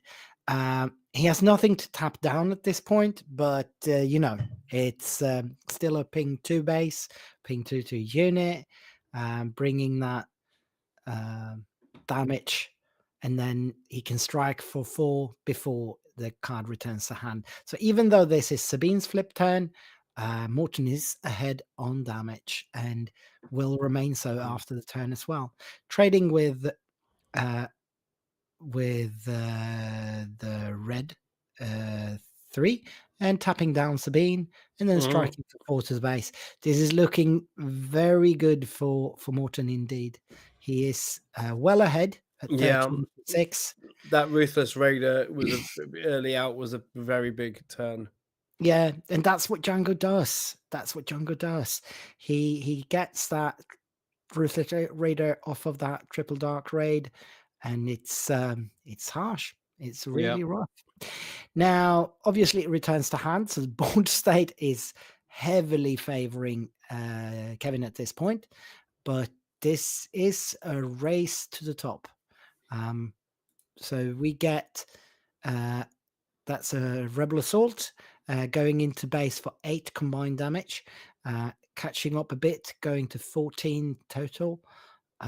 That's certainly what Kevin needed at this point, but I'm not sure if it's enough. It's on 18 damage now. Yeah. 18 versus Oh, yeah, 13. 18. Yeah, he's taken up to 18 now. Did I I missed miscalculate that? exactly what happened. It was a Rebel Assault, so I think he hit with 2. 2 different Yeah, stuff. but that would be 4 plus 4, right? I'm not sure what happened there, actually. No. 6 plus 8 is 14 in my book, but I'm not sure. Something might be that I didn't catch, maybe. I'm not exactly sure what's. No, that's fine. I mean, if Morton wants to take more damage and show what he can do, then that's not our call. So we've got a 4 course coming in here. I'm not sure what there is a unit to the bottom of the. It's an R2D2. That's the R2. That's not accounting for another 4 damage. Surely it's not. You get 4 cores, I believe, in to do another 4 damage. Yep. Indeed. Oh, he's just going back there. He's just realizing that he took too much damage, I think. Yeah, I think so. He should have have been at 14 plus the 1 from R2 and now plus 4, so he should be at 19 now. Yeah. So they're recalculating this. So yeah, after the 4 course, I think Morton should be at 19 because he was at 6, or Yeah. maybe he didn't update it correctly the time before. If that's indeed the case, is anyone from chat being more confident than I am in what's happening? Please yeah, exactly. sound up. We're our judges. Yeah, they are definitely adjusting There the we go. damage there. 14 is now plus Yep. the 4, so it's now it is That back to 18 now. and then you should have the R2D2 as well, I think. If he hit for R2D2, then that would be the case. But yeah, that was The R2D2 is tapped down. yeah. So I think it has done something this turn, I would assume, but I'm not. I didn't catch him doing it actually. No. So I don't know. He is discarding all 4 of those cards, and that rightly so. There was nothing in there that Kevin is looking for necessarily. I don't know why the R2 is tapped down, because action-wise, I don't think it should be. Maybe it was the one taking out the Greedo. It could have been no. Oh, Jango is tapped down, so the Yeah, Greedo. there we go. Okay. Yeah, So there we the go. There we go. Greedo. But did the that. big thing is that this is the correct score now. Yeah, This now is it's the correct score. So it's 18. 18 on Morton's base and only 13 on Kevin's Yeah. base. And we've got leader against leader, but Sabine has been tapped down by a. Yeah, cool. Yeah, she's thanks. frozen in carbonite for the Yeah. no good Yeah, to me bad. Josh Snyder just came in here. R2 got exhausted by Jango. Yep, that's exactly what it is. After the Greedo. Yeah, after the Greedo attack. Yeah, yeah, exactly. So that makes sense because Jango was indeed tapped down. Now Jango is upside down, and I don't know why it's upside down, but I think Morton might like it. Jango is not upside down, but Sabine was upside down because he. Yeah, no, why Sabine's upside down. I'm not as. Oh, he's not upside down. He is not upside down. It Don't wrong. worry. I'm reading it wrong. It looks like his head poking out there in the bottom, but it's his leg. Yeah, I mean, if you confuse body parts, Victor, that's not. That's on me, I think. All right. Excellent. So Ruthless Bane is back out, and 2 damage to base, 2 damage to Sabine. Sabine still isn't dead, but it brings her in range for Jango to finish another her for a off. cause. And this time we have on. There we go. Some of the pressure cards that Kevin wants to see. 2 Wreckers there and a Rebel Assault. Wow. Yeah, the Rebel Assault and the Wrecker are definitely going in top. How about the 3rd card? Maybe he's he's discarding all of them. Yeah, I would have kept that Rebel Assault, I think. Me too. Yeah, because that's such a win more card. Because in this situation, the Rebel, because he could have just taken initiative and then hit with Rebel Assault, and it's a win.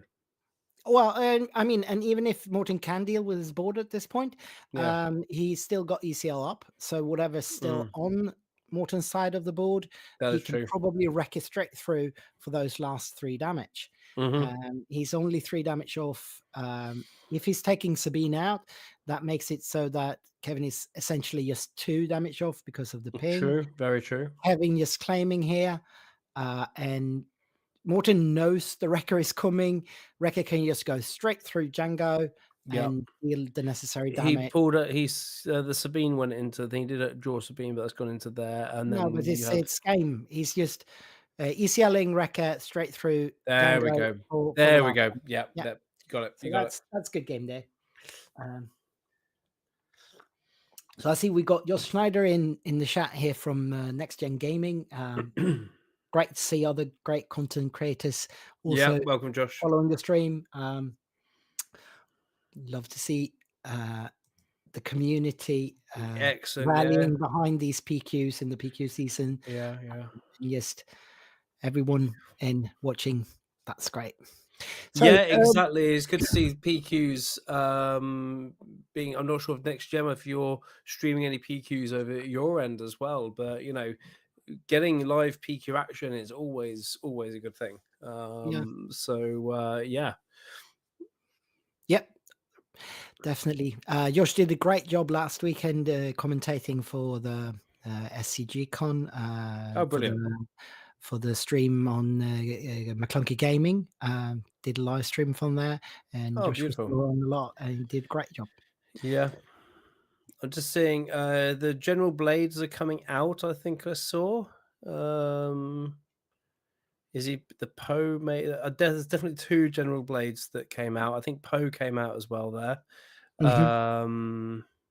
Oh, it needs to be said though that Kevin Sabine is slightly unorthodox. He's often playing some interesting spicy Yeah. cards in his deck. He's always been doing that.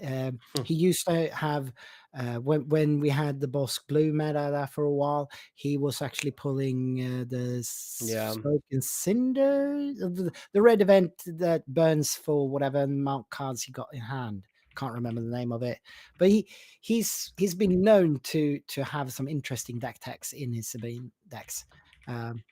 Like I said earlier, Kevin's just such a great and tight player with that Sabine.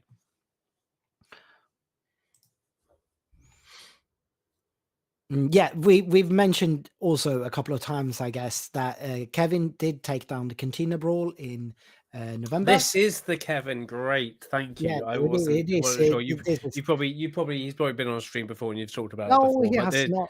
But we've talked about him because he's been doing well. So yeah, this is Kevin Kuniswara. Yeah, something like that. Stockholm player, excellent guy. Couldn't be nicer. Yeah. He was actually in the top cut of the last PQ in Copenhagen. He came in 5th, I think. No, he was top 4 maybe. I do not remember, but he did really well. He did best out of all of us Swedes coming in. He was definitely doing best.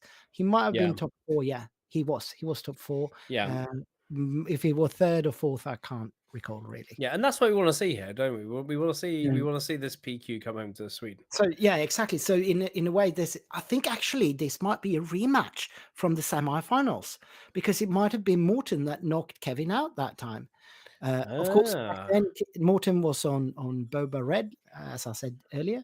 Yeah, that was one of the many Bobas that got played that PQ season. Yeah. Yeah, cool. Here we go. So we're going into game 2 here. Yeah, we are indeed. And they've finished sideboarding, and I was too excited about other things to actually notice what they were sideboarding. But you know, I didn't see what was going in, but I know that the General's Blades came out of Kevin's and a Poe, and that's as far as I can see. So I think he's going for a slightly different tactic. I think he needs to be quicker, and taking out some of those slower cards is something that. Any blue decks being played today? Yes, Jonah from the podcast is playing Anakin blue, and he took down a Bossk green in round 4 on stream. So, Jack, if you want to go back like an hour in this stream from now, you're going to see that game, and it was a bit of a nail biter. Yeah, and Jonah also being one of the 3 undefeated players at this point. So okay, that's interesting. That's good. With his anti-blue. Jonah did take down the Take the Initiative online league this season, so he is the reigning champ of that with that very deck. Well, aside from some possible deck tech he might have pulled up for this occasion. Kevin disclaiming there, playing the Sundari Peacekeeper. Morten is still going strong with that TIE Silencer in space, and at this point actually ahead on points as far as I can tell from the die. It's a little bit of glare on that die there, but I think it's 4 damage to 1. Now it's 4 all. Yep, indeed. And the Sundari also obviously restoring 2, bringing Kevin down to 2 damage on his base. Silencer bringing up to 5 again, pinging with Sabine will take it to 6. Now, this is interesting because with the 5 health, it's a little bit hard for Morten to actually Talking Town that Sundari. But with the hit from the Ruthless Raider here, because he's obviously playing for that, I guess, with the Triple Dark Raid here. There was a Ruthless Raider. There we go. Oh, no, it wasn't. That's a 7th fleet. So no Ruthless Raider here that would have been able to put the Sindari Peacekeeper within Tarkin Town range. Unfortunately for Morton, that did not happen. He did not see it, or he for some reason chose not to play it. I can only assume he didn't see it. 3 more damage to base though, so Morton is well ahead on damage here, but given that this is Sabine flipped, no, next turn is There Sabine we flipped. go. Well, he's got put daring raid Oh, that's onto four, the yeah. Peacekeeper, and then he can sort of Yeah, that's the ticket. He already had it in hand. That would work very well for him. Sabine comes out, another 3 damage to base, and we're going into next round. Obviously, the 7th fleet's coming up to hand again, and that seems to be that's the fire spray in Morton's hand, I think. And that we have would be a fire spray. Yep. Kevin's got a 4, of course, and then I didn't catch the rest. I think that might have been R2. I'm not sure. I couldn't really tell the angle of Kevin's cards there. So we've got a bit of a board for Kevin developing here, but they're fairly small, obviously. Trading, well, not actually trading, just taking 1 back. So removing the A-wing there. But still taking another 3 damage to base from Sabine. Pinging down the other Sabine, the leader Sabine, with the P whatever ping guy is called.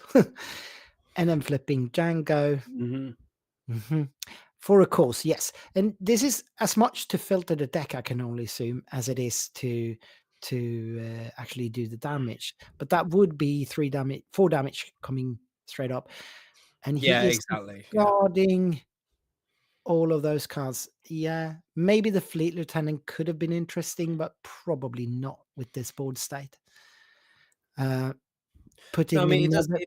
does go a little bit wider with the Fleet Lieutenant as well, getting a few more things out. But Wing Leader.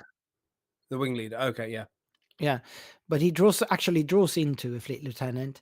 The Wing Leader putting 2 experience on Sabine, that could have been interesting, but he has another 4 cores as well. Yeah. And he's going to, since he's going to 6 resources for a course, and Fleet Lieutenant is probably more interesting to him here, because it could bring him into lethal range here.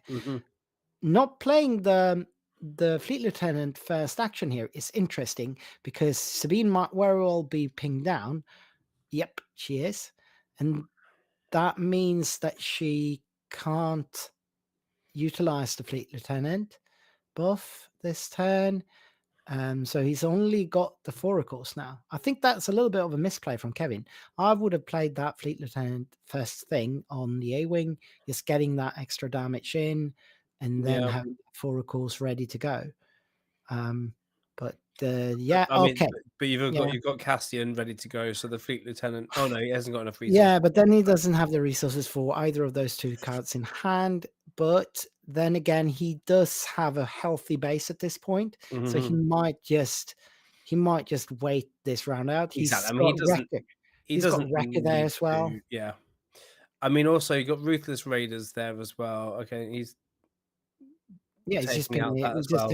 Just taking him to be down. fair, all he needs to do is make sure he's not taking too much damage, claim the initiative, and well, he's going to take 6 damage here, unless maybe Morton decides to trade or use the because he might have to Morton might have to remove that A-wing here. I mean, to be fair, like if he's claiming the initiative now, which I think he's just done, then that Fleet Lieutenant will mean that following on from for a cause will win it for Kevin. Yeah, I mean, Wrecker will put 6 damage on base here, so if he can just swing with 1, he just need 1 unit to actually be able to swing, and that he should be able to pull that off. And Morton is in no way close enough to be able to close this with that 6 damage to base. So he needs to remove whatever he can remove, and then swinging to base. And I don't know what Morton could pull here that could actually save him, because if either of those two units on the ground side there swings, and then he's yelling Wrecker into Jango, obviously sacrificing Jango into the other whatever remains after the swing will make it so that Wrecker doesn't have a target. That could work. That's probably the best play Morton could do here. No, he's wreckering immediately. He's Okay, wreckering so- immediately. Yeah, that's obviously, yeah. Okay, Good really. sequencing from Morton, from Kevin. This is why he's the Sabine master and not me. He just sequences in it absolutely right, and There we Morton has go. nothing that can tap 2 units down in the same play. So that's game. 2 quick wins for Kevin, Yep. showcasing his absolute ability with this deck. He's such a good Oh, Sabine he was player. looking for the overwhelm. Yeah, yeah. Yeah, he that's how you play Wrecker. That's what it's for. Yes, I mean, a lot of people think these kinds of games aren't that interesting, but I think they're super interesting because of the sequencing, because of the how The sequencing is so important, isn't it? yeah, Like yeah. you have to, because they're both very aggressive decks. They both Mhm. want to go a little bit wide, hit Mhm. quick, and you've got to work out, okay, do I hit base? Do I hit them? Do Mm. I control the board?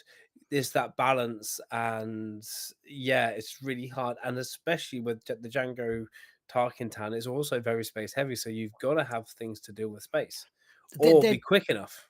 Both of these decks have enough space and enough ground. These are very well balanced decks. They are well play tested, and bringing in your own little adjustments.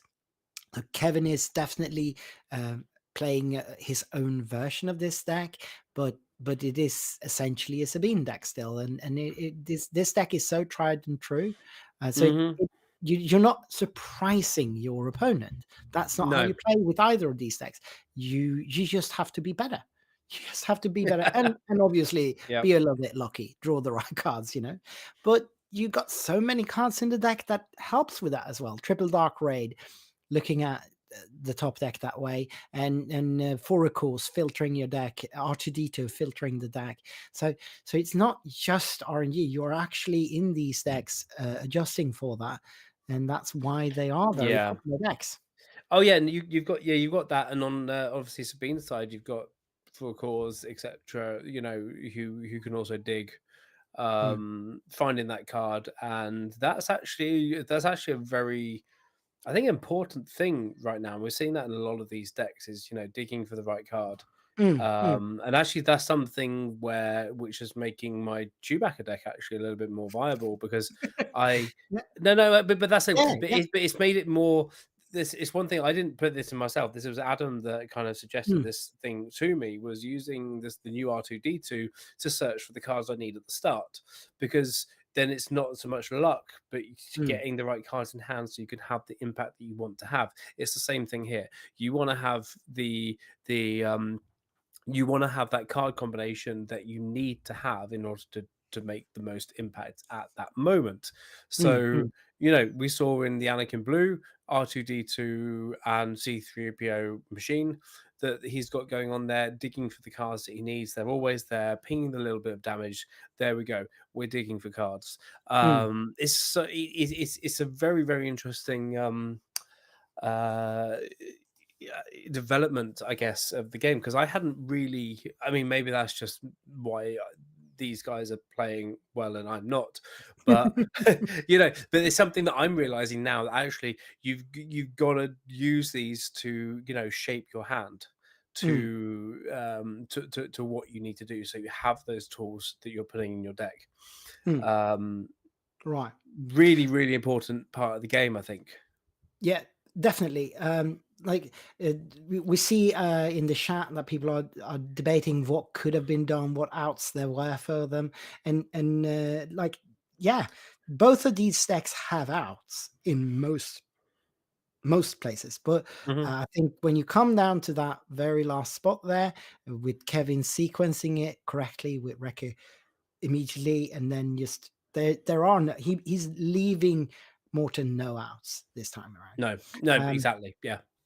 On the other hand, like Josh Snyder is commentating there, if Kevin would have kept that Rebel Assault, he would have won First Action instead, because he could have just gone with both of them for 8. So it's they both have so many tools. These two decks are just jam packed of great stuff. These are excellent decks.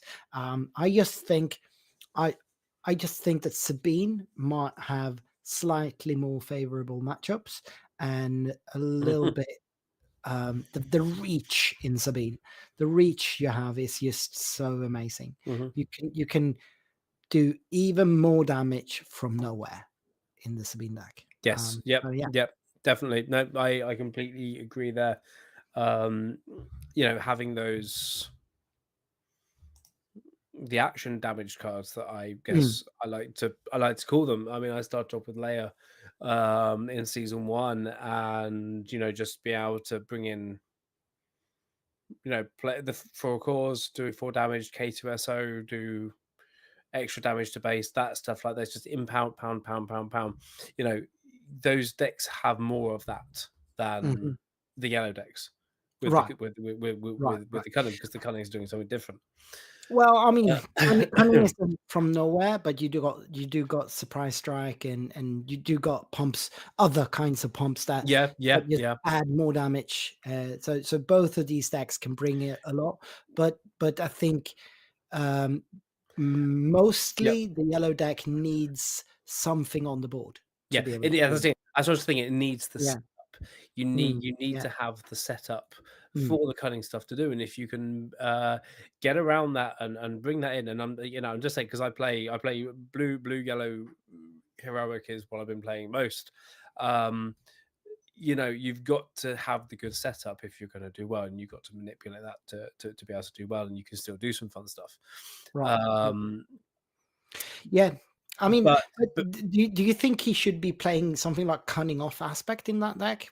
Is that what you're I meant cunning as an aspect. I meant the yellow color as not the cunning card. I think in this deck is too slow, because you've got to play with 6 resources. I don't think the cunning card is good. I meant cunning as the aspect, as the style of play, because the red is obviously you've got more direct damage, the damage coming off straight off cards. Daring raid, etc. And yes, that was in the Jango deck, that kind of thing. But then you kind of compare that with, okay, you've got those red ones, then you've got the yellow of the cunning aspect, and then you've got the green supports that red very, very well with those quick hits. The cunning has to slow down. The cunning has to be or the yellow has to be there to slow down whatever Sabine is doing. So that's why maybe the waylays, the outmaneuver that we saw that he was looking for to slow him down. I think that becomes even more important. No good to be dead. Yeah, that's more important. The I guess the soft control that coming in, that is very important. You have to really use that. But at the same time, with Jango Tarkintown, he's in between a rock and a hard place, because he's got to keep up with Sabine. Yep. So does he put the units out on the board so that he can hit and essentially base race, or does he try and slow Sabine down but also not have the units on the board for himself? You've got to pick a line, and it's really difficult to know what to do there, especially when you're playing against a good Sabine player. Exactly. I mean, this all comes down to, in this case, we had 2 excellent players. Both of them really, really good. Let's see if we can see something on other results coming in on the in the melee, maybe. Let's see what we've got for round 5. If people disagree with me about that cunning versus command versus aggro thing, please, it's something that I'm constantly thinking about with the mix and match of the aspects together in decks, like what just by picking the colors, picking your aspects, what kind of feeling are you giving to your decks? And so that's just something. But I'm very, very happy to continue that conversation, because it's something I really like about the game and the depth of this game. Yeah. So I'm not sure if it's just not reported or if our melee account is again lagging a little bit, but I could I cannot find not this game wasn't even reported yet according to uh, our melee account, and not a lot of other games are reported at this point. So the ones that we do have here would be Hixion, Swedish player against Niels Knudsen, Danish player, is reported. Hutspace still going strong. He's up to 4-1, and I think he's got decent tiebreakers, so that could be something. Our own Adam, I'm so humble, hasn't been doing too great in this tournament. He's got 2 losses early on, but he won this one. What else do we have? We've got nothing. None of the top players here other top players have reported yet. Caleb, we're still waiting for. Niklas, we're still waiting for. Steven is. Jonas is obviously was in 4th place for this round, and we haven't got that reported yet. No.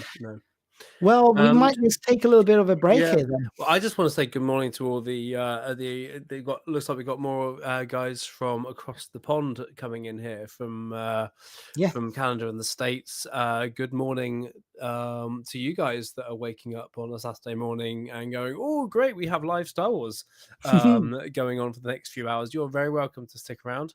Very welcome indeed. This is the first of 3 PQs that we are streaming this season. So we are also streaming Alpha Spiel on the 8th, which is the Stockholm PQ. This Alpha Spiel, which is one of the big gaming shops in Stockholm. That's on the 8th of February. And then on the 15th of February, we are streaming from Oslo.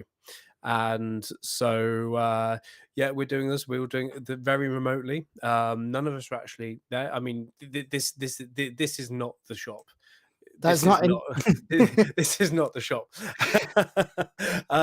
So we are all doing this very remotely. We're able to do this, which is a lot of fun. So come remember to hit that subscribe button and you'll get the updates when that comes out as well. But yeah, this is quite exciting PQ season as we see this meta evolve, and actually, going into that and seeing where the Twilight of the Republic set can take us before the game changes up even more with the pilots and stuff like that, which is going to be a very, very big shift, I think, in how this game looks and how this game plays. I'm really looking forward to Jump to Lightspeed because of those big changes. So stick around for this. But we're not done with today yet. So we have got how many? I know. We've got one more round of Swiss. One more round of Swiss, exactly, and then we have a top 8 cut. Then we have a top 8. Yep. And the top 8, what time does the top 8 start? I've been a little bit lax. So, I have not. We only have a tentative schedule here. It's not, these times are not obviously set in stone and things could happen, but round 6 is set to start at 15:50. That's 10 minutes to 4 local time. And then the top cut is set to start at 10 past 5 local time. So one more round of Swiss, and then the top cut will start after that, obviously. We will be here all night long. Well, at least I will. We're not going on that late, considering that the final is probably going to be about 7:30, 7:45. Something like that. And so we're going to be going up to maybe 9 o'clock. So not all night long. Nope. But close enough. But close enough, yes. You will dip out for a little bit, and we will get. Cool. I'm hoping to come back in for the final myself. But being a guy with kids, you can kind of see something. The funny thing is that these things from the world of Keyforge here, I don't know if anyone recognizes them. These don't even belong to the kids. These are mine.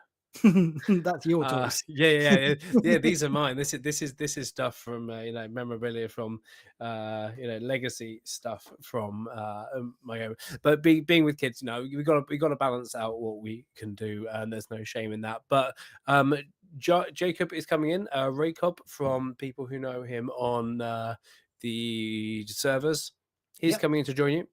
The main host of the old Great Beards of Westeros podcast and former world champion of Game of Thrones, the card game.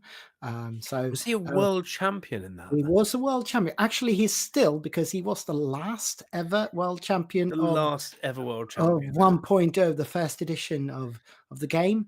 So he is technically still the reigning world So champion. he won.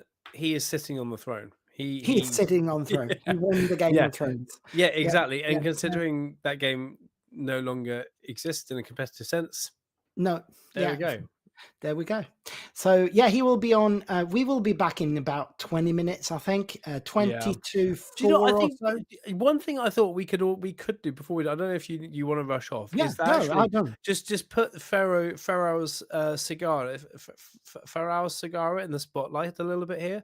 I'm not sure if you still have it on the VM there, but I actually had their website up. Ready to go. Now I can't see live what you're doing on the virtual No, I don't machine have any there as on well. any of my. None of my images here would feature their website. Yeah, I think if you have a look at the Faraos Cigars website in the browser that we've got for the Melee browser, Right. Viktor, I think I either put it on one of the tabs there, or we can just have a quick look, because there's a really, really good shop in Copenhagen. Yeah. They're down there playing in the basement of this shop, but the actual shop, they just sell comics, graphic novels, games, Well, actually, card this games. shop only sells. Let me see, card games and miniature games, because they have 3 shops, so they've got it spread out. Okay, that's good. Yeah, Copenhagen being a really old city, it's really expensive to be downtown Copenhagen, and most spaces aren't very big. So they've got 3 different shops quite closely, all around Strøget, as it's known, the main shopping street of Copenhagen. And this one selling miniature games and card games, and they have this really large basement, but it doesn't feel like a basement. It's really well ventilated, actually, and they've got windows that are like in almost by the roof in the room, but obviously that's just a ground level, like you see people's feet walking by on the street, but it's quite light in there, and yeah, a really nice place, and they've got online shopping as well, if you're located elsewhere in Denmark. Yeah, cool. Yeah, so check out them if you're in Europe, especially, and you're looking for, maybe they've got something that's there. Go and check them out. They seem like a really good shop, and they've been really helpful to us, and really open for us to stream this event. So thank you to them. Yeah, for sure. So we'll be back in 15-20 minutes or so with Jacob on the stream, and well, see you in a bit. And I'll see you guys tonight for the final. Right. Catch you later.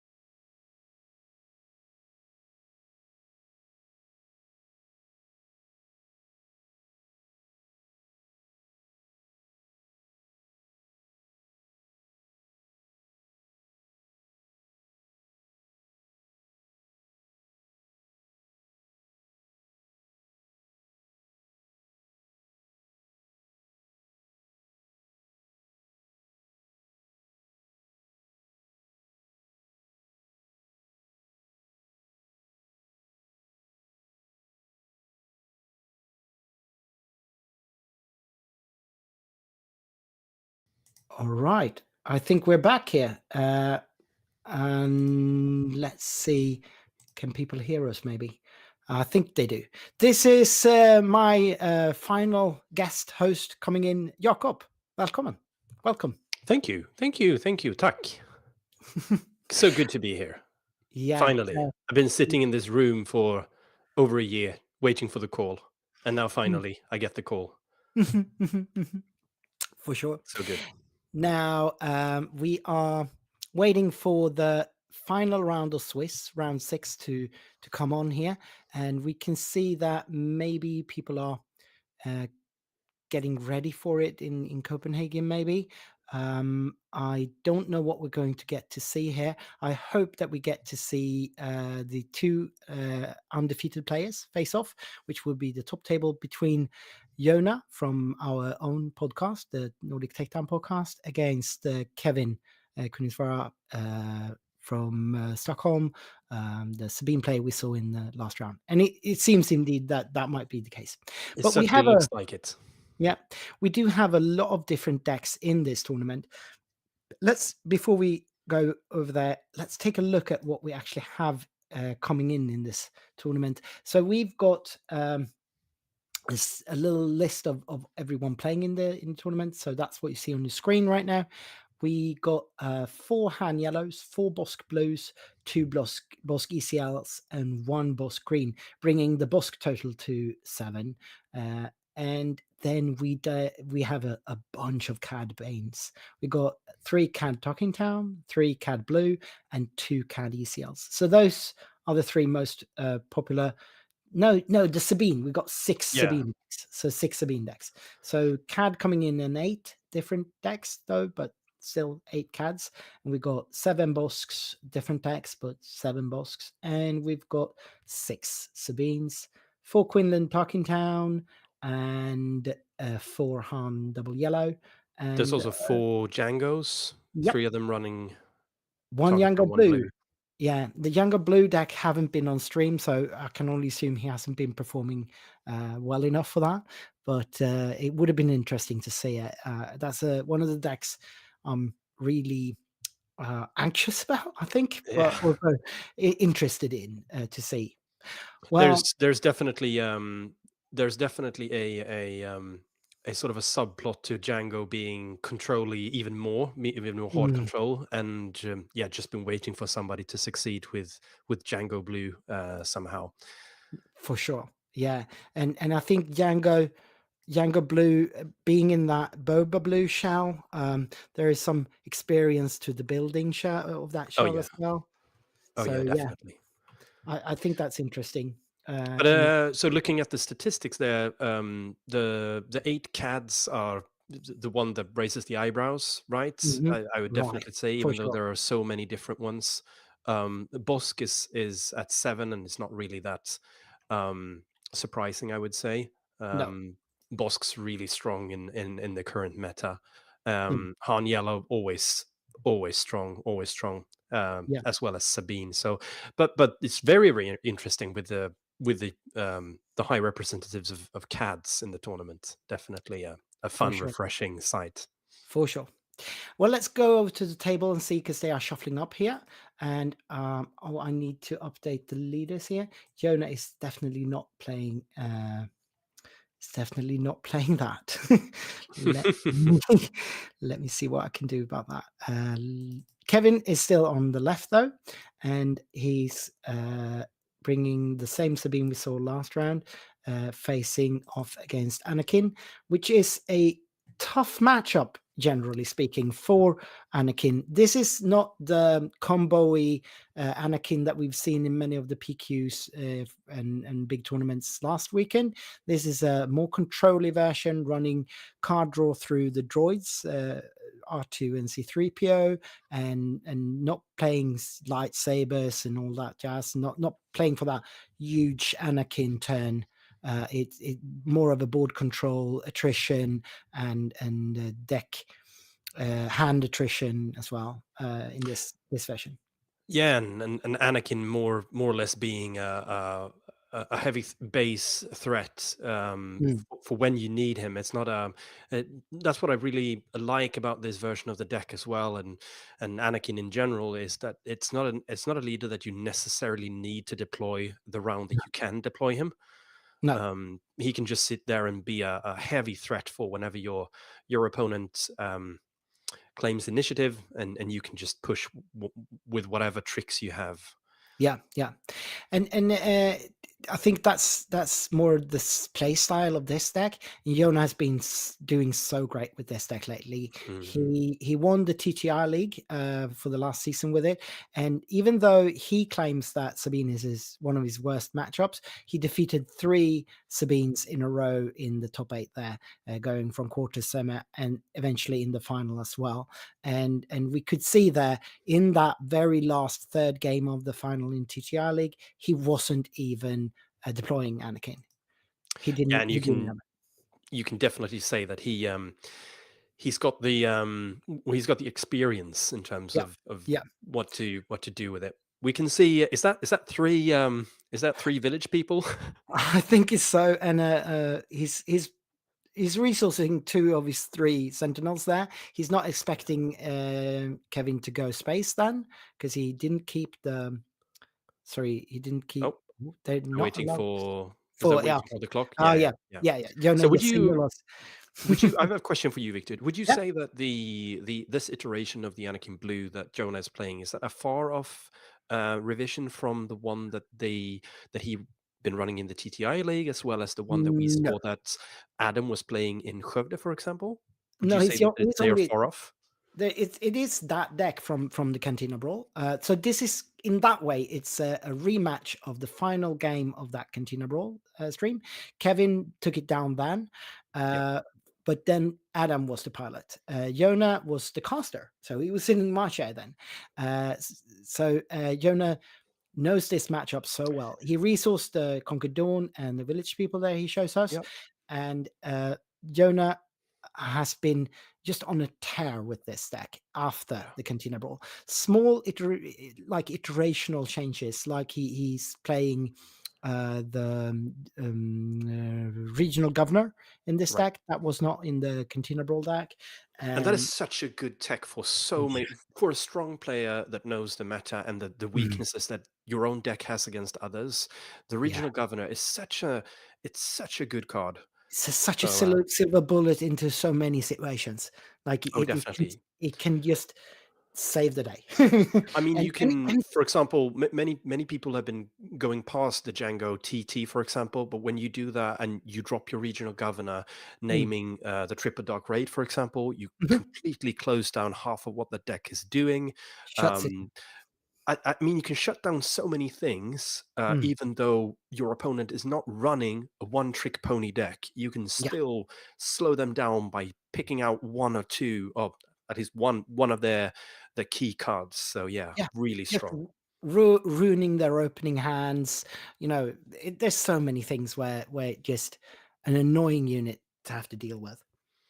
So I didn't get to see what Kevin was resourcing, but we can discuss what Jonah was resourcing, understanding that he resourced one of the Sentinels from ground, but Conquered the Dawn. Sabine deck, the Conquered Dawn, because the Sabine deck can run heavily and push damage in space, especially if you've putting a few experience tokens on a ship.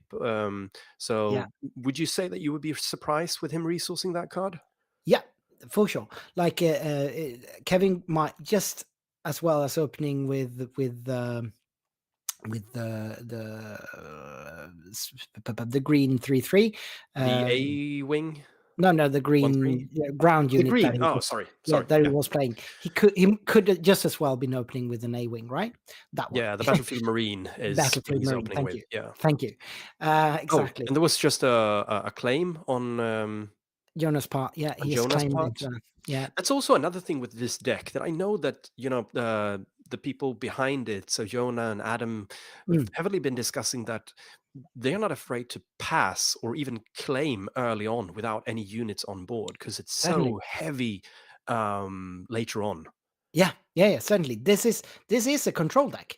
It's not a rush deck or tempo deck or even a mid-range deck. It is a soft control deck, on the verge of being even a hard control at times. Oh, You know, definitely. but obviously it got tons of units in the deck, so yeah, not strictly hard control. Yeah. So we can see Sabine unit on board on the ground side for Kevin. Mhm. Yeah. Pushing very So little damage on board, even going into round 3. This yeah, heavily goes to the Jonah side in the beginning, I would say. yeah. He wants to stall it down. Kevin wants to push damage. Jonah wants to stall things down. Because Jonah then wants to start attritioning hand in the later parts. Yeah. And So we Jonah can just, see. Yeah. Sorry. Did you so say? Jonah's just having bigger units.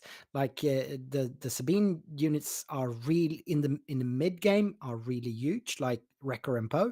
But then after that, there's nothing. Whereas the Anakin deck just keeps going.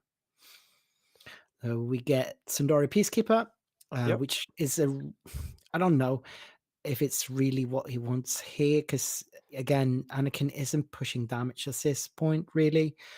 But yeah, It's just I would say it's a key for killing the Anakin deck is to go wide, right? So to yeah, try to get a wide board, yeah, hopefully in both areas. But right, the Peacekeeper is basically just another unit for Jonah to get his mind going wide, right? So to right, let him try to think, when do I need to take care of this? Do I even need to take care of this? right, yeah, and Oh, it's also yeah, the medal ceremony right there, only buffing one target. Sabine. This, yeah, only one target here, but that's not bad. Yeah, seems to be a little bit suboptimal. I also Mm, didn't like the play of the Peacekeeper because it breaks the wonderful OP alternative art on the board mm. there with Sabine and Yoda. Dang you, Kevin. Right. Yeah, he's messing up our sensibilities of style. Oh, definitely. Right, we're going into the deploy turn here for Kevin, Yeah, and this is where he needs to make magic happen, because Anakin's weakest spot would be, in my opinion, the 4 and 5 resource turns. The 4 oh, resource definitely. turns got some like pillage and K2, but Kevin's got those well, it's got K2 at least as well. Yeah. And there's also, I think I saw, the village protector comes out, giving him a little bit of breathing room here. I also think I saw a force throw on the side of, in the hand of Jonah. Mm. Now that he's got Yoda on board, Yeah. potentially waiting for the deployment of Sabine or Mhm. or just a more important unit. But it's such a strong play, the force throw in this deck Yeah. as well. Yep. The Yep. spot control is so good. And also, like, you're trishing the hand in the same time, it costs virtually nothing. It's one of the best cards in the game, in my opinion, up there Yeah, with the overwhelming barrage and some of the other really, really strong plays. So he's removing the Sabine unit here before Sabine deploys, because then he can't remove it. He's not, because of yeah. the defensive text on it. And as Um, you could see, there was no addition of damage to the base of Jonah, since he had 2 restore from Yoda as well. So he just didn't right, add any 2 damage and then remove them. exactly. That's what Yeah. happened there. Yep. So we've got Shad. Nicola is wondering, why are you sounding so composed, Jacob? Because is this really the guy that keeps sending those gifts in the Discord? And yes, this is the guy who he has many modes. Also, we can welcome Town Number 9 is in the chat, and he's helping with the commentary. Very surprised that he didn't clear Yoda there. Yeah. I think Kevin should maybe have focused on clearing Yoda there to get out of the force throw range, but he didn't, and Yoda is still there. Yeah. And Here that comes the force indeed, throw, discarding and a force K2. throwing is that K2? Yeah. Yeah, so Discarding, only 4, not yeah, enough, but not enough, but close enough, maybe. yeah. Because there will be removal options to get Sabine off the board. Yeah. But Would you yeah, say that at was this point in the game,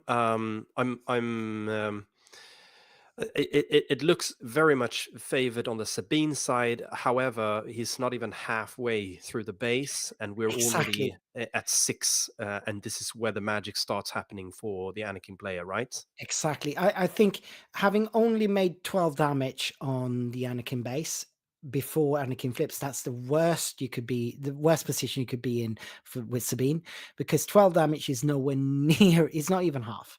And he's already had his Sabine removed, and now Anakin is free to flip, and having made 12 damage then feels so bad because you're just pumping Anakin into a 6-7 unit.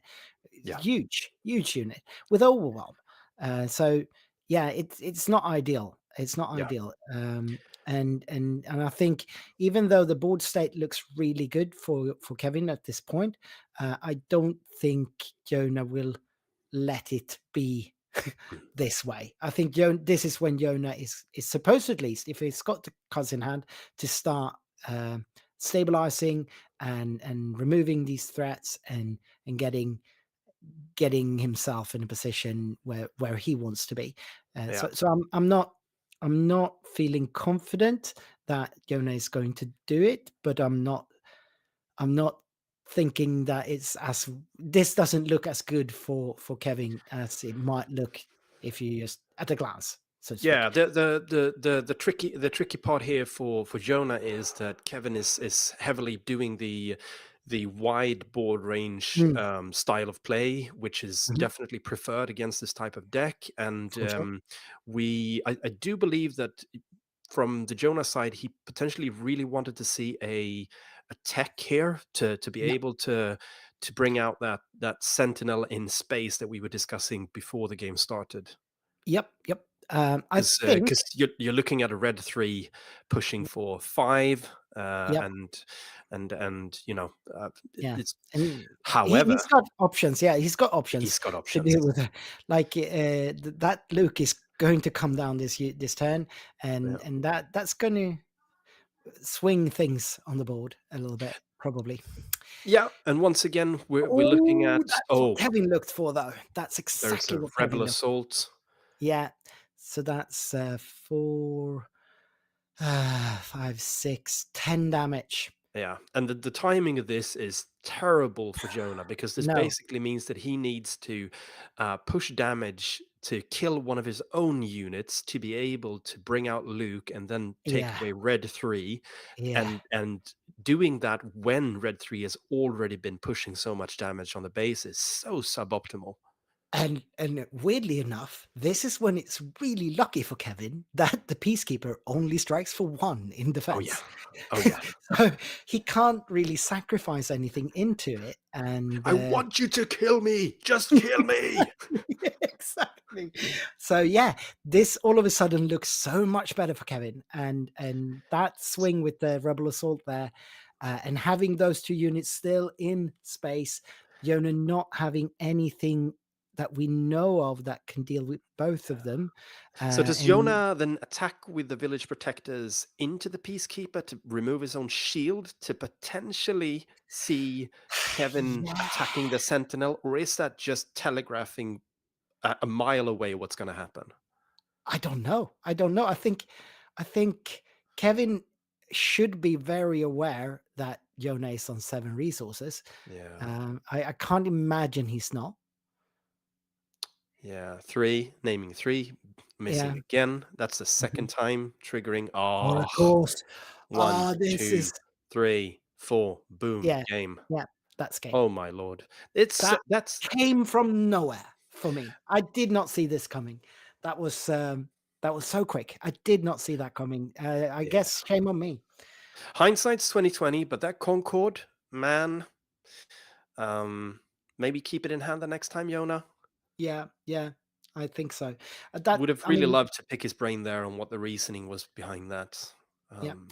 However, Yona is sideboarding heavily for the Sabine deck. He does not main deck against Sabine. He's got a really strong sideboard plan for this matchup. Yeah. So I think we're going to see a slightly more even game for the next game, maybe. But yeah, Kevin.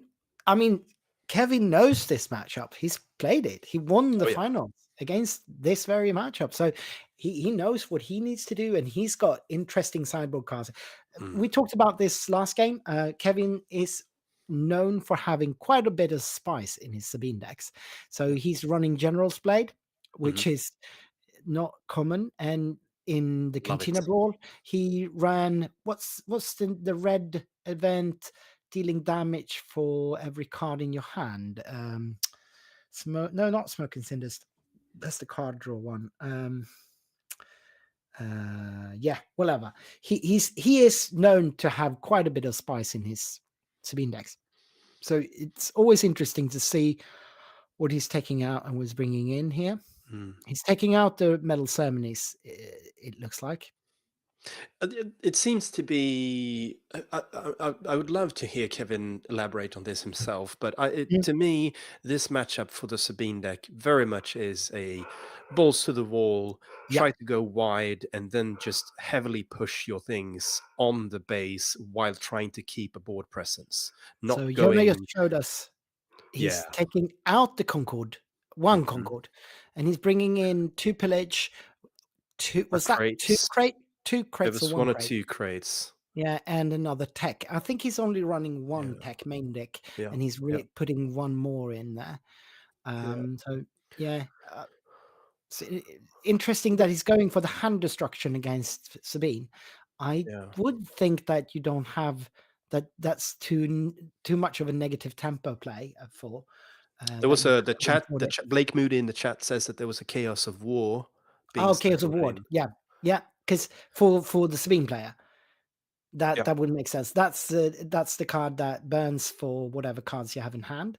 So that could punish that exact play that Yoda is doing there with his sideboard. So if Yoda is indeed pillaging Kevin and he top stacks into that, he Chaos of War, he can punish Yoda for that play. So I cannot. I'm sorry for bashing this, but I can't see why, when you're sitting with 3 village protectors and 1 Concord in your starting hand, why you would decide to resource your Concord when you know that you don't have any other answers to space in your hand. Yeah. So I would really love to see the reasoning why. Yeah. Because that would have delayed at least 1 round. Not saying that would have won him the game, just saying that would have at least given him a chance. Yeah.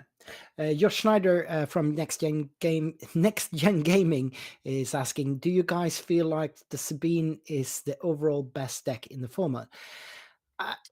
No, I don't. I think it's super strong. And I think in the hands of a capable player like Kevin, it is certainly one of the many favorites to take this kind of tournament down. But I don't think you can talk about that you could talk of an overall best deck at this point. I think the meta is too much rock, paper, scissors for that to be a thing.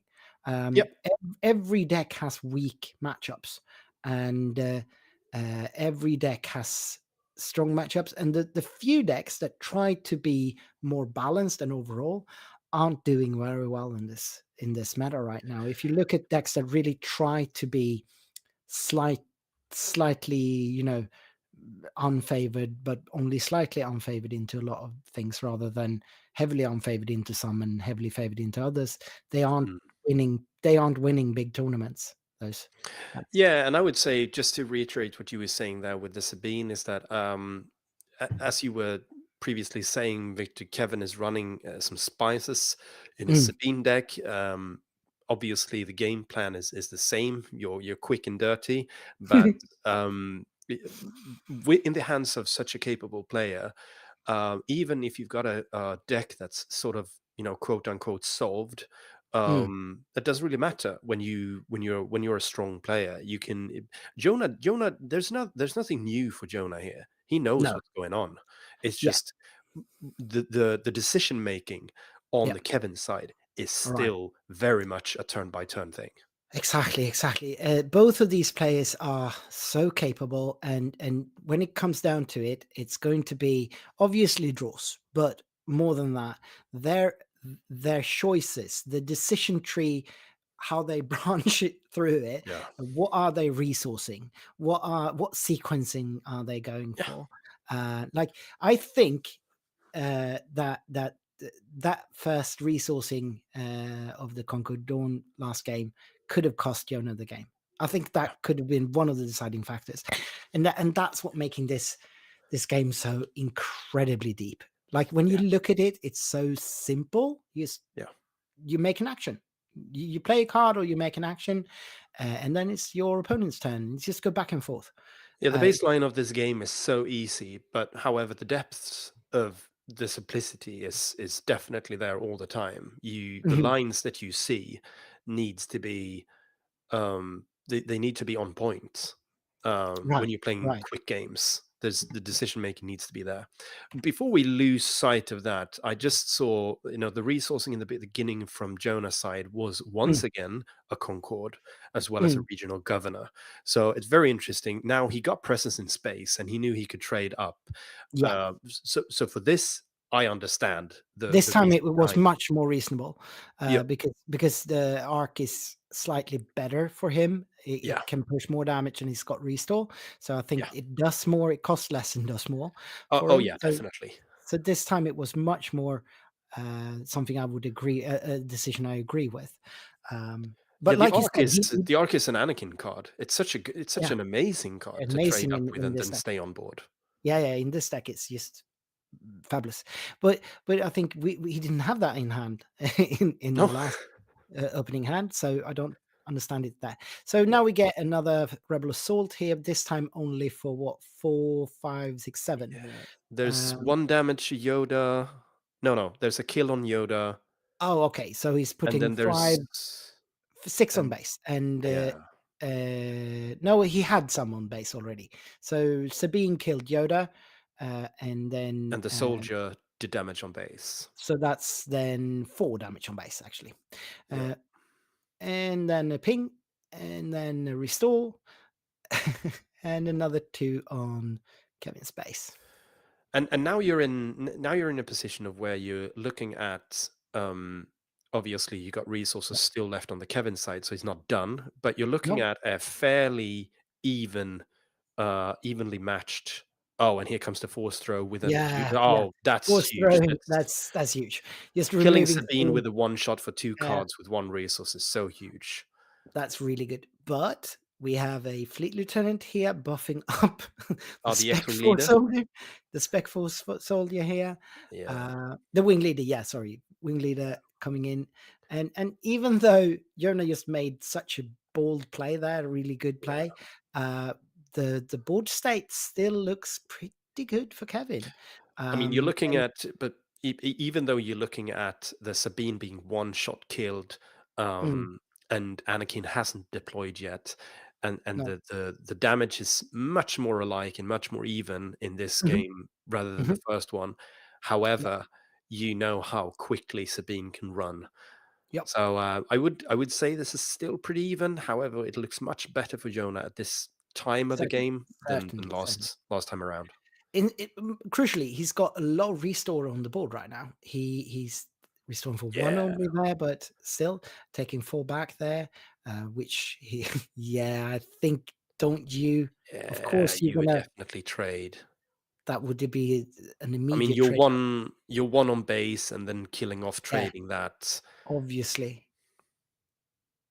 Okay. Yeah, well, Don't I take mean, base. keeping it open Oh, because yeah, he of wants to be course. able to strike with that. That's And correct sequencing. it could have been That's a the Concord, which is in the hand. So yeah, mm, definitely correct pushing 2 sequencing. more, restoring. Yep. That's why these guys are playing here in the undefeated round, Victor. Right. Yeah, that's it. That's it. And now he removes the Canaan with the ping, keeping the Sabine. So yeah, that's really good.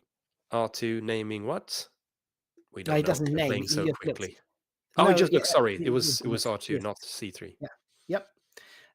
And there is C3PO getting the Saying force throw. one. There's a Yep. force throw so strong he can now very much push on board. Yeah, Um, and he's flipping Anakin this turn. yeah, So the force throw is online immediately. yeah. This is looking so much better for Yona. And I thought it looked pretty good last turn for a while there. But yeah. And I think at this time, if you flick back in, you play force throw, you pick Mhm. Kevin to kill a card. Yeah, And then certainly. you can Kevin's take out only got two. even you can take out the leader or Sabine with just one Right, right. damage.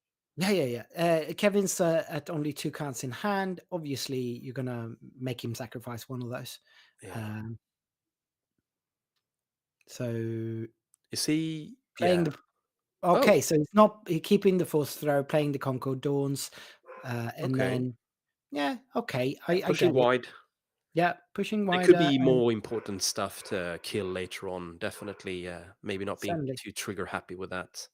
Yeah, now he's Pushing removing something, I 6. hope. No, it's going to No, base. pushing. Oh, 6 to base. yeah. I mean, that's You're at not bad. 9 from lethal now. So Yeah. He is getting in range, and Kevin is still only at 10 after all the restore is said and done. And that arc is going nowhere just yet because of the Concord Dawn. yeah. So yeah, Concord Dawn seems to be a good player. Yeah. He's obviously resourcing the fell because what's he going to use it on? No, he's keeping it. All right, sure. Now you're okay. ECL Yeah, record for the but yeah, killing Anakin, but I mean sacrificing the wrecker as well. Just to run Pushing over and then overwhelming for what? for 7. No, 6. Sorry, he's hitting for 7, and he's no 5 because of Yeah, 5. putting 5 on Anakin first, so 2 Mm. left, and then you get a 5 overwhelm. I mean, in to Kevin's advantage, the Mm. stuff that Jonah's got on board doesn't push that much damage on base. No, Very no. low attacking points there. Yep. So I mean, but Jonah doesn't. Jonah is in no rush whatsoever. No, exactly. He's So got the bigger units in his deck. He's already got a strong sentinel protecting his space. yeah, And there isn't a whole lot on ground right now. Only that poor lonesome. Kevin is claiming initiative, Yeah, and and he is saying his 7. Oh yeah, 7. because See, he knew exactly. for R2, of Yeah, course. exactly. So he's grabbing And that this is Luke, and he's got all of the resources standing as well. right. So he's. Yeah, this is a win. I think so. Is pushing Kevin is 3 more down men there. to 3 health. Kevin, 3 health, and There's a force throw. force throw, removing 1 card from Kevin's hand, and then striking for 1 more. He's 2 from, and yeah, he killed the wing leader, I guess, with the force throw. No, No, he was going no, for he base. doesn't have it. No, he doesn't have any force user, so he's just discarding it. Yeah. Right. Yeah, there's a scoop from And Jonah's yeah, side. Oh, sorry, from Kevin, Kevin's side. Kevin scoops. So we're 1-1 at this point. This is, like I said, Jonas' sideboard might have been part of why this, but I think Conquered Dawn was already in the main deck, so that's not. And I think and he that's even one of the cards. sideboarded out one of the Concords. Yeah. Even though I don't think the Concord Dawn here did all of the difference, of course not even close. But rather the arc and being able to heal constantly with the arc and trade favorably with the arc, I think that was the key here. But protecting space was still very important. Yeah, I mean, the red 3 came out again. The wing leader came out again. It's just the sequencing of them were differently, as well as, Jonah having the restore arc from turn 1. Yeah. So there was a couple of things that really, really made a difference for this game, and one of them was that there was a first turn play from Jonah's side in space. Makes a difference. And he also managed to. Oh, the second turn play was the same. It was an open fire on a ground unit. Yep. However, Jonah managed to push board presence in a way that he didn't do in the first game. while restoring a little bit all of the time. Like that's just over the game. That would have been restoring maybe 4 or 5 health that arc, and that's quite a lot actually. In the end. Shobolator in the chat is actually saying that he sideboarded in a Concord. Sorry, Oh, my that's what mistake. Then I'm not. I'm not sure. Maybe we mistakenly We took missed the cards that he was putting in for the cards that he took out. Obviously, he took out the crate dragons, then, didn't he? that makes so much more sense to me. Yeah. Sorry about And that, chat. he took out the pillages. Makes also a lot of sense because of the Yeah. tempo negative play there. Yeah, Yeah. I agree a lot more with that then. We're not Just checking that everybody's watching. it's a good thing that we have a chat keeping us Thank you. on par and up to date. Well, hope you enjoyed the stream. I certainly am enjoying the stream, even though I might not be as astute as I hoped to be. Have you, Victor? Have you had fun today? I've had You've so been much fun. streaming for close to 6 hours now. Yeah, Even yeah, more. but You've been 7 hours. right. But I'm really having a great time here, and having all these guests coming in, you guys helping out. It's so fun, and I just love this game. I love watching it. I love playing it. I love talking about it, and I get to do at least 2 of those things now. Yeah. Yeah. We've been playing loads of other games and card games together. Victor, you're an avid card player, and would you say would you rank Star Wars Unlimited amongst your experiences with card games? I think that the deck building is still not up to the level of some of the best games I used to play because of I guess the card pool is still somewhat limited, but I think the playing of the game is just top notch. There's little to ask for more. I just enjoy the game so much, and as important as that is, it pales in comparison to the most important factor, the community. The community of this game is just stellar. There's such a warm, welcoming, and amazing atmosphere amongst players. And when you go to tournaments, even at this level, at PQ level, I was at the last PQ in Denmark in this very store, and I had such a great time, and everyone around me seemed to have such a great time. So Anakin is already doing Anakin stuff here while we're chatting away about other things. He's using the Anakin ability to remove the Sabine with a R2 looking at the top card of the deck, playing down a Yoda for 2 small units against the Sundari Peacekeeper. That's what makes this type of Anakin Blue deck so strong as well. You got the small card advantage units with R2 and C3PO that are very, they don't do that much damage. But throw an Anakin action onto R2 and he trades with Sabine and stays on board. Right. He's so strong. So strong, and the 4 booty, like that's not to scoff at. He can take a punishing. That little droid can take a beating. Like he's a scrappy one. So yeah, I love that. So Jonah is heavily using the Anakin trigger here with both R2 last round, going into Yoda, doing it this round, essentially pushing his own damage on base much quicker, slightly turning the game plan to a faster deck with maybe potentially deploying Anakin around 5 with much higher power on attack. Yeah. He's already, if he were to deploy now, he would be a 6/7 unit, 6 power, 7 health. Now, Kevin, on the other hand, has 3 full health units on his side of the board, looking pretty good, actually. His Sabine is unhurt at this point. So, yeah. Yeah, we haven't seen any force throws in hand. We've seen a takedown, which doesn't do... it takes out Sabine, but it does. Kevin doesn't look to be playing for the Sabers. I think he took them out, so he's not looking to to equip Sabine at this point. I don't think so. So that Sabine is just a 3 damage unit at this point, a unit that can push 3 damage and stay on board quite well.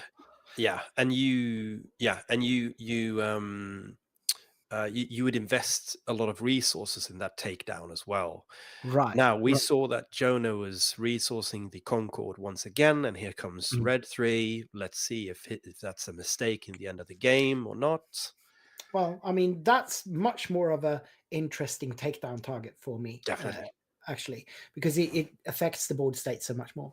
Kevin just claims there and seems correct, but Jonah is taking over the board completely here with 4 units, 2 of which are pretty hefty, into a slightly diminished board from Kevin here. Yeah. Pearl's position and Luke. Yeah. So now we I see a think he's- full. No, it's a bravado in hand. What's that? He Is that a? resourced to Luke. Yeah, Ah. I think he. He thinks he doesn't need it at this I point. think it might be that it's a bit too slow, but where he really loves those other cards. Is he pushing for the bravado? Yeah, the bravado play would. Bravado Yeah, the bravado play would just give him the win here. I think. No, I'm No. I'm looking at the wrong dice. Yeah, not yet, but Yeah. I mean, you got Poe, there's definitely damage to be done on Yeah. base. Yeah. Opening up with an open fire on the Red 3, very strong. Now I love the board state of what Jonah's got now. Yeah. Let's see what Kevin can retaliate with. Kevin's got 17 damage there, and he will push 3, so 4 more if he's going through Poe, obviously. Hey, he's pushing 5 on Poe, and then overwhelming 6 for overwhelming. 6. Yeah. Now That you've got brings him Jonah up at to 23. 23. Now Yeah. this That's is actually interesting. That's risky. interesting. This is interesting. So 7 more damage, but Kevin spent all his resources. This turn is over for Kevin. Yeah. You would Jonas see got- a deploy, and Jonas then got running 3 more over heals. Cassian. You Yeah, would have a Cassian deploy and for- running over Cassian, and healing then for at standing least him up. 3. Healing Yeah, for at yeah. least 3. So down to 20 again. I don't think that was the correct play from Kevin. I think he underestimates how dire his position is when he plays that. I think he should have gone into he should have put 5 damage into one of the guys, probably Yoda, and then killed the Cassian. Sorry. No, he should have ambushed into Yoda and put 5 damage on one of the other units, probably removing Kanan to get that heal off the board. That's what I would have done. I don't think you can afford to trade with Poe at that point. Now he's attacking for what? 1, 2, 3, 4, 5. Is that 9? Yeah. Running into base 9. 1, 2, 3, 4, 5 plus 4. Yeah. 9, and then you got bravado. Doing it Boom. again. Doing it And one then more pushing time. for 9 more, and now you're up to 22, and then Yeah, that's finishes game. up with Kanan. That's game. Game. Kanan finishes game. That's game. So Yona takes it. Yeah. That's it. That's it. Yeah. Those are Very well 3. played. Those are Very 3 well very different phases Yeah. for games, I would say. Yeah, those 3 games did not look the same. I think the second game was so interesting, so tight, and that first game, Kevin pulling out the win so quickly there with the Rebel Assault, really exciting. But this third game, Kevin was not really able to keep up here, I don't think. Yeah, it seems like he was running out of steam a little bit. Definitely not finding enough of the power to go wide against the Anakin deck. No. It's so underestimated when Jonah sees an R2 round 1, which he can get some value out of in terms of trading up, getting a little bit of card advantage. And Kevin was not seeing a Chaos of War. He was not seeing any of the 4 course I believe in. He was pushing damage, However, all the like, time. He did go to 23 there, so I mean he wasn't completely falling off the track, but yeah. yeah, Yep. So chat was asking if this was Top Cut. No, Top Cut is coming up in a bit.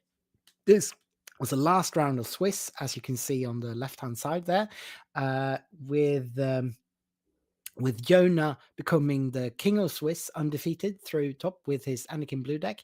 Yoda, of course, being one of the co-hosts of the Nordic Takedown podcast.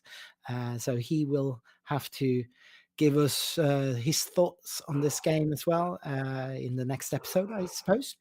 Kevin, being one of the premier Swedish players, definitely the most accomplished Sabine player in Sweden at this point. yeah. Becoming coming up just short of King of Swiss, going 5-1, and definitely making Top Cut, I would say. So we could probably not see any standings at this point. I would assume that Melee would.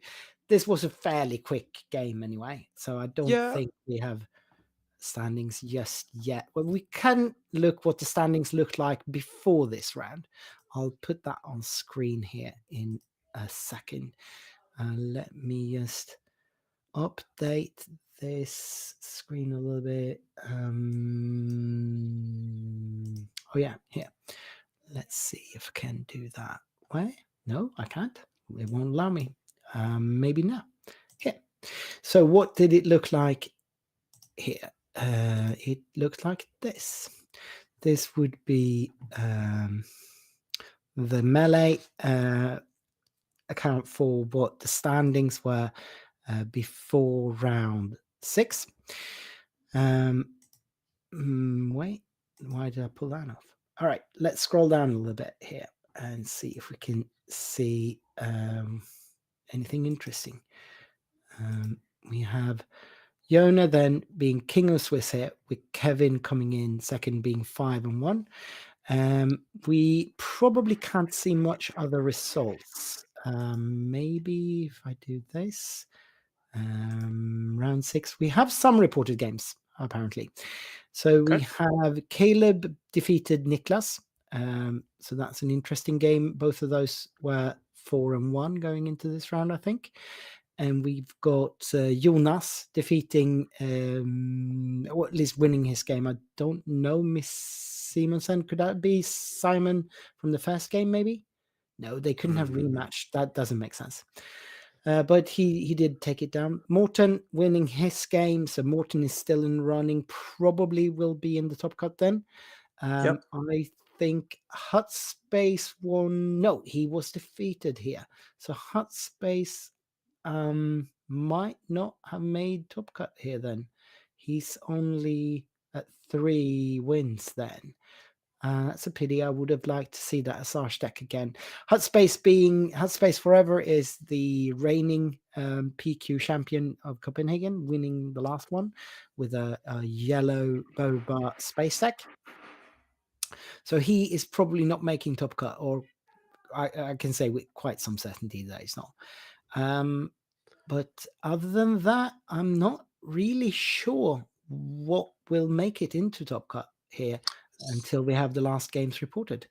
Yeah, have we seen, do we know, do we have any idea how many of the, if there's any 3-2s? Going into Top Cut, it could be one. There could be one making it, but I'm not sure if that's the case, actually. We will just have to wait and see. I think because the next round will not be on until let me see what the schedule says. Next round with the Top Cut will start at 10 past 5. That would be in 40 minutes.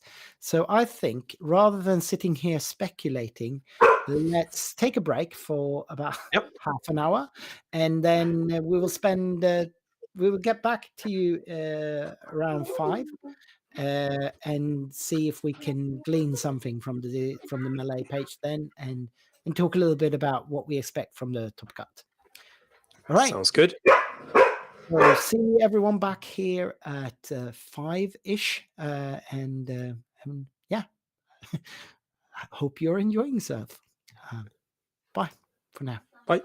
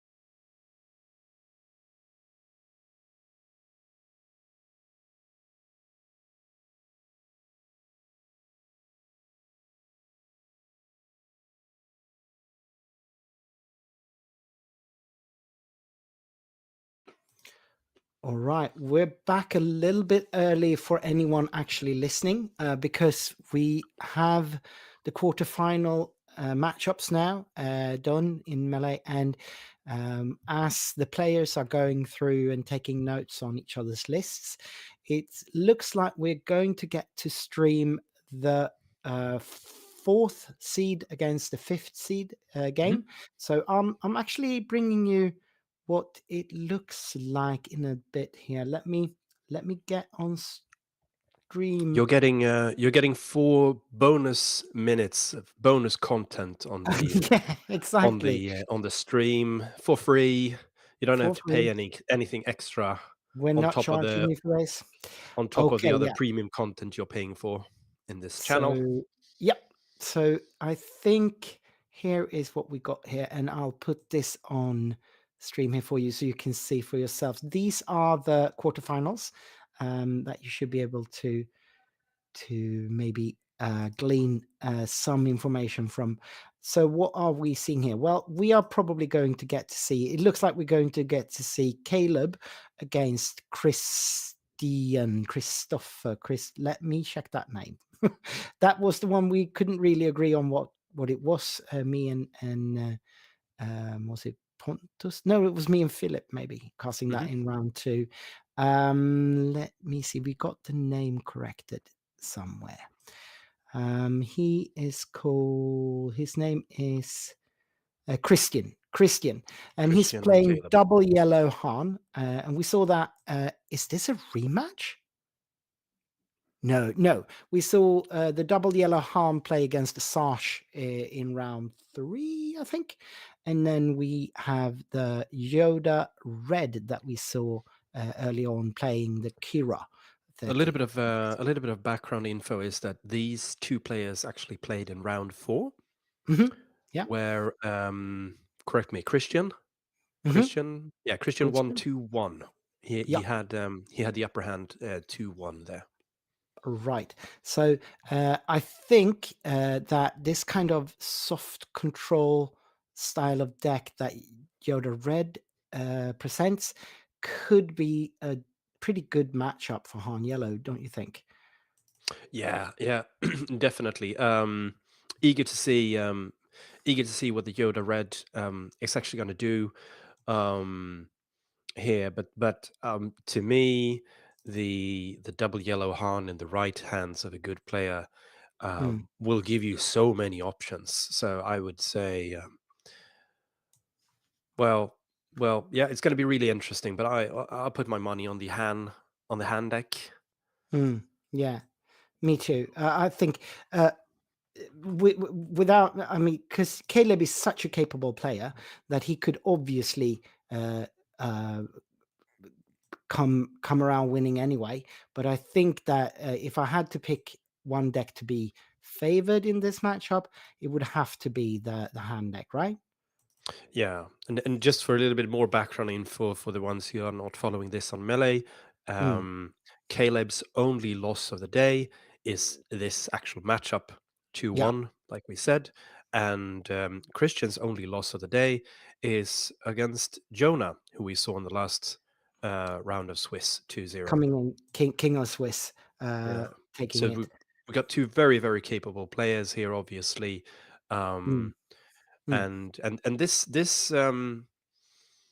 if we're looking at how the last round was very much about the timing of lines and sequencing as well as claiming initiative, I would say this matchup is definitely if not even more in favor of the player who can play that game perfectly. Yeah. Obviously, both of these decks are kind of opposite in the hand size department, where Yoda is trying to go with a drawing and getting as much cards into hand and controlling. The hand player is, as we saw in that game, he's very open to just discarding his cards into possibly getting some kind of advantage. He uses all his cards as resources and usually ends up having not all that many cards in hand. Yeah. So yeah. So It's we see. Yeah, continue. No, please go ahead. We see that they have finished checking each other's play, because this is open deck lists for top 8. We have no access to the deck list, but we could see the players as they sat down. They were looking at each other's deck lists and studying them for a bit, and now they are shuffling up. And maybe we should just bring you over to the table so you can see that instead of our pretty faces. Just before we do, a little short note on what else is in the top cut. Maybe we have Yona obviously being the king of Swiss that we saw on stream, and he's going to face Jonas playing the Cad Blue that we saw in the first round of Swiss. Yeah, and Jonas is one of the players with 2 losses who went through. Yeah, yeah.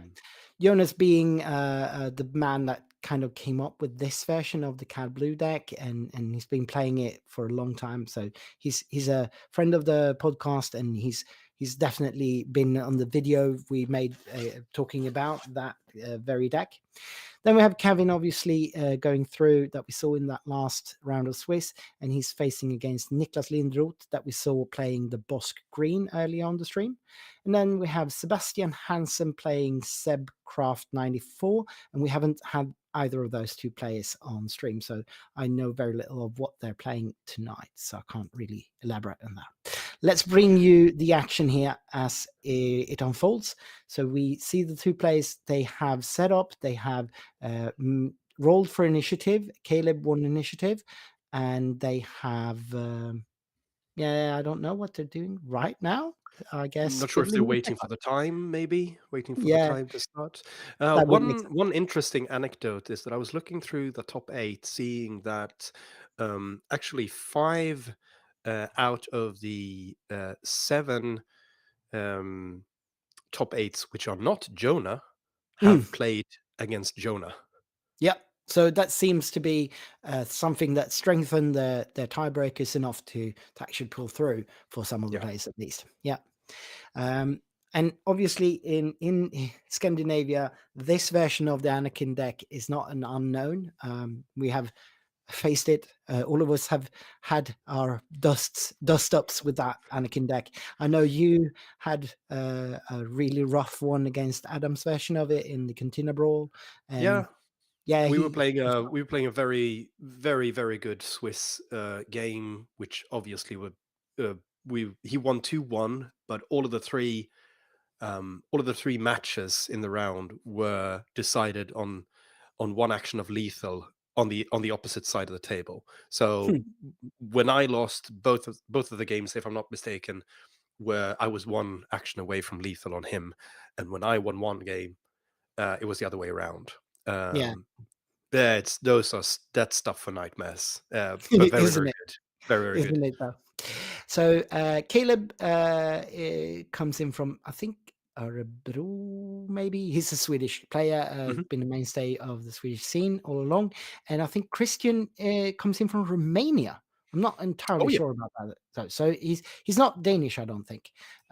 He's been traveling to get here. He was chatting around a little bit in our Discord server last night, I think. If I'm not mistaken. So he's been traveling for a bit. And it's good to see him do well here. Well, they are shuffling up now. And it seems as they're considering resourcing here. Christian, I did not see what he resourced there. Did you catch that? No, I didn't. I saw that he had a Han and a Millennium Falcon in hand when he drew. He's keeping the Millennium Falcon.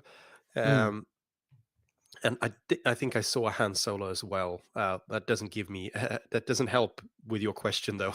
I don't know what he resourced. So René Skyggeberg asks in chat if you roll for initiative in top 8, and yes, you do. That's one of the things that could definitely be interesting if they changed so that the top seed actually gets initiative or something like that. But as it is, you roll for initiative for the first round of even top cut games.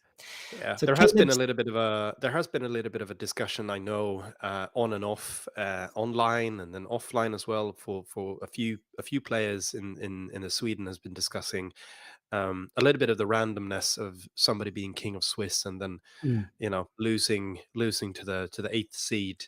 And there's technically no advantage at all. You're even Steven going into the top cuts. There's nothing new at all when it comes to card games, but it seems to be at least a hot topic of discussion to see, is there any way that we can give an advantage to somebody being a higher seed?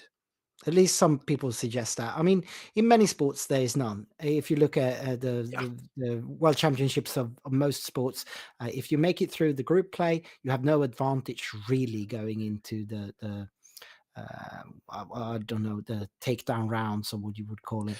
Yeah, the elimination rounds or Yeah, whatever. But I yeah, mean, and I totally agree with that. I think it's fair, and especially in a game where you're doing a best of three, right? yeah, You've yeah, if you're losing your first serve, you got a second serve to yeah. make things right. So sorry for The game always is on drifting foot. away here. The game is underfoot. First round, Caleb played a green squadron and did the Yoda action, and that was answered by Christian playing the Falcon, taking out the A-wing, and now he also played a Bodhi Rook, Bodhi Rook to remove a Spark of Hope from Caleb's hand. No, was that Spark of Spark of Rebellion. Rebellion? I mean, And then from the village Caleb's hand. protectors comes out. All Basically, right. we have the knowledge of as well as Caleb having the knowledge of Mm. sorry, Christian having the knowledge of there being a Luke in hand at least. Yeah, exactly. We saw that Luke.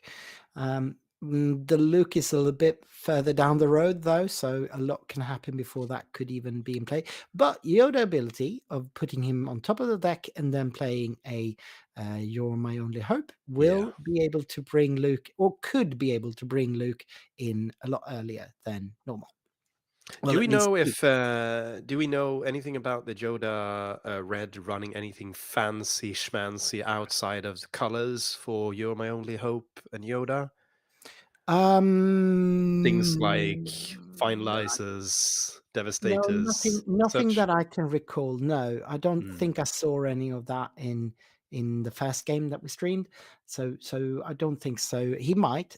Caleb is not the kind of player that wouldn't go for spice if he could. He's always been a quite unpredictable player. Like we've said a couple of times already, he championed um, a IG-88 deck in the first set meta and actually took down some store championships and whatnot Mm. in that meta. He was actually quite dominant and doing very well in Swedish meta with that IG-88 deck. So yeah, he's always been slightly unorthodox, and I wouldn't put it beneath him to play something really weird in this deck. Correcting myself by looking at the chat, multiple people correcting, saying there was a "You're My Only Hope" being discarded, not the Yeah, Spark that of Rebellion. makes so Thank you. much that makes so much sense. I actually have a bit of a graphic thing over the bottom part of my screen Yeah, where I'm watching, so it's yeah, the hard for same. me to see the discard pile for what's being discarded. Yeah, thanks So again, thank you. chat, for correcting us. Yep. Now we are at 5 resources here, and the board state is actually quite even here. I'd say a slight advantage to Christian having that Falcon in space. Mm. It could prove very useful for him. He has to pay for it this turn because he didn't use the Han ability. But yeah, other than that, it's very, very even in the ground space. Yeah. Sabine taking out the Bodhi Rook with the ping and not having to take any damage at all. And then I guess you're just going face with the... No, sorry, you have the Sentinel in the way. Oh, Yeah. yeah, So the question is whether or not you're trading or not. you're eating it, you're trading it, or if you've got any other tricks in hand. We've seen Seems the that Yoda he's ability. calling for time here. Just both of them doing safe actions, waiting to see what the other player might do. He's playing attacking with the Falcon and then using the Yoda ability. Could you catch what he put on top there? No, I did not. I did not. I see that we have a takedown in hand as well as another event card, and then I'm thinking if that's Kanan as well in his hand. That could actually be Kanan, yeah. it's really hard to see.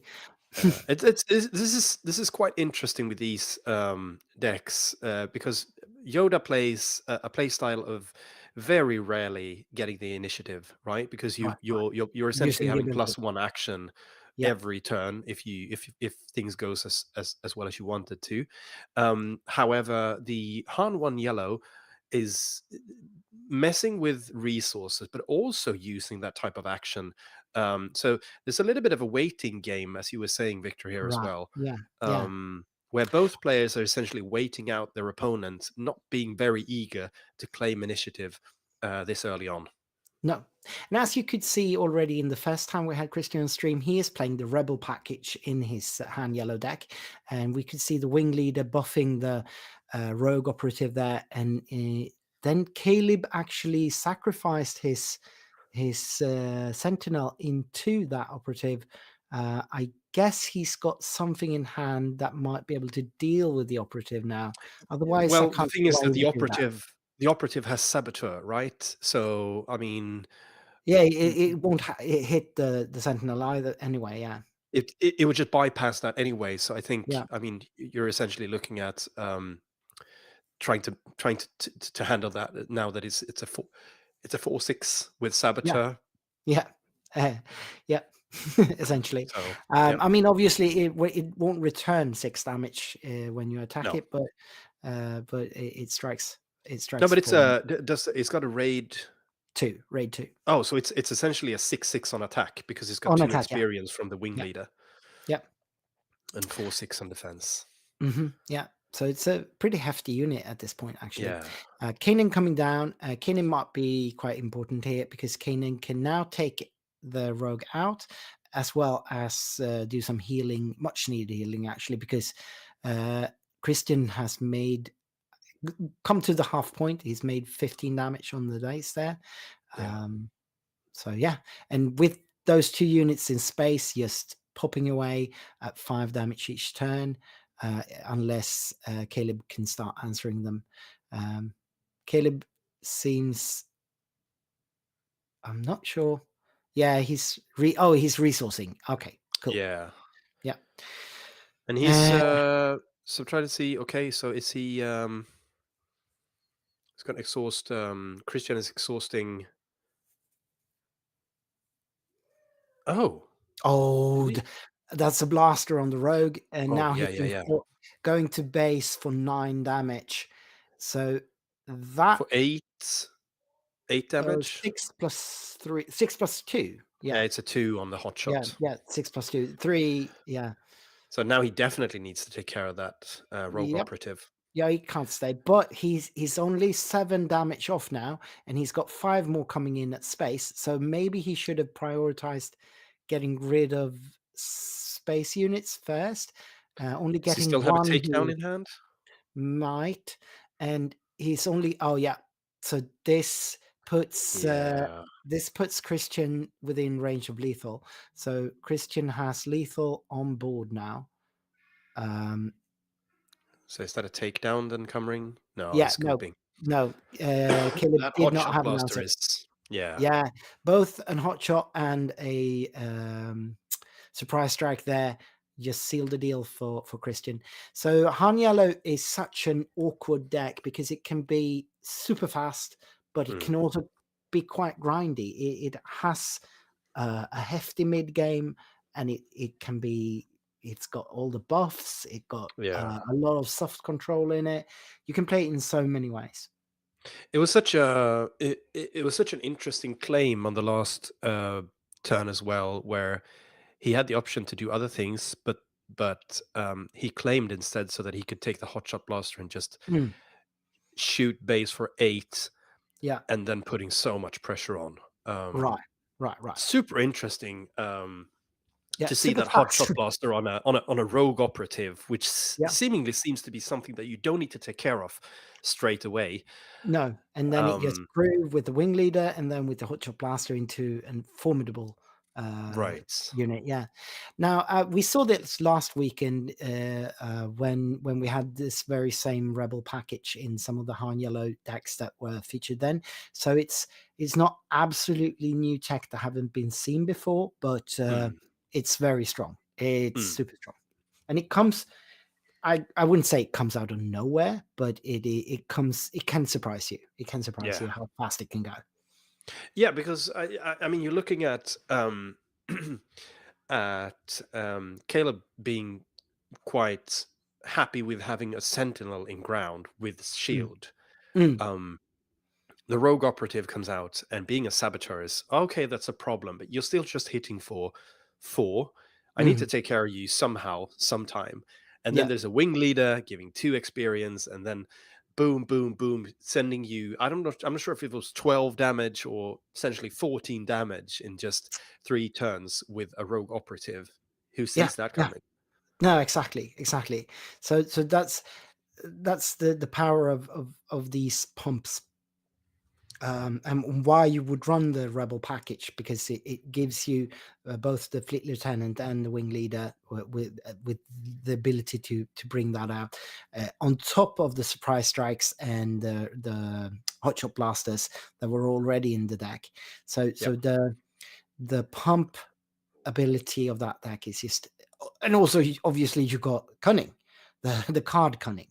So there's so many ways to get extra damage that you weren't showing at the beginning of the turn, which Uh, makes the math so hard. Yeah, this type of deck it's so much up my alley. I love this type of deck where I think it falls a little bit under the category of being a rush on demand deck, Yeah, where I'd say you yeah. can you can control the board and do some nifty tricks, which seemingly seems very I mean, it doesn't harm you that much, and then all of a sudden, boom, you're there and you're rushing for 8, 10, 12 damage in just 2 Mhm, actions. And mhm. yeah, so strong, really, really strong. Yeah, and also so much fun to watch. Yeah. Like this is, could you ask for a more stream friendly deck? Obviously, there's a lot to look out for, and there's a lot of little things that might be hard to miss if you're not very astute. Mm. So yeah, it's demanding. You need to know a little bit about the game and the cards to understand what's happening here, maybe. But if you do, this deck is just a thrill to watch. Yeah, it definitely is. I absolutely agree with everything that you were saying there. It's so much fun. It's what gives the headlines in the newspapers, right? These are the decks that would make it. And yeah, um, need more cartoon bubbles Yeah. with boom slash hack Yeah. wham. Yep, for sure. So they have finished sideboarding here. I think it looks like Christian is just making some notes, and Mhm. then I suppose we will be going on to game 2. Christian up 1 game. I think this is a horrible matchup for Caleb. I don't Yep. know that he has the tools to slow down, because for this matchup, Christian is just rushing, right? He Yeah, has yeah, nothing he to gain from yeah.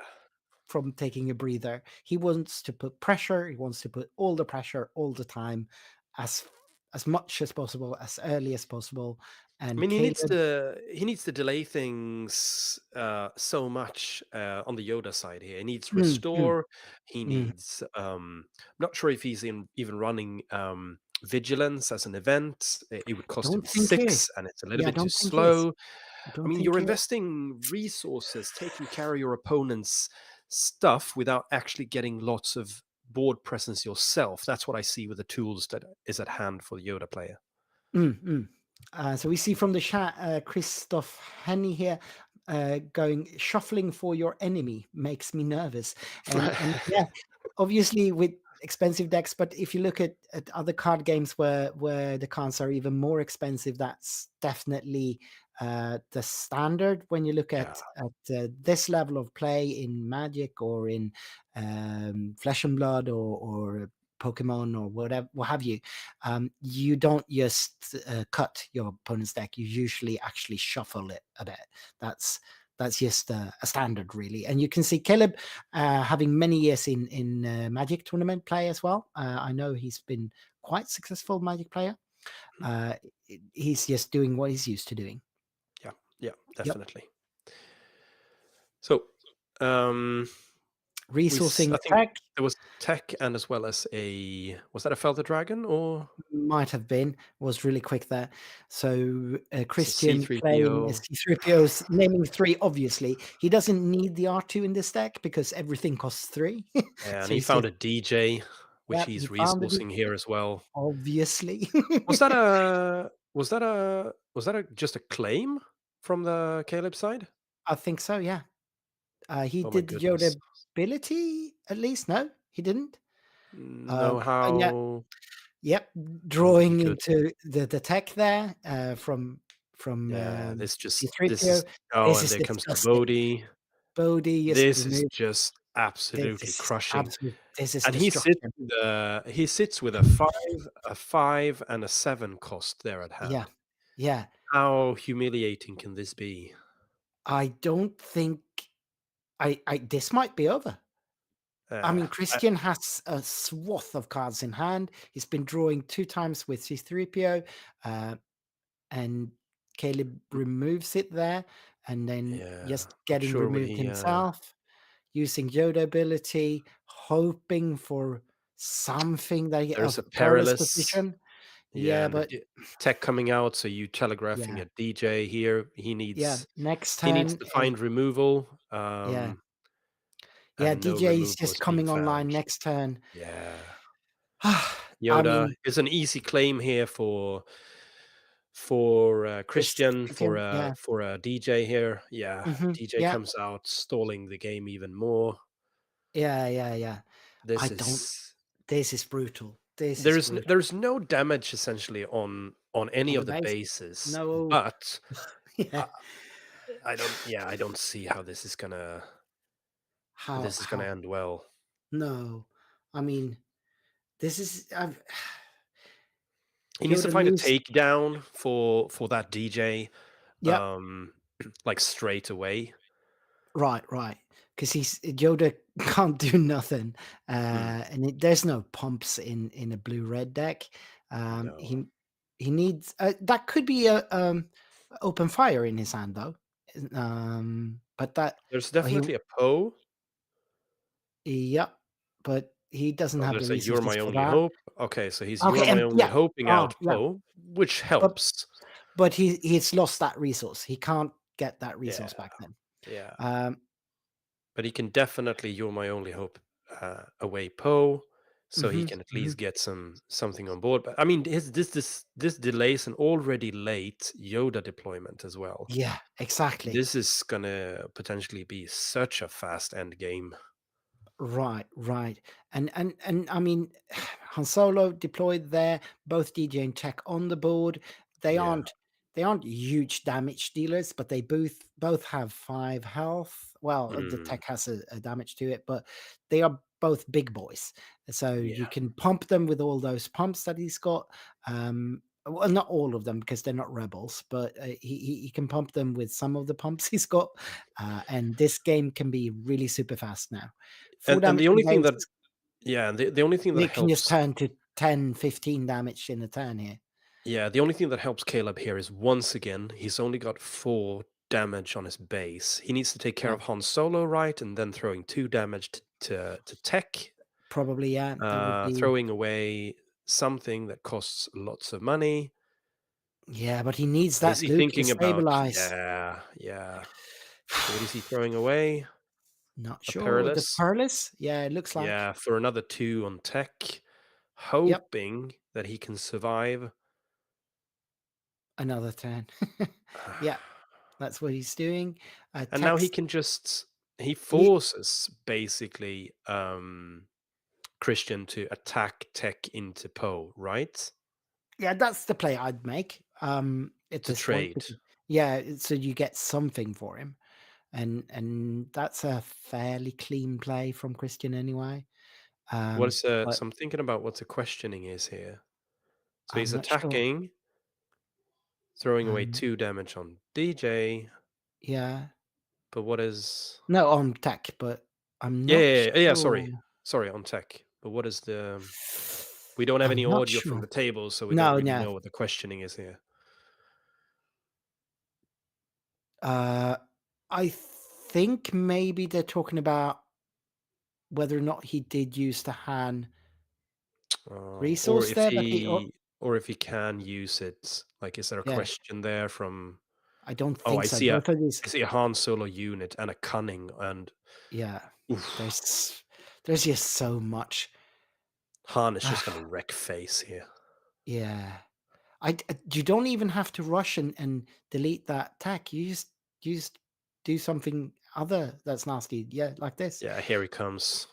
and tech can remain. Find Tech anything? still, There's another. You're my only hope. Wow. What yeah, can he trick good. out now? Is there a? Oh, yeah. So Luke comes out now, right? Yep. Luke comes out, throwing away the Han. Mm-hmm. Boom. Yeah, yep. He's That's he's good. he's That's good. definitely gritting here. Yeah, yeah. That's Very interesting. that sort of gives him an out. I think with the Yeah. restore on Luke, that could pull Caleb back into the game. He is behind a lot, but Yeah. it's not. Well, yeah. Okay. Yeah, of Yeah. course. There's Yeah. a Of course. shiny hyperfoil change of heart, which is Yeah. basically just gonna. Yeah. What can you do? What Pass? can you do? Yeah, I guess. I mean, yeah. Is he At at least 6 he's not resources? Palpatine, so he can't Yeah. sacrifice the Luke at the end of it. But this is 5 plus 6. That's 11 damage coming in, bringing Caleb to 18 damage. Hmm. Yeah, yeah. So he's just basically putting down a Kanan for future, Mhm, mhm. and there's just nothing there. I mean, he Yeah, just needs to. He needs to stall. He needs to stall for another 2 rounds because he's got another Luke unit on hand. So yep, he does. he could definitely push damage here Mm, mm, mm. if he can just. But I mean, I There's a don't see this cunning turning around. in now. Christian's got a cunning in hand. Yeah. Christian's got so many things going for him here. I don't see Caleb being able to turn this around. Being delayed one extra turn for the Yoda flip. There's so much on the hand side. There's Yeah, you've got change of heart, you've got spark of rebellion, you got cunning, you got another the that's an bounce. Emphis. He's got an Yeah, Emphis in hand. oh my Oh, goodness. he's And then you've actually got DJ. thinking resourcing the Emphis there. Another DJ in there as well. No, that's Yeah, the I Emphis don't. nest. I don't know if he's resourcing it. What is he doing? Yeah, he's resourcing it, It's resourcing another one now, and and then then pushing for another 5. yep, Essentially going up to 18 damage, yep, moving Luke. Oh, there's a Falcon as moving well. to 21. Yeah, Right, that's going to be hard to take care that's of. kind of hard to counter. The Luke comes back to Caleb's side, so he's got potentially 5 restore there if Kanan is a little bit lucky. Oh no! Oh well, yeah. If because he's got yellow heroes like a rogue or something or a Yep. falcon, if he can discard something that's white and yellow, he could heal for 2 off of the Kanan. Ah, yeah. What do? You kill something with Han, no, with the Luke, right? No, he's killing the tech. I He's killing mean, the tech. yeah, I mean that's surely, even though it hits for 1 less than what DJ does, you're Mm, essentially moving away all of the mm, resources to be played. mm. So And you good, get to good see on how him. much heal you get. You'll see how much heal you get. Yeah, Did he get any heal at all? yeah. He got. I think he. It seems like Oh, he he got discarded to. the hot shot blaster, so that's 2. Yeah, Mhm. And then Luke will take care of DJ after he strikes, I suppose. and Did then he he pay for the flips. Falcon? Oh no, he used the hand ability last turn, so that's fine. Mm. Yeah. And then he is he waiting? Surely. So now cunning comes into play. He playing cunning. I Bounces guess Luke and boosts. you can't bounce Luke. 4 power maximum, so he Right. he can't bounce Exhausts. Luke. Could exhaust Luke, or rip a card out of Caleb's hand. That's probably the best. Yeah, but I don't And think then he's reconsidering here. he might want to do something else. Like if he's got a pump, he might want to Well, he play. could have exhaust and discard. That would have been a fairly good fairly four good play. cost play. Yeah, but he is instead surprise striking. Yeah, for 8. That's better. So he's 1 from done, right? Oh, he's doing it with Falcon. Oh, he's doing it with Falcon instead. Why? Why though? Because, well, Yeah, he's at 21 here. I don't understand that, but okay, that's what he decides to do. He must have his reasons. So Luke removes. He could DJ. flip. He could flip. He could. Could he bounce his own Falcon with? Oh yeah, Cunning? yeah, he can. Yeah, he can. And then play it again. No, not with Cunning. Cunning can't bounce that, but Emphis bounces the Kanan. With Waylay or something, he could bounce it, but with not with Cunning. That's not only with- enemy not with Cunning. cards. Yeah. No, I think it does anyway. I'm not entirely sure of that, but I do think it does say Okay. an enemy card. So now he's got another Luke. So he flips out Yoda. Was that a Luke? I No, think it was so. a Village Protectors. Oh, okay, but it's enough. It's enough. Okay. Takes care of the Falcon. And now you're wondering if is the second Luke coming for Enfys now?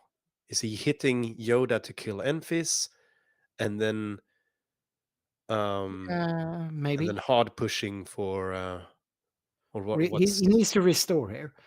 Well,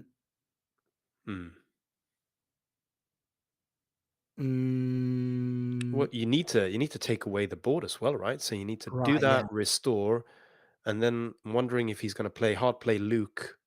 Yeah, that would work. What? But haven't he already lost a unit? No, okay. Yeah. Oh, he want to go wide.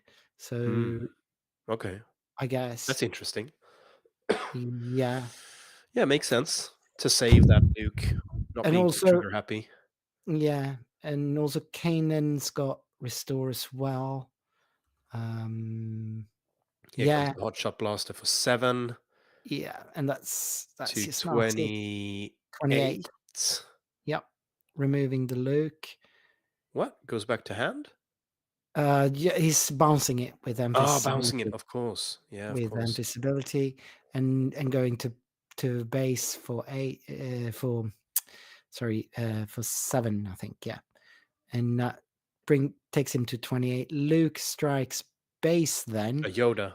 Yoda strikes base for the restore, basically. Going back down to 26. Yeah. Yeah, and then restoring again off of Kanan, hopefully, and killing Emphis with Luke, right? Yeah, I think he's trying to play the waiting game to see what If is something else comes down. what is yeah. Christian doing with his resources before actually deciding what to do with Cassian and Kanan. Yeah.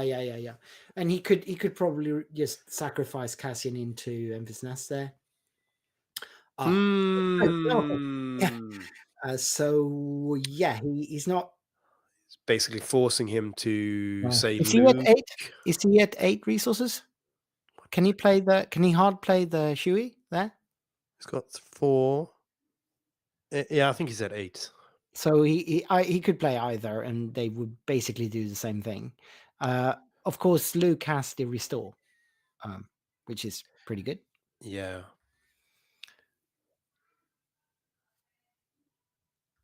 Yes, chat says that he forgot that Yoda's got restore. No, I don't think so. He did restore. He did because he was at 28 and now he's at 26. So he did restore with Yoda. But isn't Yoda restore 3? Yeah.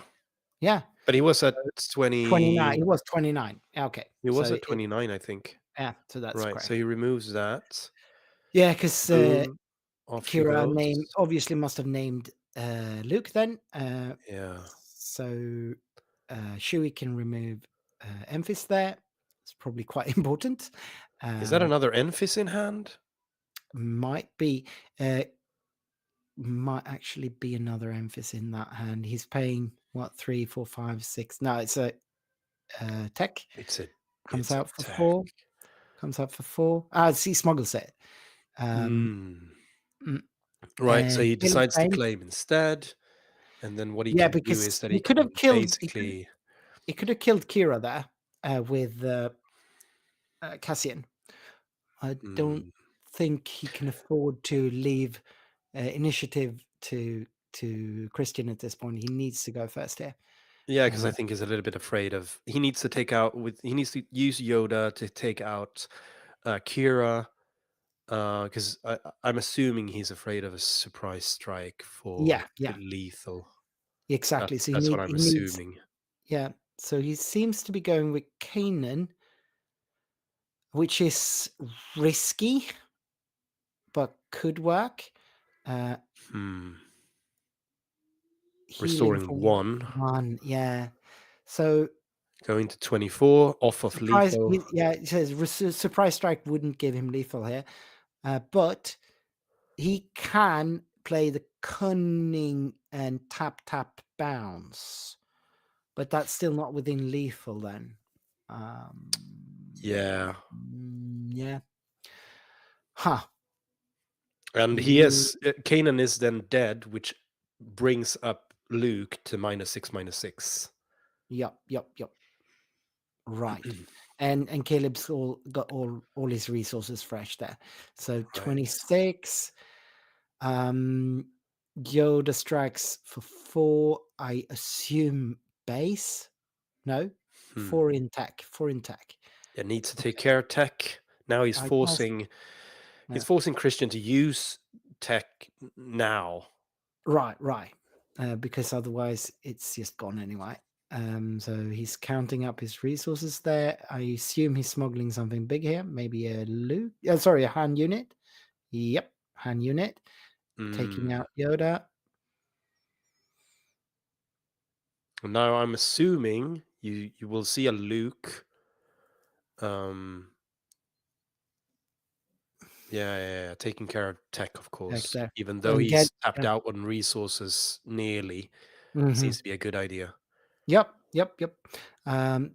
He can't kill the Han unit anyway, so why not? Just get some grit on that Chewie.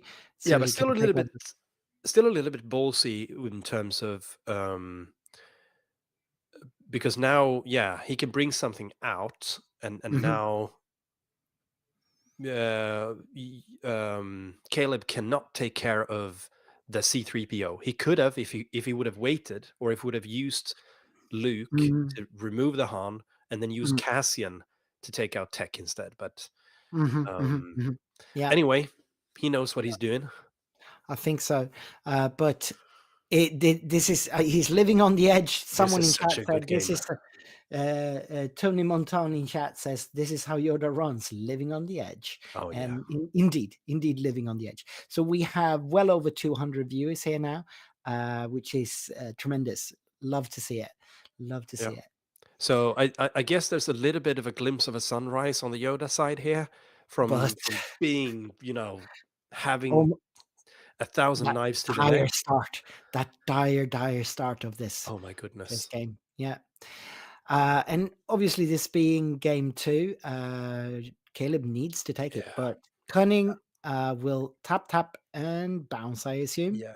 But this doesn't do that much. It delays him. If he cannot finish, it doesn't do that much.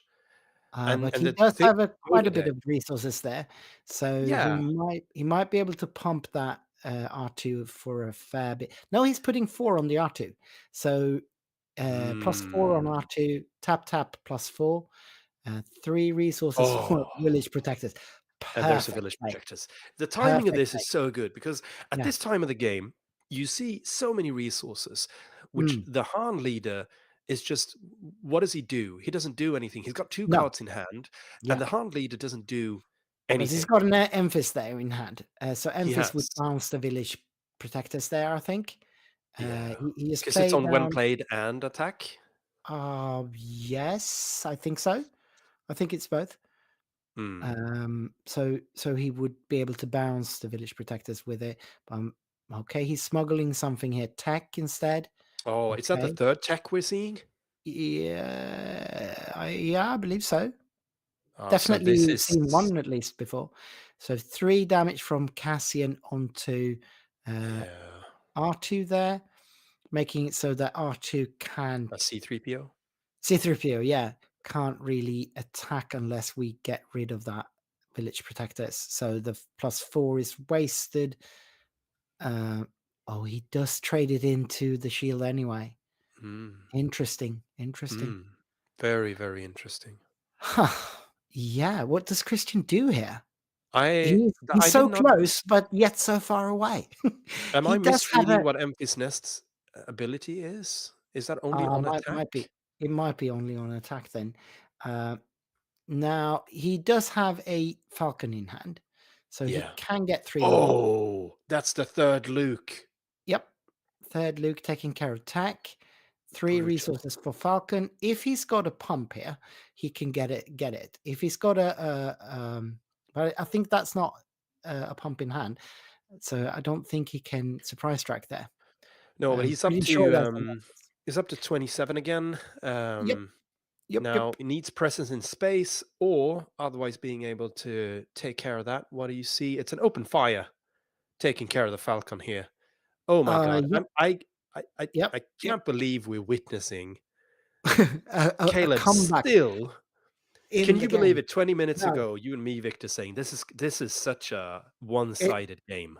And it did. It was at that point. It looked like Christian was just running over with the game, but he stalled out and wasn't able to push that. He's been, pendling back and forth around 25 up to 28, 29 damage on that base.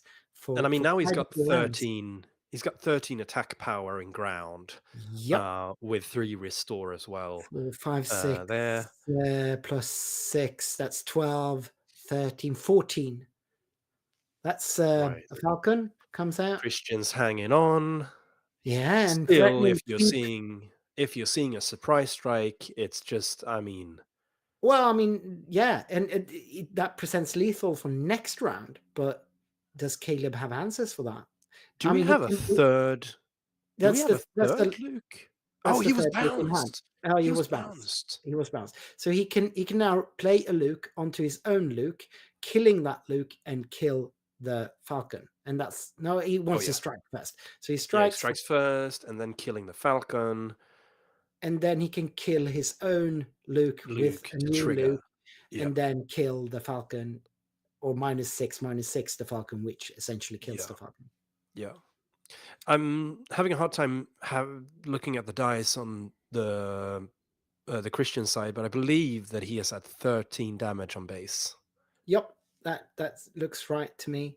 But so I mean, do we see the Luke slow and trick steady? here? Yeah, we should. We must. We need to see the Luke trick here, right? Well, he's playing something in space. No, he put something. No, he was triggering the Yoda ability. Did he put the Luke on top of his deck? No, I don't think so. Did he? Yeah, he did. What? I don't understand. How does he have what is it? Oh, but Christian Why shakes did he? it. I don't understand. Christian is he not aware of the trick? No, yeah, I don't know. Caleb should have done that, and he would have won. Christian got it. He had a surprise strike in hand, and he was presenting lethal with that. So yeah, I think Christian got it because Caleb didn't do the Luke trick. Not sure he's aware of the Luke trick. I have he no put the Luke idea on top of the deck. He did indeed put the Luke on top of the deck with the. Why Yoda did he? Yeah, I don't think he might. Caleb might not know that he can trigger the Luke. Somebody needs to. Yeah, somebody that he got it, and indeed he did. With that surprise strike, he had lethal. He had claimed, and there was nothing without the Luke trick. Being aware of the Luke trick, Caleb didn't have any answers for that Falcon, and that's game. This Yeah. is. I have. Obviously, it's a very, very long day for Yeah, these yeah. players, but To be somebody fair, needs to somebody needs to protect this man. Somebody needs to let this man not know about his mistake. This yeah, is he should not. horrible. He should be prevented from watching the stream and learning that he had an out here and that he just didn't know it. Because So he Caleb's going to be destroyed once he finds out he actually could get through that. he would have won the game surely I'm pretty sure. Yeah, yeah. because he would have attacked. He would have For attacked for I think 13 I from. think he presented lethal there. It was so there's people in the chat asking about the Luke trick. So Yeah. sorry about That's what we were not talking about. babbling about this. So Yeah. basically, if you've got a Luke Skywalker unit on board, and then you play the same another copy of the same card, Mhm. you can then trigger The defeat he's defeated before you trigger the when played ability. So you have essentially defeated one of your own units, your own Luke, with your own Luke. And then you can do the -6/-6, which would have defeated the Falcon. yeah, exactly. I don't think I'm assuming that Yeah. he doesn't know about the timing of Yeah. him defeating the unit Yeah, beforehand. exactly. So he was To be fair potentially to think- Caleb, to be fair to Caleb, he's been playing villain throughout all of the sets. He's been playing villain decks up till now, so he might just not know about the Luke. yeah. The So timing of the Luke. bringing him to -6/-6. I'm assuming that he was thinking that if I bring out another Luke, it's going to give me a -3/-3, which does nothing to the Mm. Falcon. Exactly. I cannot believe that anything else can have happened here, Oh, because that's terrible. Caleb wouldn't just forget that thing. He must have just not known. Yeah. That's the only thing. I can't see it be any other way. Yeah. That's too bad. That's too bad. Mm. I think Caleb played that game well beyond my wildest imagination. I can't believe that Caleb was able to get that close, or essentially actually be able to bring that game back from the brink. Yeah. But that was really snatching defeat from the jaws of victory. Yeah, it was pretty horrible to watch that when Yeah, you've. I when mean, we're neutral. I don't have any stakes in this, but for sure, having no. to see if I would have been able to see that comeback live, and then seeing these two go off on a third match in this game, that would have been epic. So, terrible ending to a very, very good game. Indeed. Caleb's going to be so devastated once he finds out, and yeah, I'm just sad for him there, because he was playing so well after Yeah, having that terrible opening. That was horrible. It hurt yeah. me physically to watch that opening. I mean, he And walked through basically a Bodhi, which gave him no play on the third turn, and then a DJ Tech stealing a resource, and then, I mean, nagging on. It was absolutely crazy. it was.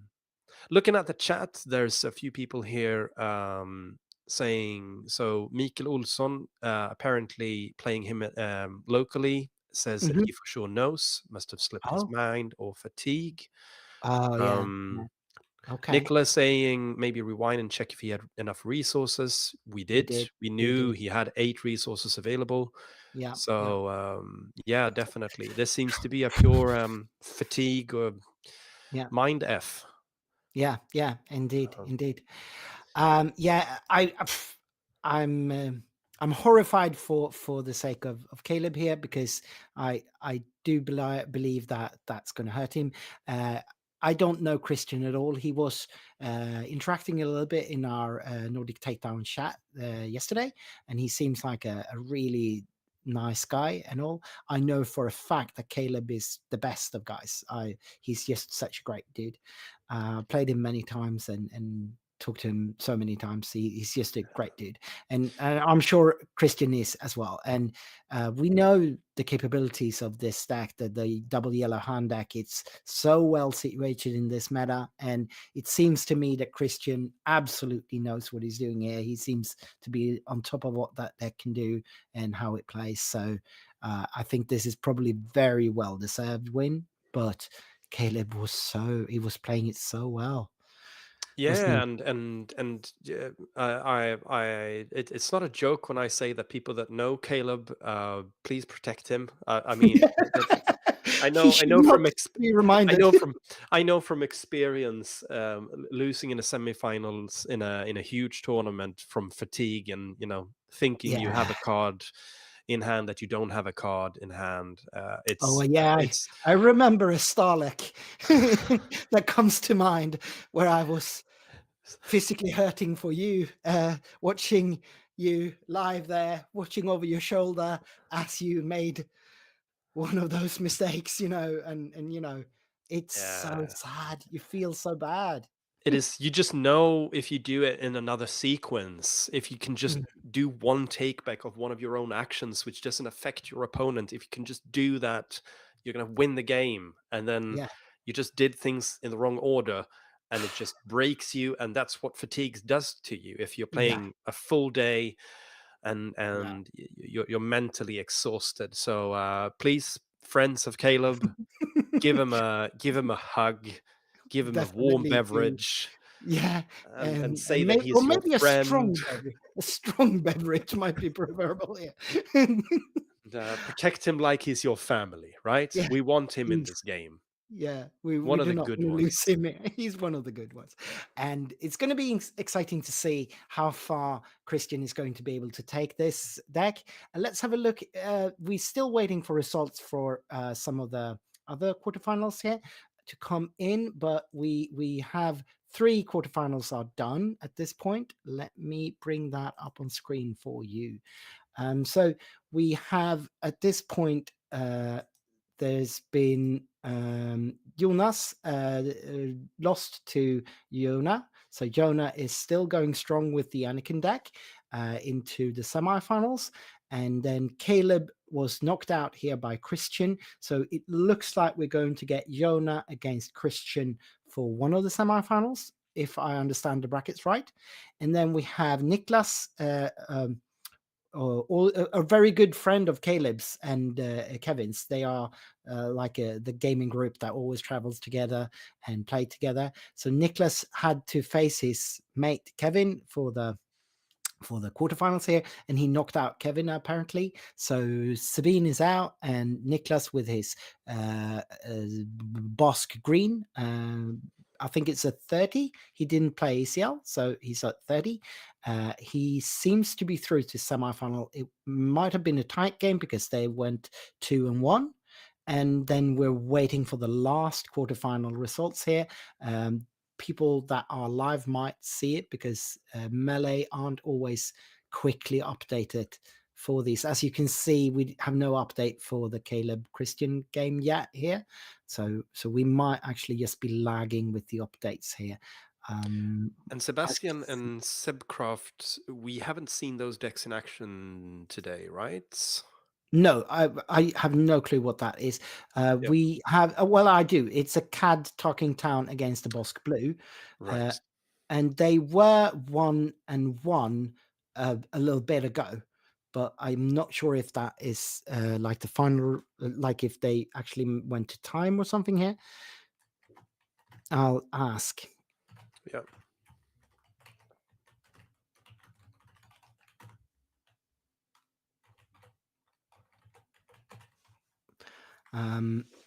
So it's a CAD Talking Town against the Bossk Blue, and they were 1-1 into the third game.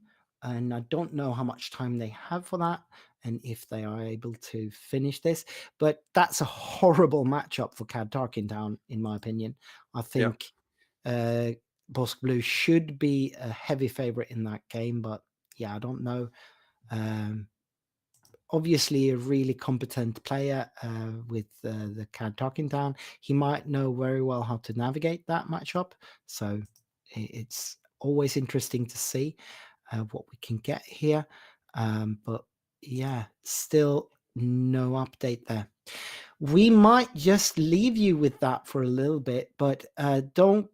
I won't even put a time on the screener here because we will probably be bringing you that the semifinal as soon as the players are ready. So I'll just not. Just stay tuned if you want to get to see the top 4 here. Don't click, you'll miss it.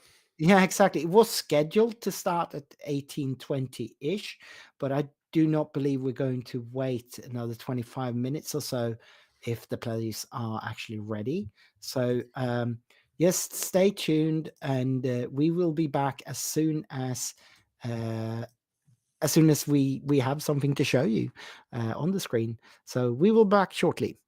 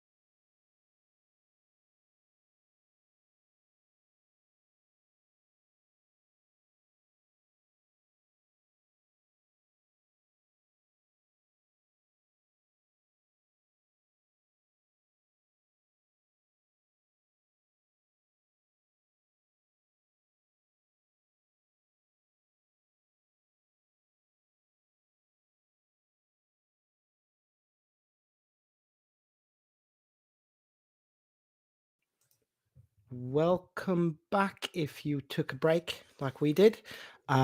We are waiting anxiously for the semi-final to begin here, and we're a little bit off from that. We don't actually have the final results in the final game yet because Sebastian Hansen against Sebcraft 94 seems to be a long game. They were 1-1. It's Cad Talking Town into Bossk Blue, I believe, and I'm not sure that we have any results for that. We don't have any results for that just yet. But Well, in my melee, it seems that there's the semifinal matches are set. It seems to be we have the Yoda. results now. Yeah, Yoda against Christy, DRG. Christian, that's Christian. Yeah, and then Christian Niklas against Sebcraft. All right, so we get Sebcraft there. I don't know the actual name of Sebcraft yet. This one doesn't seem to be updated, the thing that I have on for you. But I want to, before we do anything else, we could talk a little bit about the prize structure of this tournament. And so let's show you what Faraos Cigars is offering, so to speak, for their players. So they have, it looks like this. Give me a second. I'll pull that up for everyone. It's a little bit fiddly here. Why? There we are. All right, let's see. So this is the price structure that we have for today.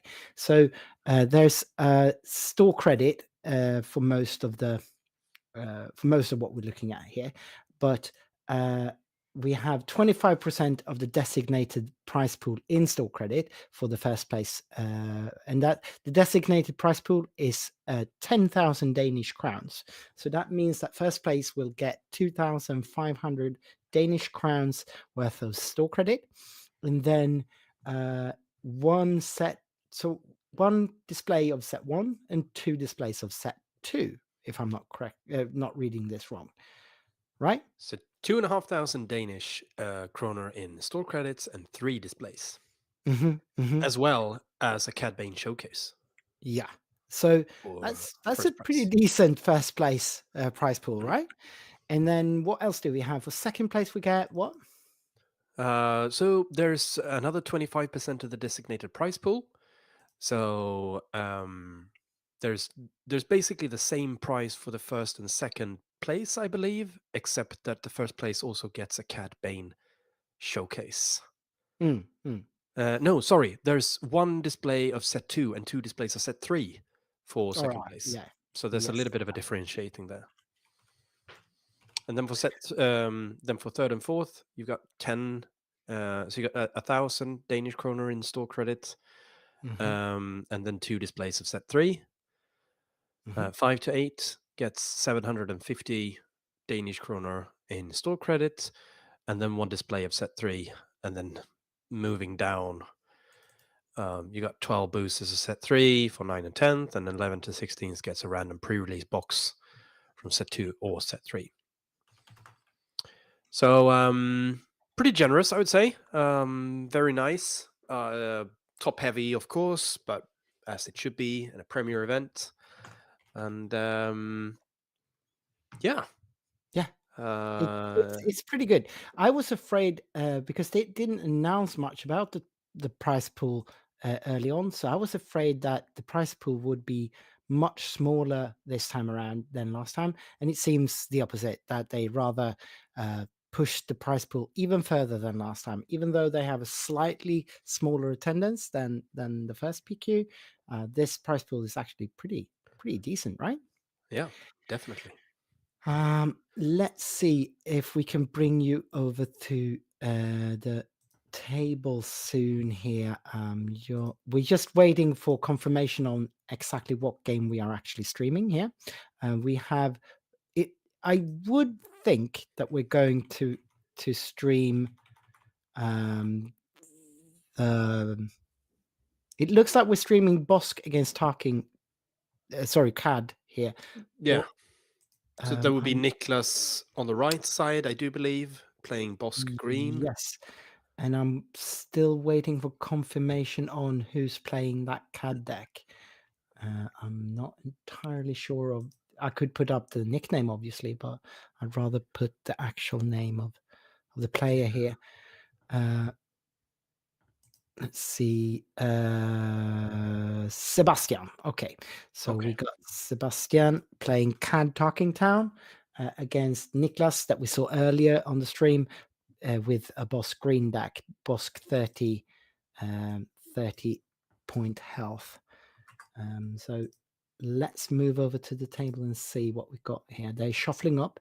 They have just been looking at each other's deck lists, reviewing deck lists for each other, and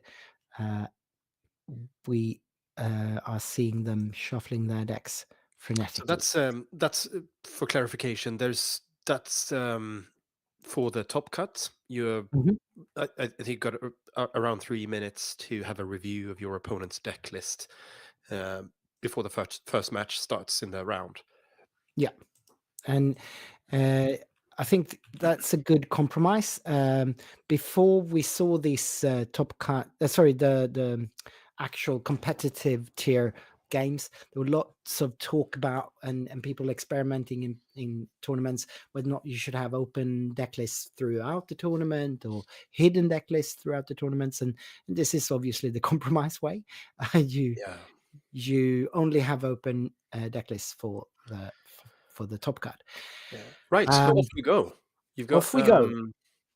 That's the perfect play for Bossk. Gets to put a query on a fairly small unit, a 3 health unit, and being able to start pinging it immediately. Bounty Hunter's Quarry there might bring out 2 units for the Bossk player, but it is not a unique unit, so he only gets to search the top 5 cards of his deck there. I saw Sebastian, was that his name? CAD player.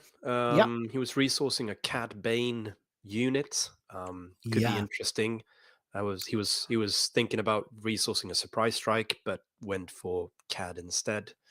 So that seems to me that he's going for a fast lane here. I think he thinks that the longer it takes, the less of a chance he has to win this. Yeah. Right, so there was he just defeated a Bossk Blue player in the quarterfinals, and that game went really long. That was the game we were waiting for, and we see overwhelming. Sorry, not over. Open fire, an open fire from the Bossk player, and slowly but steadily. Killing that off, not waiting for the Bossk unit to deploy, just getting one unit for it. We don't have a chance of looking at that hand. Very quickly pick something up. Yeah, and he is playing just ramping here. And Niklas did ramp. I think he's quadruple ramped in one of the games against Yoda that we were streaming. He ramped 4 times. Unfortunately for him, Yoda just destroyed his hand and drew so many cards himself that it didn't matter that Niklas had all the resources in the world. Here, however, he seems to be able to double ramp because he's got both of those guys out there. Killing the 4 loom with Bossk. This is just absolutely everything goes the way that he wants it to. Yeah, certainly does. He's got 1 resupply have been played, and he's got a super laser technician just waiting to become a resource there. Yep. This is looking pretty good. I'm assuming that he plays I'm talking about the Bossk player here. He's basically ramping for the big stuff. So the big stuff being Mauls, Vaders, obviously potentially having Palpatine units as well as Crate Dragons, Devastators. Yeah. And then, all of that. Okay, stuff. That's interesting. Waylaying. Yeah. Okay. Well, I mean, yeah, sure. He's waylaying a unit so that it can't really trigger this turn, and he has to replay it, and and another one. So potentially triple ramping here. And I Mm. can only assume that Sebastian didn't really have any good plays in hand. No, He exactly. must Just have been delaying basically, things a little bit. yeah, Yeah. waiting for his CAD deploy here, Yeah. coming up this turn. He might, and 5 resources might be a little bit awkward if he doesn't draw any of his 5 resource plays. I think he's playing. We haven't seen this deck before, but I would assume that he's playing maybe lackeys or Bossk or Yeah.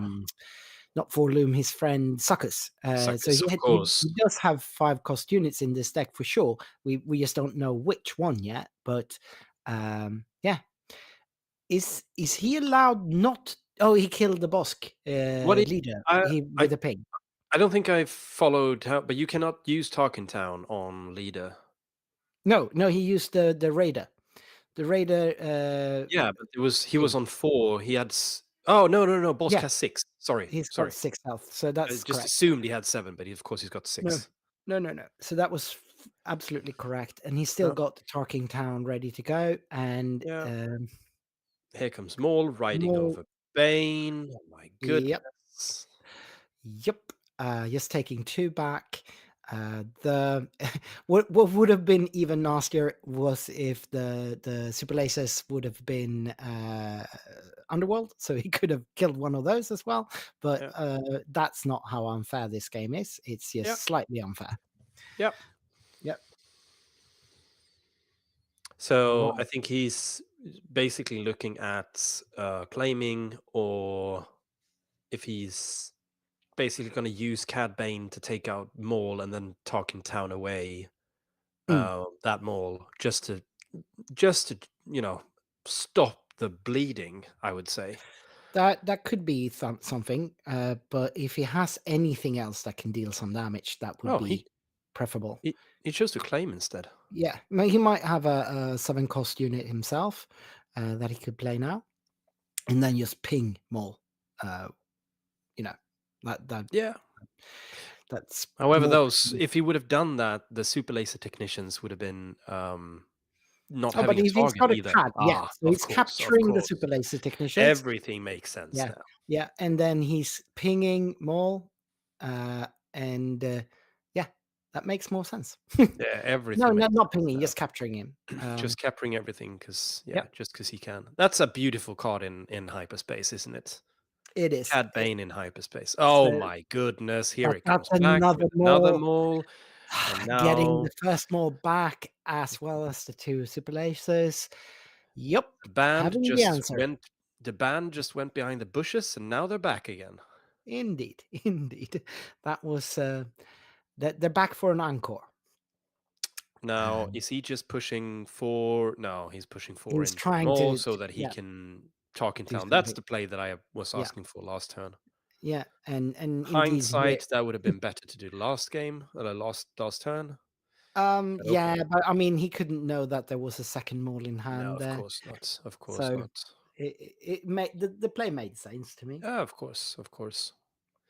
Right, it seems to be pretty even with, we've seen one Cad Bane in the discard pile. We know that he's resourced another one, but the thing is that we've seen 2 Mauls, but I'm just assuming that the Bossk player is playing Palpatine's Return, isn't he? I think it's in the sideboard. Oh, Yeah, I okay. think so. So for this first game, he might not be able to do that, but he's got ruthless of his own, so he can do the same here. I would just assume that he would be attacking that ruthless and just killing it off, just trading away, but I'm not sure. I mean, he's the one with the less HB on the base, so Yeah, not sure where no, we're seeing exactly. that. We know there's a surprise strike. So he could be doing 7 to base. 7 to base, yeah. And then waiting for the Bossk player to remove his Yeah, that would have been a better trade. So, but No. just attacking 4 for base. Yeah. and then let Niklas have to remove his ruthless instead. Because as it stands, I think Niklas even though he's ahead, a lot ahead actually, if you're looking at how much more damage he needs to push, Mm. he is still playing the controllier game here, as you can see. So there's an open fire on Yeah. that one, pinging 2 on the base. Niklas Yep. is up to 16 on the base, but Yeah, that's just you know, half. That's yeah, just just over half, and yeah. they've got the same amount of damage left to deal, basically. Mm. Only that I'd say that the CAD deck might struggle a bit to actually deliver on that because of the resource advantage of the Bossk deck at this point. Yeah. It might be rough, but Bossk has a tendency to be able to draw weirdly. The deck has Mhm. a slightly higher level of inconsistency in their draws, so you Yep. might just find yourself drawing ramp and bounties when you really need units, and Yeah. vice versa. I'm just So, assuming that the CAD player doesn't play any hand destruction. That would mm, be the best mm, bet to take care of those mm. Bossk decks. Yeah, no, A, obviously a not. pillage, a pillage late, or a force throw, or something like that, just Yeah. absolutely hits so hard. That would surprise me a lot, but he might have Mm. Basines or something in sideboard, maybe. Yeah, That could be probably. quite important to bring in. I'm But assuming he's going for the rush now because he just played yeah, a Zucker's. Doesn't trigger. I mean, he hasn't triggered Cad Bane's ability. reaction No, he once. doesn't want to ping. He doesn't want to ping the super Yeah, laser technicians. yeah, of So, course. Such a downside though, playing mm, against this type of deck when mhm, you can't ping it. mhm, mm. But Losing yeah, one of his kills. he could be very close to closing here now. Actually, Mm, he's 11 from lethal himself. yep. However, he's got Zuckers with a surprise strike Oh no, it's with as a hotshot hot blaster, shot but he's blaster got a surprise strike in in hand. hand. Oh, he does. Okay. So now Well, that's next turn then, because he's 24. So now yeah. he's one from lethal. Right, he's pushing Well, I mean, 2 there. Bossk play there isn't showing anything that can actually remove the He's suckers. got another. Oh, Oh, oh, oh! This is amazing. oh, He's playing a yeah. sneak attack So for that another sneak ruthless attack, raider. pinging So 2 two, there, and and then that's lead. 2 there. He's within lethal range here. He's gonna win now. Yep, that's a CAD win here. That is amazing. Interesting. Well, I Now, mean, yeah, that shows you some range actually. I did not know he would have that kind of range no, in he the has deck, to. So there and was a that's mistake scary. on our end. No, it's a mistake on our end because he could kill the ruthless raider before. Yeah. Oh, so he's only getting 2, not 4. So we're at 28. Not But he's claiming for the win. of No, course. no. And Here's an. we he might have something. Yep, that's Vader. Ooh! That will take care of the suckers. Obviously, the Vader won't survive that attack, but the suckers already got 2 damage on it, so Vader Hmm. will be able to kill it, and we'll see what he brings out. He brings out a Sentinel as well. Hmm. So yeah, that's good. And also, he's still got that super laser technician standing there waiting. Yeah. He's got another 5, so it's another 2, Yep. bringing him up to 16, and then he's Right. got 5 on board. And he's got 4 more So resources there. yeah, so the Um, CAD player needs to find his third ruthless raider, basically, or for the some win, way to, yeah, he or a could have daring a raid. daring raid, or there are a few ways he could do this. But I don't know if he sees it. It seems not. He is scooping. No, he's just No, looking for no, his he's just resources. oh yeah, Woo! because he does smuggle a bit. The CAD decks have smuggle, but he doesn't seem to have anything there. And if he had the daring raid in hand or the ruthless in hand, he would have just played it. But he Mm. does not. I don't think he needs to scoop. I mean, the No, not at all. the Bossk still needs. Oh, he's main This is decking good. the scene. This He's is main good. decking the scenes. There's a crate Interesting. as well as Yeah. a walker and an Oh. overwhelming barrage. Ooh. What do you pick? I mean, it Uh, depends. yeah, he's taking the Walker there. Is he Uh, just betting on himself finding a Yeah, Ruthless okay. Raider before He gets the heal. Nicholas can finish. Yeah, I guess so. It comes to crates, hmm and now does he just claim now? I guess. I mean, I can't possibly see. He could play something in space if it's cost less than it's got HP. So I think maybe he had that smuggler. Oh, I can't remember the name of it. The one we see there at the bottom of his discard pile. I think he has one of those in hand. Dengar's ship. Yeah. Yeah, but he is digging for daring raids. Indeed, your Snyder in the chat pointed Yeah. out, and that's absolutely what he's doing.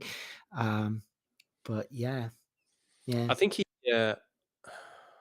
did he claim So or what did he I do? think so. I think so. The Yeah, I think Sentinel he's just betting on the draw here. yeah. He's betting on a Sentinel. daring raider or a ruthless raider. Yep. Sentinel could take care of the Basine, and it actually grows from it.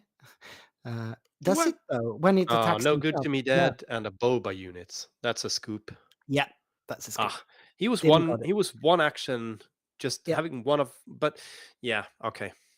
Yeah. No, there's nothing Where there. is it? Yeah, nothing there. McClunkies and stuff. He didn't see it. So That was tight game. that was a space battle of generations. Yeah, indeed. With the It ruthless was raiders there. really came down to the wire this game. And now we will see what they bring on the sideboard. Be really interesting. So I don't think you bring in I don't think the Bossk play would bring in Reanimator toolkit. He doesn't need more. No, I don't think so. I don't think so either. No. It was, to be fair, the cat player was a little bit.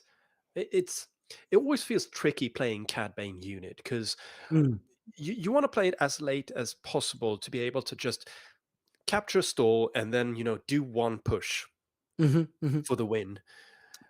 Yeah, Like you he had said, to he open wasn't. with it, And he had no idea that there was a second mall coming there. I mean, obviously. but yeah, very very interesting that he managed to claw his way back and being one action from lethal. Yeah, he was so close there. That was really nail biting. But yeah, he kind of ran out of gas, I guess. I mean, he was just on the finish line and stalled. So he had a few different options. Obviously, it was the sneak attack ruthless raider was obviously for the win there. However, it was removed before that by the other ruthless raider with a pump. So which bites him again since he pinged that one, and if he wouldn't have pinged that one, he would have survived and not being able to take down his own ruthless raider. So exactly. A little bit of his own tricks biting him in the behind. Yeah. He should have pinged one of the super laser technicians, maybe. Yeah. Yeah. So yeah, that was a play mistake from the CAD player. Other than that, I think it was a pretty clean game. Both of these players played very well. Yeah. Yep. Gandork in chat saying you have to attack with the hot shot. I guess, yeah. Whenever you can. Yeah, because I think he's replying to Marcelo saying he should have used hot shots and not attack on that turn to use a prize strike on the next attack. But yeah, if you're playing hot shots from the smuggling, it's mandatory. Yeah, you can't choose not to. That's indeed true. But yeah, going back to what we said, I do believe that the 2 damage on the Ruthless Raider was from a ping from the CAD player. Yeah, it was, but it was from a ping much earlier. So he had no way of knowing that he'd end up in that situation. So play mistake is a bit harsh to say. Because I mean, it's at the point when he was pinging, it certainly didn't look like a mistake. It was probably there wasn't any. Yeah, there wasn't any really foreshadowing into seeing a sneak attack into his own Ruthless Raider to win the game there. So we'll give him that. Yep. Off to game 2. We are, and I mean, he's even though he lost here, Sebastian, he does demonstrate that his deck has the capability. We didn't see him win against Boss Blue, but he shows here that he certainly has the capability to take a game, even in this kind of a control-y sit. It seems like my stream has been it's been reversed back to the first game, because we're seeing the exact same actions here as we saw in the first game. The opening maneuvers are very much a mirror of what we already seen. So he's going to base for 2 here, and Bossk will ping. Yep. Stalling for actions to see what the other person is doing. So he's playing the Boba unit, and this we did not see. This is so good. This is very, very good for the cat player. And we I mean, you've got the ramp. We get the ramp. However, Boba is a unit that Bossk needs to take care of, because it's such a silly card to have on board. So yeah, it can do a lot of things. It's very versatile. So I should. Chat is reminding me I haven't updated the score, so I'll do that. So Nicholas did take the first game, and we are on the second game here in the series. Very good. Waylaying the super laser tech, basically delaying the ramp. So decides to do that. And now there's a second. No, there's a price on your head on the Kato Spacer. So there's a double bounty coming in now with a ping. Pinging it to death, and why both of these. Why would he not attack with the Kato Spacer before the Boba? Ping. Didn't he claim? Oh yeah, before he attacked with the Boba. With the Boba unit. Yeah. That seems to be. That's two less damage. Did he fizzle on? No. Did he fizzle on the quarry? No. Is that possible? Oh, I mean, it wasn't. He only gets to dig 5 cards. So yeah, maybe he did. However, the price he got to ramp. Head, he got to ramp. So yeah, he's probably not crying. It's going to be very interesting to see if those 2 damages that he basically said no to on the Kato Spacer there, if that makes any difference in the end. Yeah. Because that seems to be quite huge. It can be. I mean, that was the difference in the last game. I mean, so yeah, for sure. And it doesn't make sense to me why he would just give that away freely, because he was definitely seeing that one coming. He should have. I mean, it's a built-in obvious way to kill it. He had it on the Bossk. Maybe he was gambling that he wanted to flip the Bossk unit and kill it while it's out there, but I don't know. Boba takes away Bossk, and that's still surviving. He's so good. A 3-cost unit that can, with a little bit of pump, just remove leaders like that. Yeah. Jonathan Fisher in the chat says that Quarry still allowed killing the unit, but that's not true, because he also already had price on your head there as well. So I mean, it's there's no difference there. All right, stalling the ramp by No Good to Me Dead on the Super Laser Tech, or DJ Death Star as we call him. Indeed. But I think this is very significant that the Bossk came and left so early. I think at this point, having the Bossk out would have been really good for Nicholas. So I think Cad is in a decent spot here. He definitely has a much stronger unit on the board. He's flipping next turn. This seems to be a fairly good spot for Sebastian to be in here. Cat player definitely has a good spot. It still eats me that he didn't do those 2 damages with a Kato Spacer, though. We'll see what happens in the end. For sure. Jonathan Fisher. Oh, I was thinking it was the first bounty. My bad. It's dangerous to eat lunch and comment on streams at the same time. I gotcha. Gotcha. Here comes Bossk running into the second Sentinel. Just removing that. getting 3 back, And and still not staying. pinging with Nope, CAD. nope, nothing to ping. CAD flips and deals another 4 damage, and the damage is racking up. 12, so almost halfway now. And the Bossk has no board. A lot of resources, but no board. Mm. How much damage is that on the boba? That's 4 damage, right? Because Yeah, he that's swung one into Bossk. from So being gone. yeah, so the super laser could take him out here. But he can also take out Take out Bossk, which he does. It makes sense. Bossk hurts more, and Bossk has that ability, the passive there, allowing him to do even more damage for every event played. So it makes sense he'd pick that. Yeah, and Bossk leader is also just waiting for another bounty to kill off Boba, so makes sense. Yeah.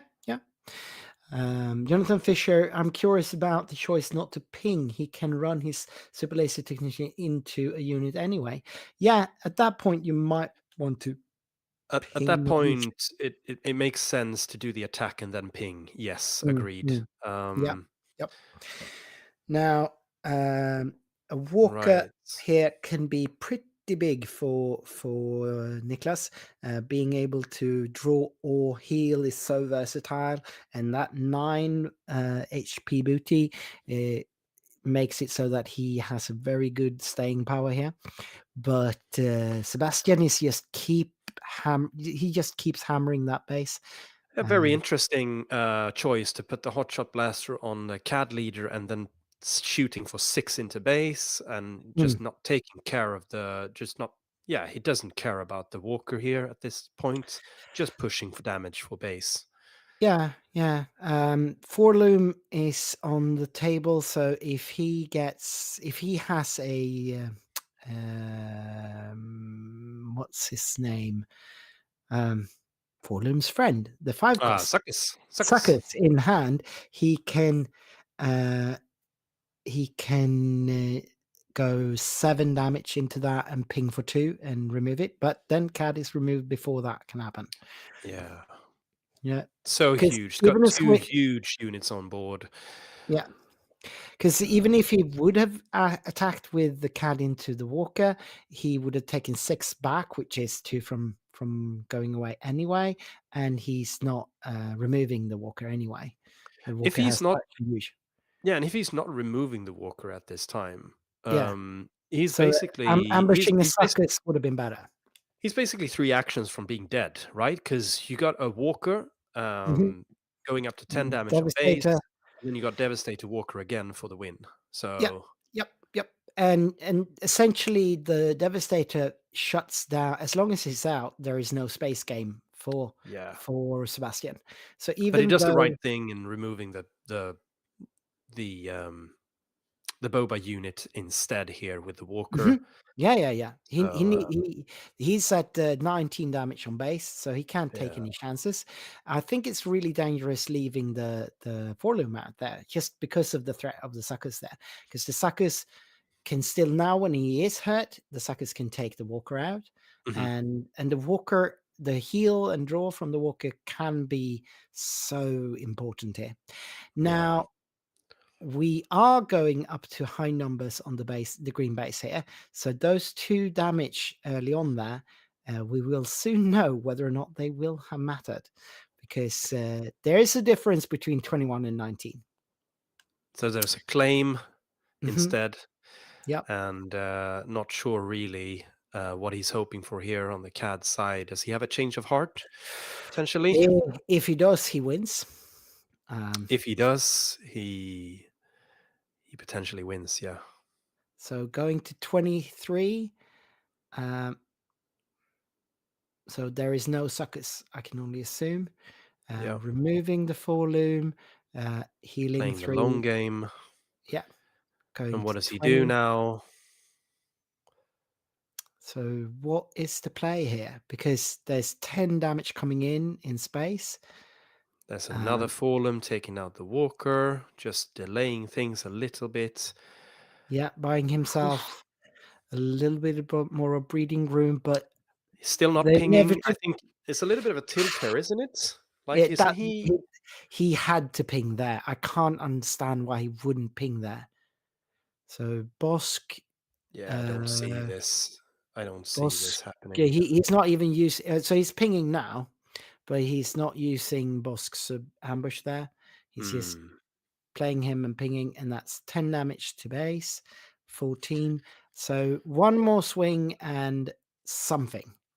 Does And he hope for a change of heart here for the top deck? Is that what we're I looking guess, for? I guess, I Yeah, think that's the only out he's got right now, right? And I even don't think that is not lethal in one strike. So right. so if there's a pump, no, Hmm. Bossk doesn't run pumps really. Overwhelming Barrage, I guess, but no real pumps. Yeah, So yeah, there's the no. handshake. Sebastian shakes it. Nicholas takes down the semi-final. Yeah, that was a clinic. The second game here, the first game was so close, but that Yeah. second game wasn't really all that close, was it? No, and if there's one something good in all of the sadness here for the cat player is that those 2 damage from the Kato space, it didn't make any difference in the No, end. not at all, not at all. So yeah, he got somewhat close, I guess, but Hmm. oh, it looks like he actually did bring in Oh, return the Palpatine's return. Palpatine's return, and he brought in Space Sentinel, I guess, and Hmm. Devastators. All right, Yeah. interesting. Well, I mean, so our first finalist is Nicholas, playing out of Stockholm right now, but I think he's from Eskilstuna or Örebro or Mhm. somewhere in the middle of the country. Really, he's got a really great beard and he's a really great dude. So yeah, Yeah. looking forward to seeing him in the final. And do we have any intel on how the other semi-final has been going? Have you seen anything? I'm gonna have a look Um, in Melee and see. It hasn't been reported yet, yeah, so not there's in nothing Melee. there. I'll check with our sources on site. Yeah. Is the So the other semi-final was Yoda Nicholas from our own podcast here, playing I guess it's kind of the Nordic takedown deck we've been seeing him playing, because him, Adam, and Tobias out of Stockholm, and also Johan have been fiddling with this deck all set long, and they brought it out in triumph, I guess, but not so much because they only got second place in the Cantina Brawl, but still doing very well. Two out of both of the 2 players that brought it to the Cantina Brawl in the end did take top cut, and Adam played it to the semi-final, got beat by Kevin's Sabine in the final. And now we see Jonah has gotten it all the way in the Danish PQ to the semi-final, and I'm waiting to hear how he is doing in that semi-final. He is playing double yellow Han, which is a really hard matchup. It can go both ways. We did see Adam defeat Philip with playing the double yellow Han back in the Cantina Brawl with this deck in the semifinals. But I don't know. The Han deck has developed slightly more, I think, than what the Anakin deck has, and also I think that you know at that point people didn't really know that much about the Anakin deck. Now it's a known quantity, so I Yeah, don't know. and yeah, and that is pretty huge against the Anakin deck, as well as the Han, the double yellow Han deck seems to be running a slightly different package of the rebels than we're Mhm. maybe used to, which we saw on the stream here earlier, being pretty amazing, running the saboteurs, pumping Yeah, them, yeah, yeah. blowing past the village protectors in a way Mhm. and a manner that could hurt that Anakin deck. So I think so. Yeah, yeah. I think it is. it is, in a way, it's Christian's game to lose rather than Jona's game to win. But Jona is such an accomplished player, though, and he repeatedly surprised you with what he can do with that deck. So never count him out. Don't. Yep. Well, we will stall for time here for a bit just to see if we can get any intel on how that other game is going. But we will be bringing you the final eventually. And I think Jason is coming back for commentating for that. So yeah, we're stalling for time for a little bit here, and then we might take a little bit of a break. Sounds good. Do we have anything to show people here? We did get some graphics, didn't we? But no, Yeah, I they think no, they're updated, so you can bring them up. I could probably be that. So we have a graphic of the decks that are being played in the tournament. That entered the tournament. So Yep. let me show you that graphic here.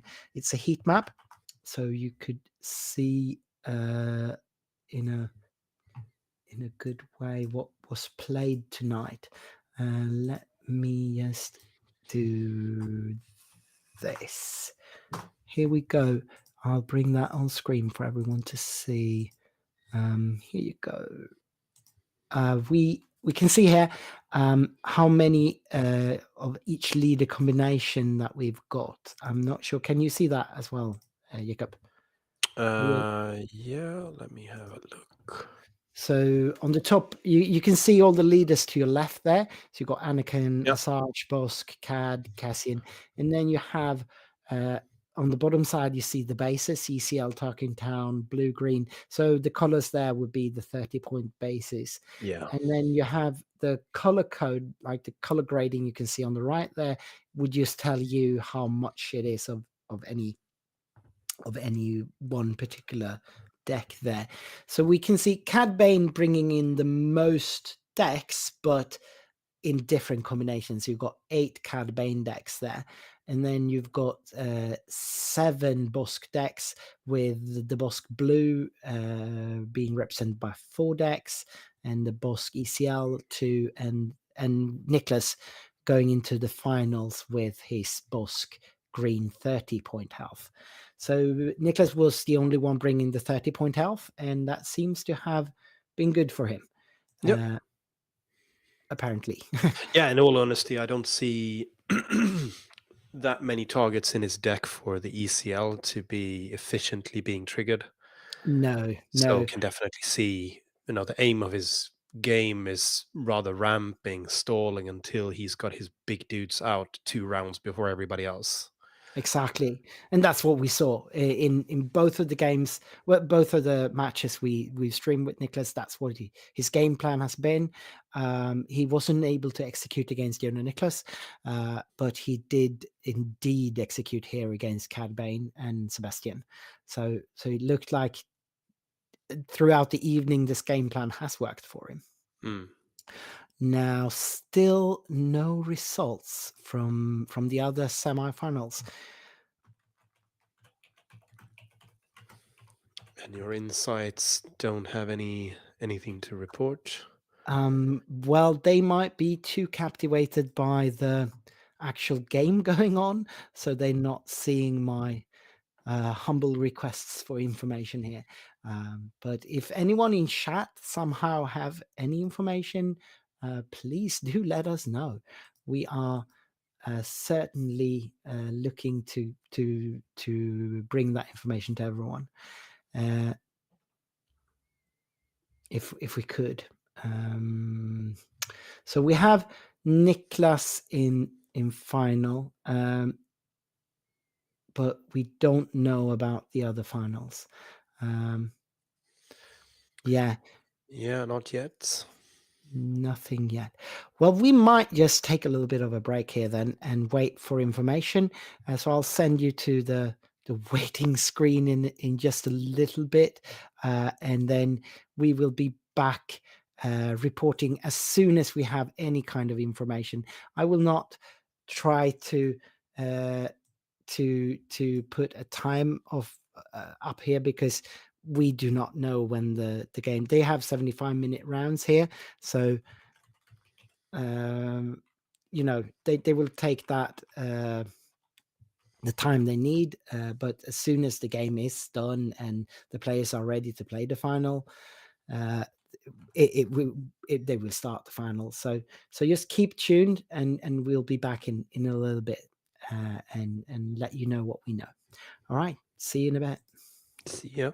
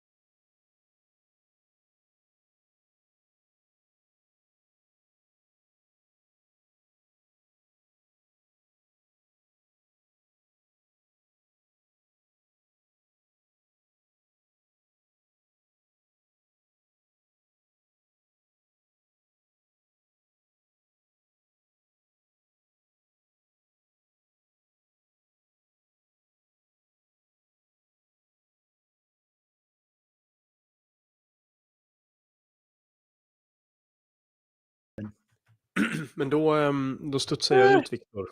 Gör det du. Jag Så, håller på att köra någonting här tror jag. Oj då. Nej, safe. Ja, gör så. Men Tack så jättemycket. du får pinga mig om det skiter sig, men annars så Ja. kör hårt ni i finalen, så hörs vi. Ja. Tack så jättemycket för allt idag, Jakob. Ja, det Awesome. var det lilla. Det var jätteroligt att få vara med. Tja, Ja, tja. kul. Tja.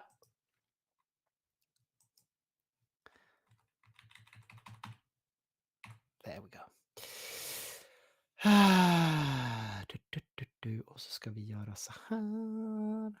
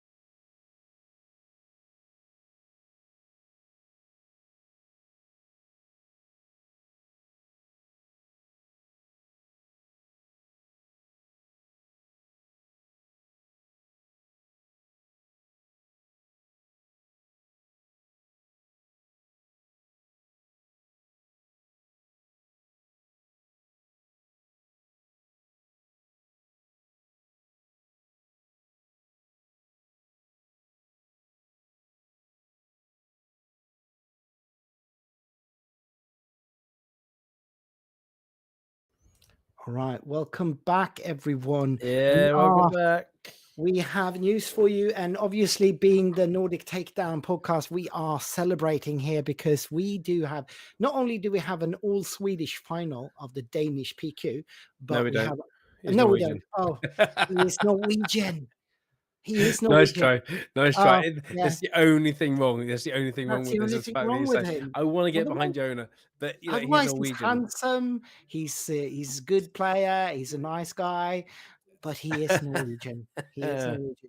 Still, Yoda did take down Christian's double yellow hand deck in the Yeah. semifinals. We didn't get to see that, but it was apparently a nail biter of a game, going 2-1. We just saw in the semifinal stream, we did see how eventually Nicholas was able to take down that CAD Talking Town deck. It was also a bit of a nail biter, especially the first game, because that was really, really close, wasn't it? Yeah, definitely. And we're just kind of doing here because the deck lists, as we can see, a good enough thing of the deck lists. Right now, they because are they're up there, studying but they are. It's a bit too fuzzy. Yeah, I We'll think go so. up a little bit with the movement there. We'll just let that buffer a little bit more to come through. Yep. I will bring you the table right away because I think that's the most interesting thing to show you at this point. Yeah. We've shown you all the graphics that Pontus made for us, and Really great. Yeah. Great stuff. So here is what we've got. We've got Yoda playing Anakin Blue. We've seen him a couple of times on the stream. Yeah. As we have Nicholas Bossk Green 30-point base. Yeah. They are studying those. We've got Yoda on the left there, taking a good old look at that Bossk deck list. And this is a rematch. We did no? Did they meet in the That's a very good Swiss? question. Let me check that because I am not maybe they sure. did. Maybe round. I think it was my first game. They could have met, but they might not have met. No, it was Jonah versus Nicholas in round 4. They did meet in round 4. So this is a rematch, and Yoda won the first time they met. We did not stream that though. Yoda defeated Nicholas 2-1, and this is a really interesting matchup. Both of these decks are what I would say soft control decks. Yeah, this was the round 4 streaming game. It was. This was It's the one that we streamed. It's the one we streamed. He streamed, yeah. Mm. But he was using a lot of pillage. Viktor, it's cool. You've had a long day. Like seriously, what you've done today is heroic. On game by game. It's absolutely fine. Just like okay, which deck was that card in? As long as it's a Star Wars Unlimited deck, we're good. No one's cheating. No, Jonah streamed all day long for the Cantina Brawl, and he told me how taxing it was and how mushy in the brain he was by the end of it. And I can feel that now. I can sympathize. No, you've done absolutely great. And we could have switched it over a little bit, but that's absolutely fine. You've done well. But that was the first round. There was a lot of I guess hand hate, you could say, if we go back from just a trip down memory lane for that one.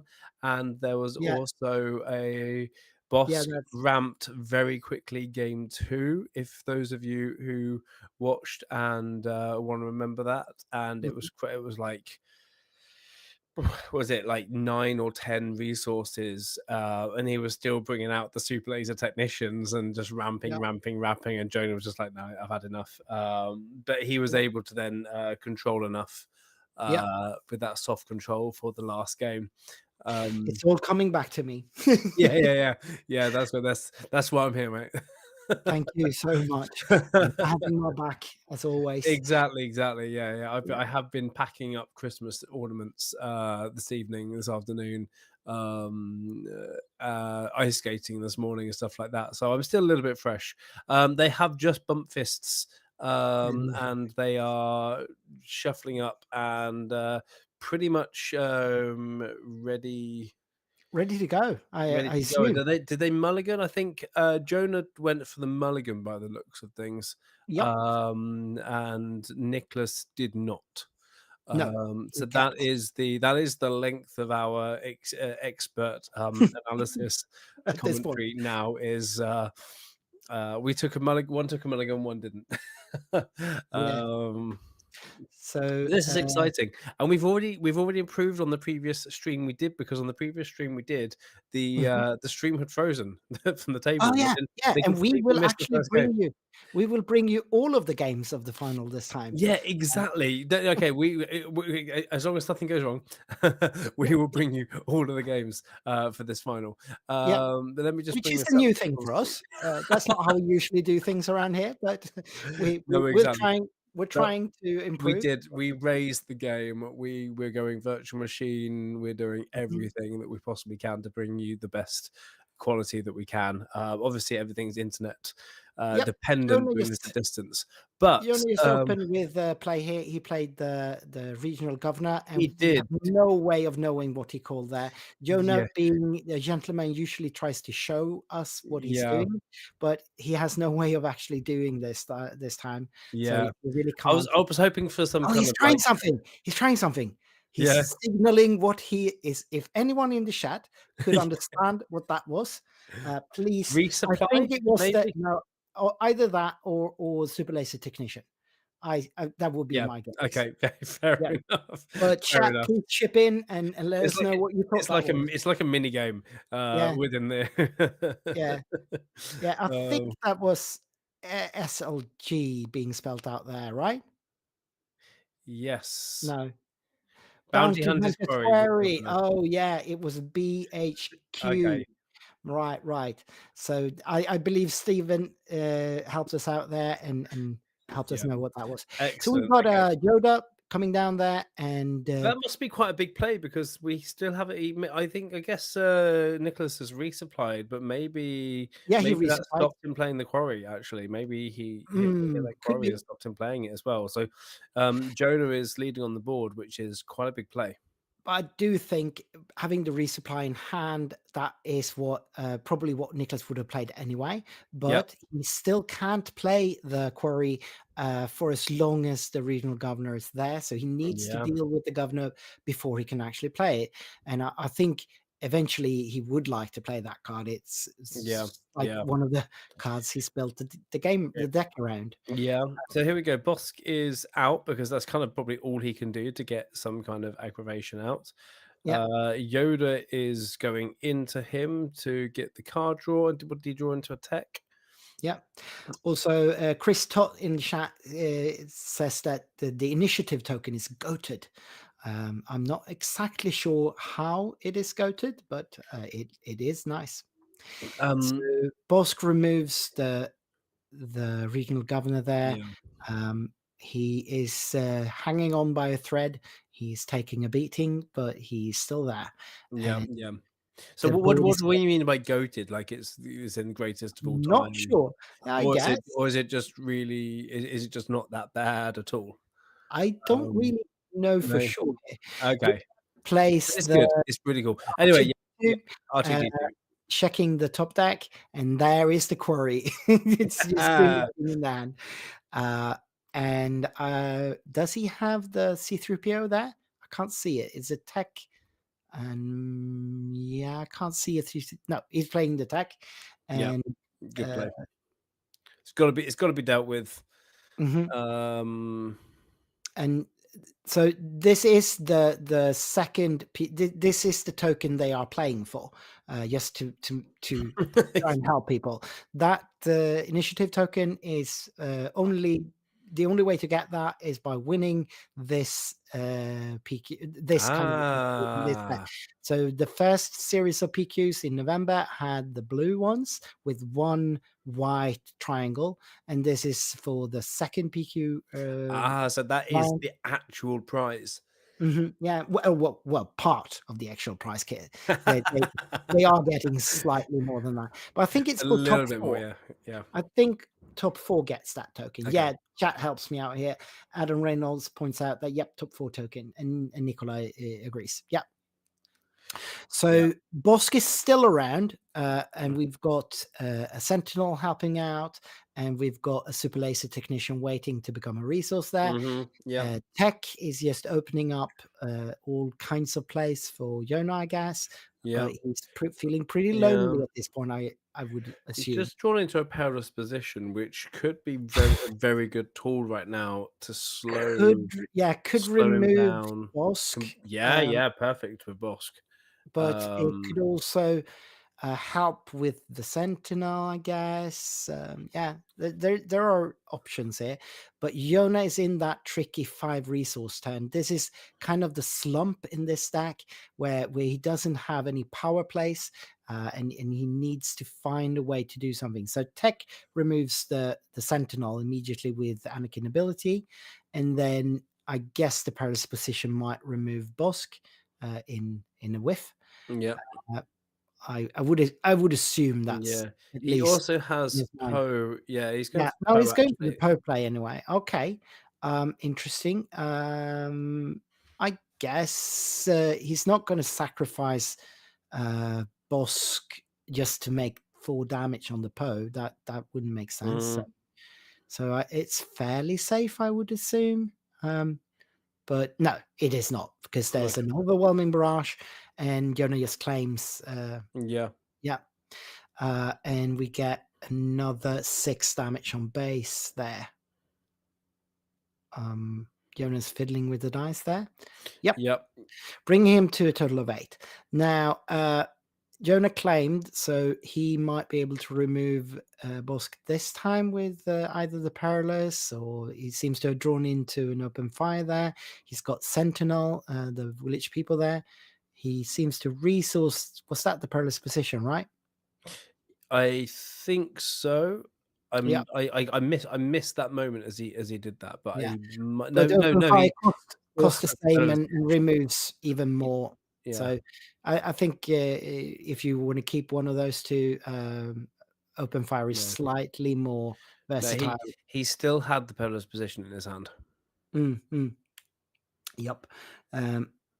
So at this point, Anakin has taken 8 damage, which makes him now flip into a 5/7 unit, hiding behind that sentinel.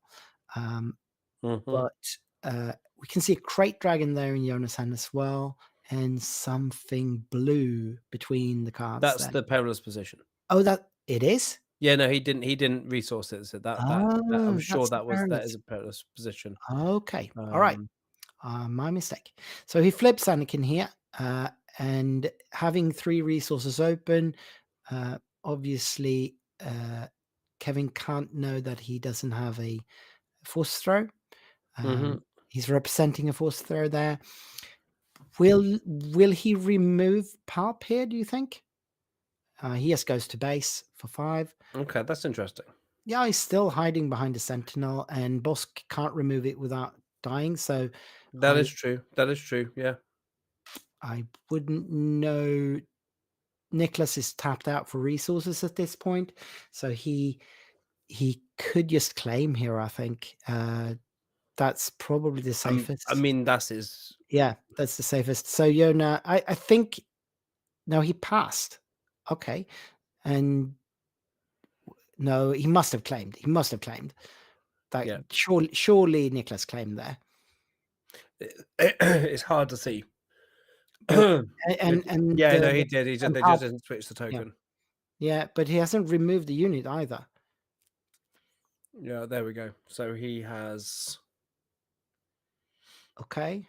He's overwhelming barrage onto there, and that's onto the Palpatine. Yeah. Okay. There we go. That's the play. Waiting for overwhelming barrage, and so you don't really can't really do much. But that cost him his whole board, so I don't think Yoda. That was not what Yoda was hoping for anyway. And K2 is something, but against the Palp, well, the Palp is hurt though. No, exactly. Seriously hurt. So yeah, maybe good. Could be good. I mean, that moment is always a really difficult thing, because it's like, do you want to waste something on Bossk, whereas actually he saved himself how much damage there with the Bossk with Nova and Barrage on top of it. Like, what we're talking, six extra damage he saved himself there. That's a lot of damage that you've got to restore from if you're a blue player. Also, if he would have actually killed the Bossk instead, that overwhelming barrage would have been exactly the same, but he could have tapped down the pulp and not taking any damage at all. So he didn't save himself any damage there, but Maybe not. he put the pulp in a position where it wasn't able to control his unit. So he's still got, rather than saving his health on base, he saved the K2. Yeah, there we go. I mean, Luke has did come and take out Palp. And the K2 is still ready to go, but it can't do much against the Walker. Jonah has just claims. Jonah has the Crate Dragon in hand. He now has a pillage and a takedown. So the thing is, though, he already got 20. He's still already got 20 damage on his base, and even if he does play the Crate Dragon, the Walker is already out. So it's a race here, kind of, because Jonah's representing 10 damage with the K2 and Luke, whereas that's 6 damage, taking him to 26. Looking at the top card, healing, and Jonah kind of have to start trading with the Walker, I think. Or I mean, he's got. That's thing. He's got to take the Walker out with that and K2. Yeah. So he is taking striking for 6 to the Walker with Luke, healing a little bit, and then K2 is going to be able to take him out. Exactly, and then now he's taking base, and he's got to do something to get rid of that Crate Dragon as well. So he could have done maybe a different sequence, but it's definitely still a game. We get something slightly bigger here. A Maul, taking out the Luke unit. Yeah, because he knows Jonah's going to have to sacrifice the K2 anyway into the Walker, and he'd rather get that Luke off the table, I suppose. Yeah, exactly. But is the Crate not doing damage? Oh no, I guess the damage went on back onto Maul. Yep. I would assume. Assume, because he doesn't want to have a Maul lingering. No, exactly. Yeah. And does he have any in hand? Sorry, who? Nicholas doesn't have any cards in hand either, does he? Maybe not. He might be. So he is on top decking. Both are really kind of top decking now. Yeah, Jonah has a takedown in hand. Cards. Yeah, takedown, and that's the only card in his hand, I think. Yeah, no, that is true. So it will be interesting. Oh no, he doesn't. No, Nicholas did have. They were just off screen. Okay, yeah, all right. So, still resourcing. Nicholas is still putting down resources. Yeah, even though he's got that hand isn't that small though. It's not. It's not at all. He's got a fair amount of cards, so he can afford to resource. But there is a Crate Dragon standing there. That's game. So that was what he's looking for. The Ruthless Raider pings for those 2 damages, and it's done. Very, very interesting first game there. Jonah never really managed to stabilize and claw back. Losing Anakin really early to that overwhelming barrage cost him dearly, and he could never really put any pressure back on the Bossk, and then always had to do that defensive battle uphill, so to speak. Let's not forget to update the score here. You definitely do that as well. We're going to get this one right as well for the final. This was Nicholas that won. Nicholas took the first game as well. It was very difficult to understand in the last one, and then the last one I reported the score wrong for that, and there's a bit of a mess up. But Nicholas is 1-0 up in this matchup as well.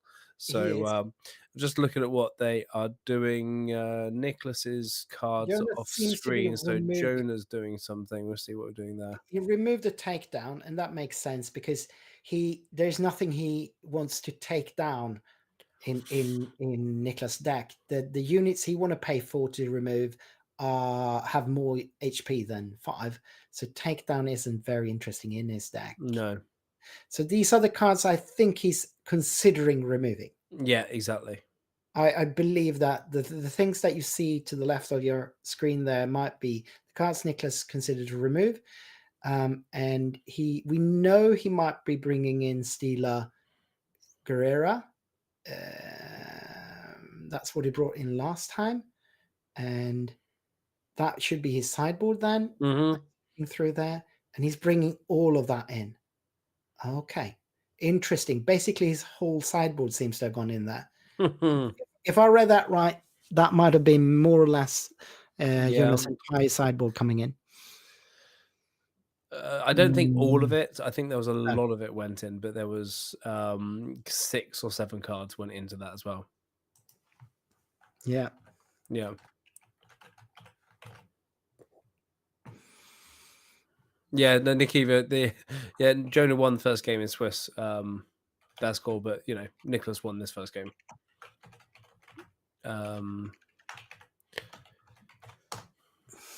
Yeah. So yes, we do have a fair amount of viewers. We're up to 245 viewers. That's a record for us. That's a record for us. Yeah. Please, people watching now, this is only the first PQ we are bringing you. We are going to bring you all 3 Scandinavian PQs. The 8th of February, we're going to be back again. And the guy that's sitting there and trying to claw his way back into this series will be casting. Yes, he will. You, me, we will be playing instead, I think. I will not be. I'll be assisting Jonah again. So you'll be on the stream? I'll be on the stream there as well. I won't be able to make it down to Stockholm, but I will be going up to Oslo, which is where you will be back in on the week after, on the 15th. Exactly. The 15th of February, we'll be bringing you. And for both of these PQs, we will be bringing on a host of really good guests to help us commentate. We do have lined up a fair bit of really good and interesting people to help us commentate. Some content creators from out there and some pillars of the community. So we're bringing in some international guests for commentating for both of the Stockholm PQ, the 8th of February, and the Oslo PQ, the 15th of February. So I hope you want to tune in for that as well. But this game here is so interesting to me because obviously I know both of these players. They are great people, but also I think this is a really interesting matchup. It's just a thrill to be able to cast this game for you. Well, they seem to be ready. Jonas is considering his resourcing a Felder Dragon and a Open Fire, I think, keeping that regional governor in hand for opening play, I suppose. And let's see if he can sign language tell us what he is actually naming for that, if he's playing it, or if someone closer to the action can help us understand. We do have a couple of the podcast crew down there that were playing earlier. So let's see what he's naming with the regional governor there. And we get a query on it immediately. So apparently he did not name query this time. And a ping, obviously. Jonah did claim before the ping there. So yeah, I don't have any confirmation on what he called with that deck. We do actually have Jonas' deck available to us to show you if we get a few seconds between games here. If it does indeed go to third game, we could bring up Jonas' deck list for you quickly on the screen. So we've got a Cassian being hard played for 3 resources there, and I think that's fair because he's got a big pool of health that is arduous for Bossk to ping down with his, if he does indeed get some kind of bounty on him. It would be very thematic, obviously, Cassian being a rebel spy. He should have a bounty on him. Yeah. It was a price on your head.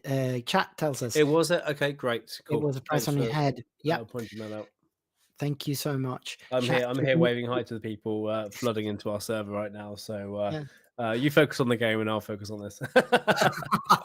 Well, all right. No, I'll that's see fine. what I can do. If I don't say hi to you when you come into the server, then I'll do that later. We've Yep. got a final to look at here, but this is a pretty standard start from Bossk. I think from Nicholas. You know, Yep. ramped and So now Bossk out. Bossk is out, so he can just hit that regional governor, and that would actually, oh no, that would kill him. So he might not want to do that because Anakin ability allowed Cassian to put 5 damage on Bossk, but instead he kills the regional governor with that play, and then gets to trigger and get 2 resources there. That's pretty big for Nicholas, I think, getting Yep. ahead that way, and also putting 8 damage on that base. That's big. Overwhelming barrage. I think that's what it does for you. Yep, Overwhelming Barrage is such a depressing card to play against. It is such a depressing card. I hate it and I love it at the same time. I do not pure play enough villainy efficiency. green decks to be able to play it because I do have a couple of hyperfoils, and it's a beautiful, beautiful card. But it's so depressing to play against. Well, yeah, it's quite oppressive. It's such an efficient card. Like you Yeah. get so much for that card, and you're able to do so much with it. It's a huge toolbox card for all the green decks. Yeah. All the villain green decks. Exactly. Yeah, he's double again now. He as has. well. So this is So he's on 8 resources, and Yona is just looking at his on 4 resources. Yeah, yeah. He's four. on 4 resources against And 8. feeling This is fairly miserable with his K2 there, I can only assume. So we've got late night gaming in the chat. Weird that Governor didn't call price on your head. Well, yeah, Nicholas has in the series and the previous series been favoring Query. So Jonah might have named that instead. Yeah. This is a rematch from the Swiss rounds. So Jonah might just be playing off what previous experience here. But he yes, he kamikazed K2SO into Bossk. Yep. And Bossk is and I think went for the enough damage as well. Yep. And then Bossk plays the Walker while Jonah is trying to get maybe a pillage or something off of Steeler. No, yeah, of course. With the Walker on board, he is very happy to see a Felder Dragon there. No, exactly. Yeah. Yeah. He already has a pillage in hand as well. So yeah, there's that as well. But Tony Montaigne in chat is claiming that Annie is in deep doo-doo, and indeed Yona has a bravado in hand that could save him. Maybe it could. I mean, Tony coming out with the Jar Jar quotes. You know, man after my own heart. Yep. Now, the Walker seems to be attacking Steeler there, taking 4 back, but Yona is something is going on here. Not sure what. And is he deciding to let it die, or yeah, I'm not sure that. Did he trigger the? Oh, he drew the card. He drew the card for the Walker. Okay. He doesn't have that much damage on his base at this point, so that's fair enough. Yeah. And yeah, we get a Kanan from Yona there, and this is Anakin flip turn. So he might play that Kanan just in order to be able to force throw off of it before he flips. Maybe, I'm not sure. So that's a Vader, which will indeed put hamper the plans of Jonah, I'm sure. Yeah, and I mean, we're probably going to see some super laser techs here with what we've seen as well. Oh, no, we have a indeed a sentinel. Yeah. That was what I was expecting actually from him, because Anakin flips and then he has to strike into the sentinel rather than the base, or removing the walker or the Vader. So Yes. I think that's the right call from Nicholas to bring a sentinel out instead. Now, Anakin will obviously overwhelm a little bit there, but he'd probably much rather be taking out especially the walker, because the walker can both heal and draw cards for Nicholas. But he's got the the sentinel is on. Yeah, he's playing that on force board. throw now. Yeah. And he seems to have picked Nicholas to discard a card. No, yeah. So he gets to kill the sentinel with that, and then he can remove the walker instead with Anakin, overwhelming just a little bit there. And yeah, that is indeed that's Annie on Annie action. Vader is on both sides here. Yeah. Yes. He's facing down his is. younger He self. really is. Yeah. Yeah. Yeah. Now, Bossk is in the driver's seat. Hyperspace Cube. I believe Hyperspace Cube is Yoda Killer from the Bothan Network.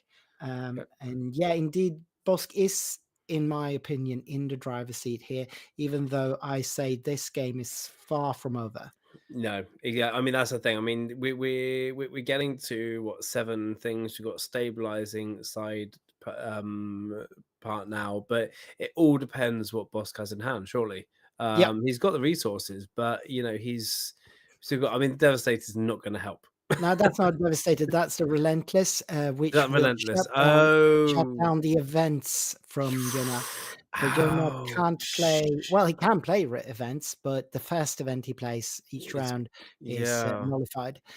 And having a slightly smaller resource pool than what there we go. Kevin does, it could have been limiting. So he had to use 2 events there to be able to get rid of the Relentless. Yeah. So here we are with 8 to 10 damage on the basis. Both leaders out of the picture. They both have fairly healthy sizes of their hands, but Nicholas' size of that resource pool is just that's the difference there, right? Because he can play a crate. He can play a crate. Jonah is pretty far from his crates at this point, and I think this is going to be tricky for Jonah. Yeah. He needs to draw a fell here, and he resourced that fell in that first hand. Yeah. So is he able to do anything here? He could play a tech and then play that from he's got pillages. He's got pillages in hand. He can do something, but it's still. But each of those will cost him 4 damage on his base. Yeah. And playing Fell the Dragon from smuggling after Jonah just shakes it there. He is not able to come back from that. And that there you have it, guys. That is it. That's the finals from the Copenhagen PQ in Denmark. Nicholas takes it. Nicholas Lindroth from Stockholm takes it down with congratulations a full screen. So he is getting that sweet showcase. He is getting what was the prize pool again? Do you have it there? I'm looking if I can bring that up for you. You had it. I think you showed it just before, so but I have removed it. Obviously, I think we're talking. He's going to get a Cad Bane showcase. 3 displays, 1 from set 1 and 2 from set 2, I think. Yeah. And then he's going to get 2,500 Danish crowns in store credit. And actually, Danish crowns are still credit. That's a lot. Good. Because that is. I mean, we're talking maybe like nearly 4,000 crowns. No, it's not double, but it's no. It's 2,500, so it's nearly double. Because that we're talking 3,800 crowns, Swedish crowns, Yeah, for those yeah, in yeah. Sweden as Maybe well. something like It's that. around that, so that's a big prize. And for us, actually, you know, it's a win-win for us because Jonah is Nordic Takedown and Hmm. Nicholas is Swedish. Yeah. So we have brought the PQ back to Sweden for this time. So Yep. that's great. Thomas, I'm just saying, so I joined Discord. Can anyone help me to fund deck list? We haven't published a deck list Yeah. yet. We haven't. What we try and do is that if the I players could can't bring send us the you. picture, they will we try and we We will do the publish deck these lists up deck lists. ourselves on Yeah. SWU, so Yeah. we will publish them that way. Jonah did put his up there, Yep. so we can publish that one, but the other I'll ones get you that we link. only have paper. We only have pictures on paper Yeah, but of those deck I lists could right now. bring you Jonah's deck list here in a second. I'll post it both in chat and Yeah. maybe on screen. Nah, don't want to type it in from the screen, I don't think. So I'll put it in the chat, and as soon as I have something for some link or something for the Yeah. the winning Bossk list, we will definitely put it up on the deck list forum on the Nordic Takedown Discord server as soon as we have it, so you can check in with the Nordic Takedown Discord server. Could you put up the link for the Oh, Discord? the link is already up there. You can scroll back up there as well. Maybe I'll And put it's it. in the show notes Back up maybe in there as as well. It is. Yeah, I'll put it over in the show notes too as well, just so that it's there when we're watching as well. But thank you everyone so much. If you are interested, we still have a couple of these play mats left for purchase. And if people want them, we can do a reprint, so we can do another print run and order some more in as well if people want to if people like the play mats and want to order them as well. So yeah, there's that option too. But yeah, thank you so much, Viktor. Thank you so much for just like giving your time for the whole day of doing this. I've had Really awesome, man. yeah. Yeah, Exactly. I know you've had a blast. You live for this stuff as well. It's been But great. It's been also, great. like, thank you to Philip, who did the first couple of games with you. Philip, Jacob, and Pontus, Pontus. They've been as tremendous well, help from here. Pontus and Vesteros from is it Rhoda Goblin in Yeah. Vesteros?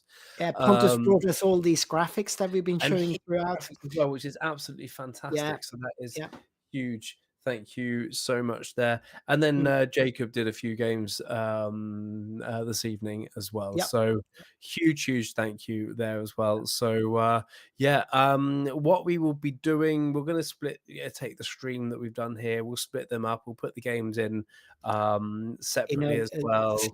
In bite sizes, so to Exactly. speak. So we'll also be talking about this this week on the podcast. So Thursday morning, find us on the podcast on Spotify, just Nordic Takedown. You'll find us anywhere you can do. Every And Thursday. then yeah, exactly. And actually before then as well, I think there's some demand, I guess demand we can call it, but people have been asking if we're going to stream some more from Manatorsh. Manatorsh have their store showdown on the 26th of January. I nearly said February. We are nowhere near February just yet. Thank you, please. We're only just in 2025. So we could be doing some more live streams up until then as well. We've got videos planned, etc. So hopefully there's going to be a lot more content coming up from us at the moment. So yeah, just keep putting your please do subscribe to our YouTube channel or our podcast on Spotify or anywhere you want to listen to podcasts. We are always trying to deliver and give you the most rambly of commentary and podcasting that you can ever get. And exactly. We just love to talk about this game, don't we? Yeah. And do you know what? The one thing I like to claim that we're good at, I think, as a podcast is that even though we're not right, we're fun to listen to. Right. Yeah. So that's when you're gonna get about 30, 35, 45 minutes. If I'm on, maybe an hour and a half of just fun rambling of the game. So there we go.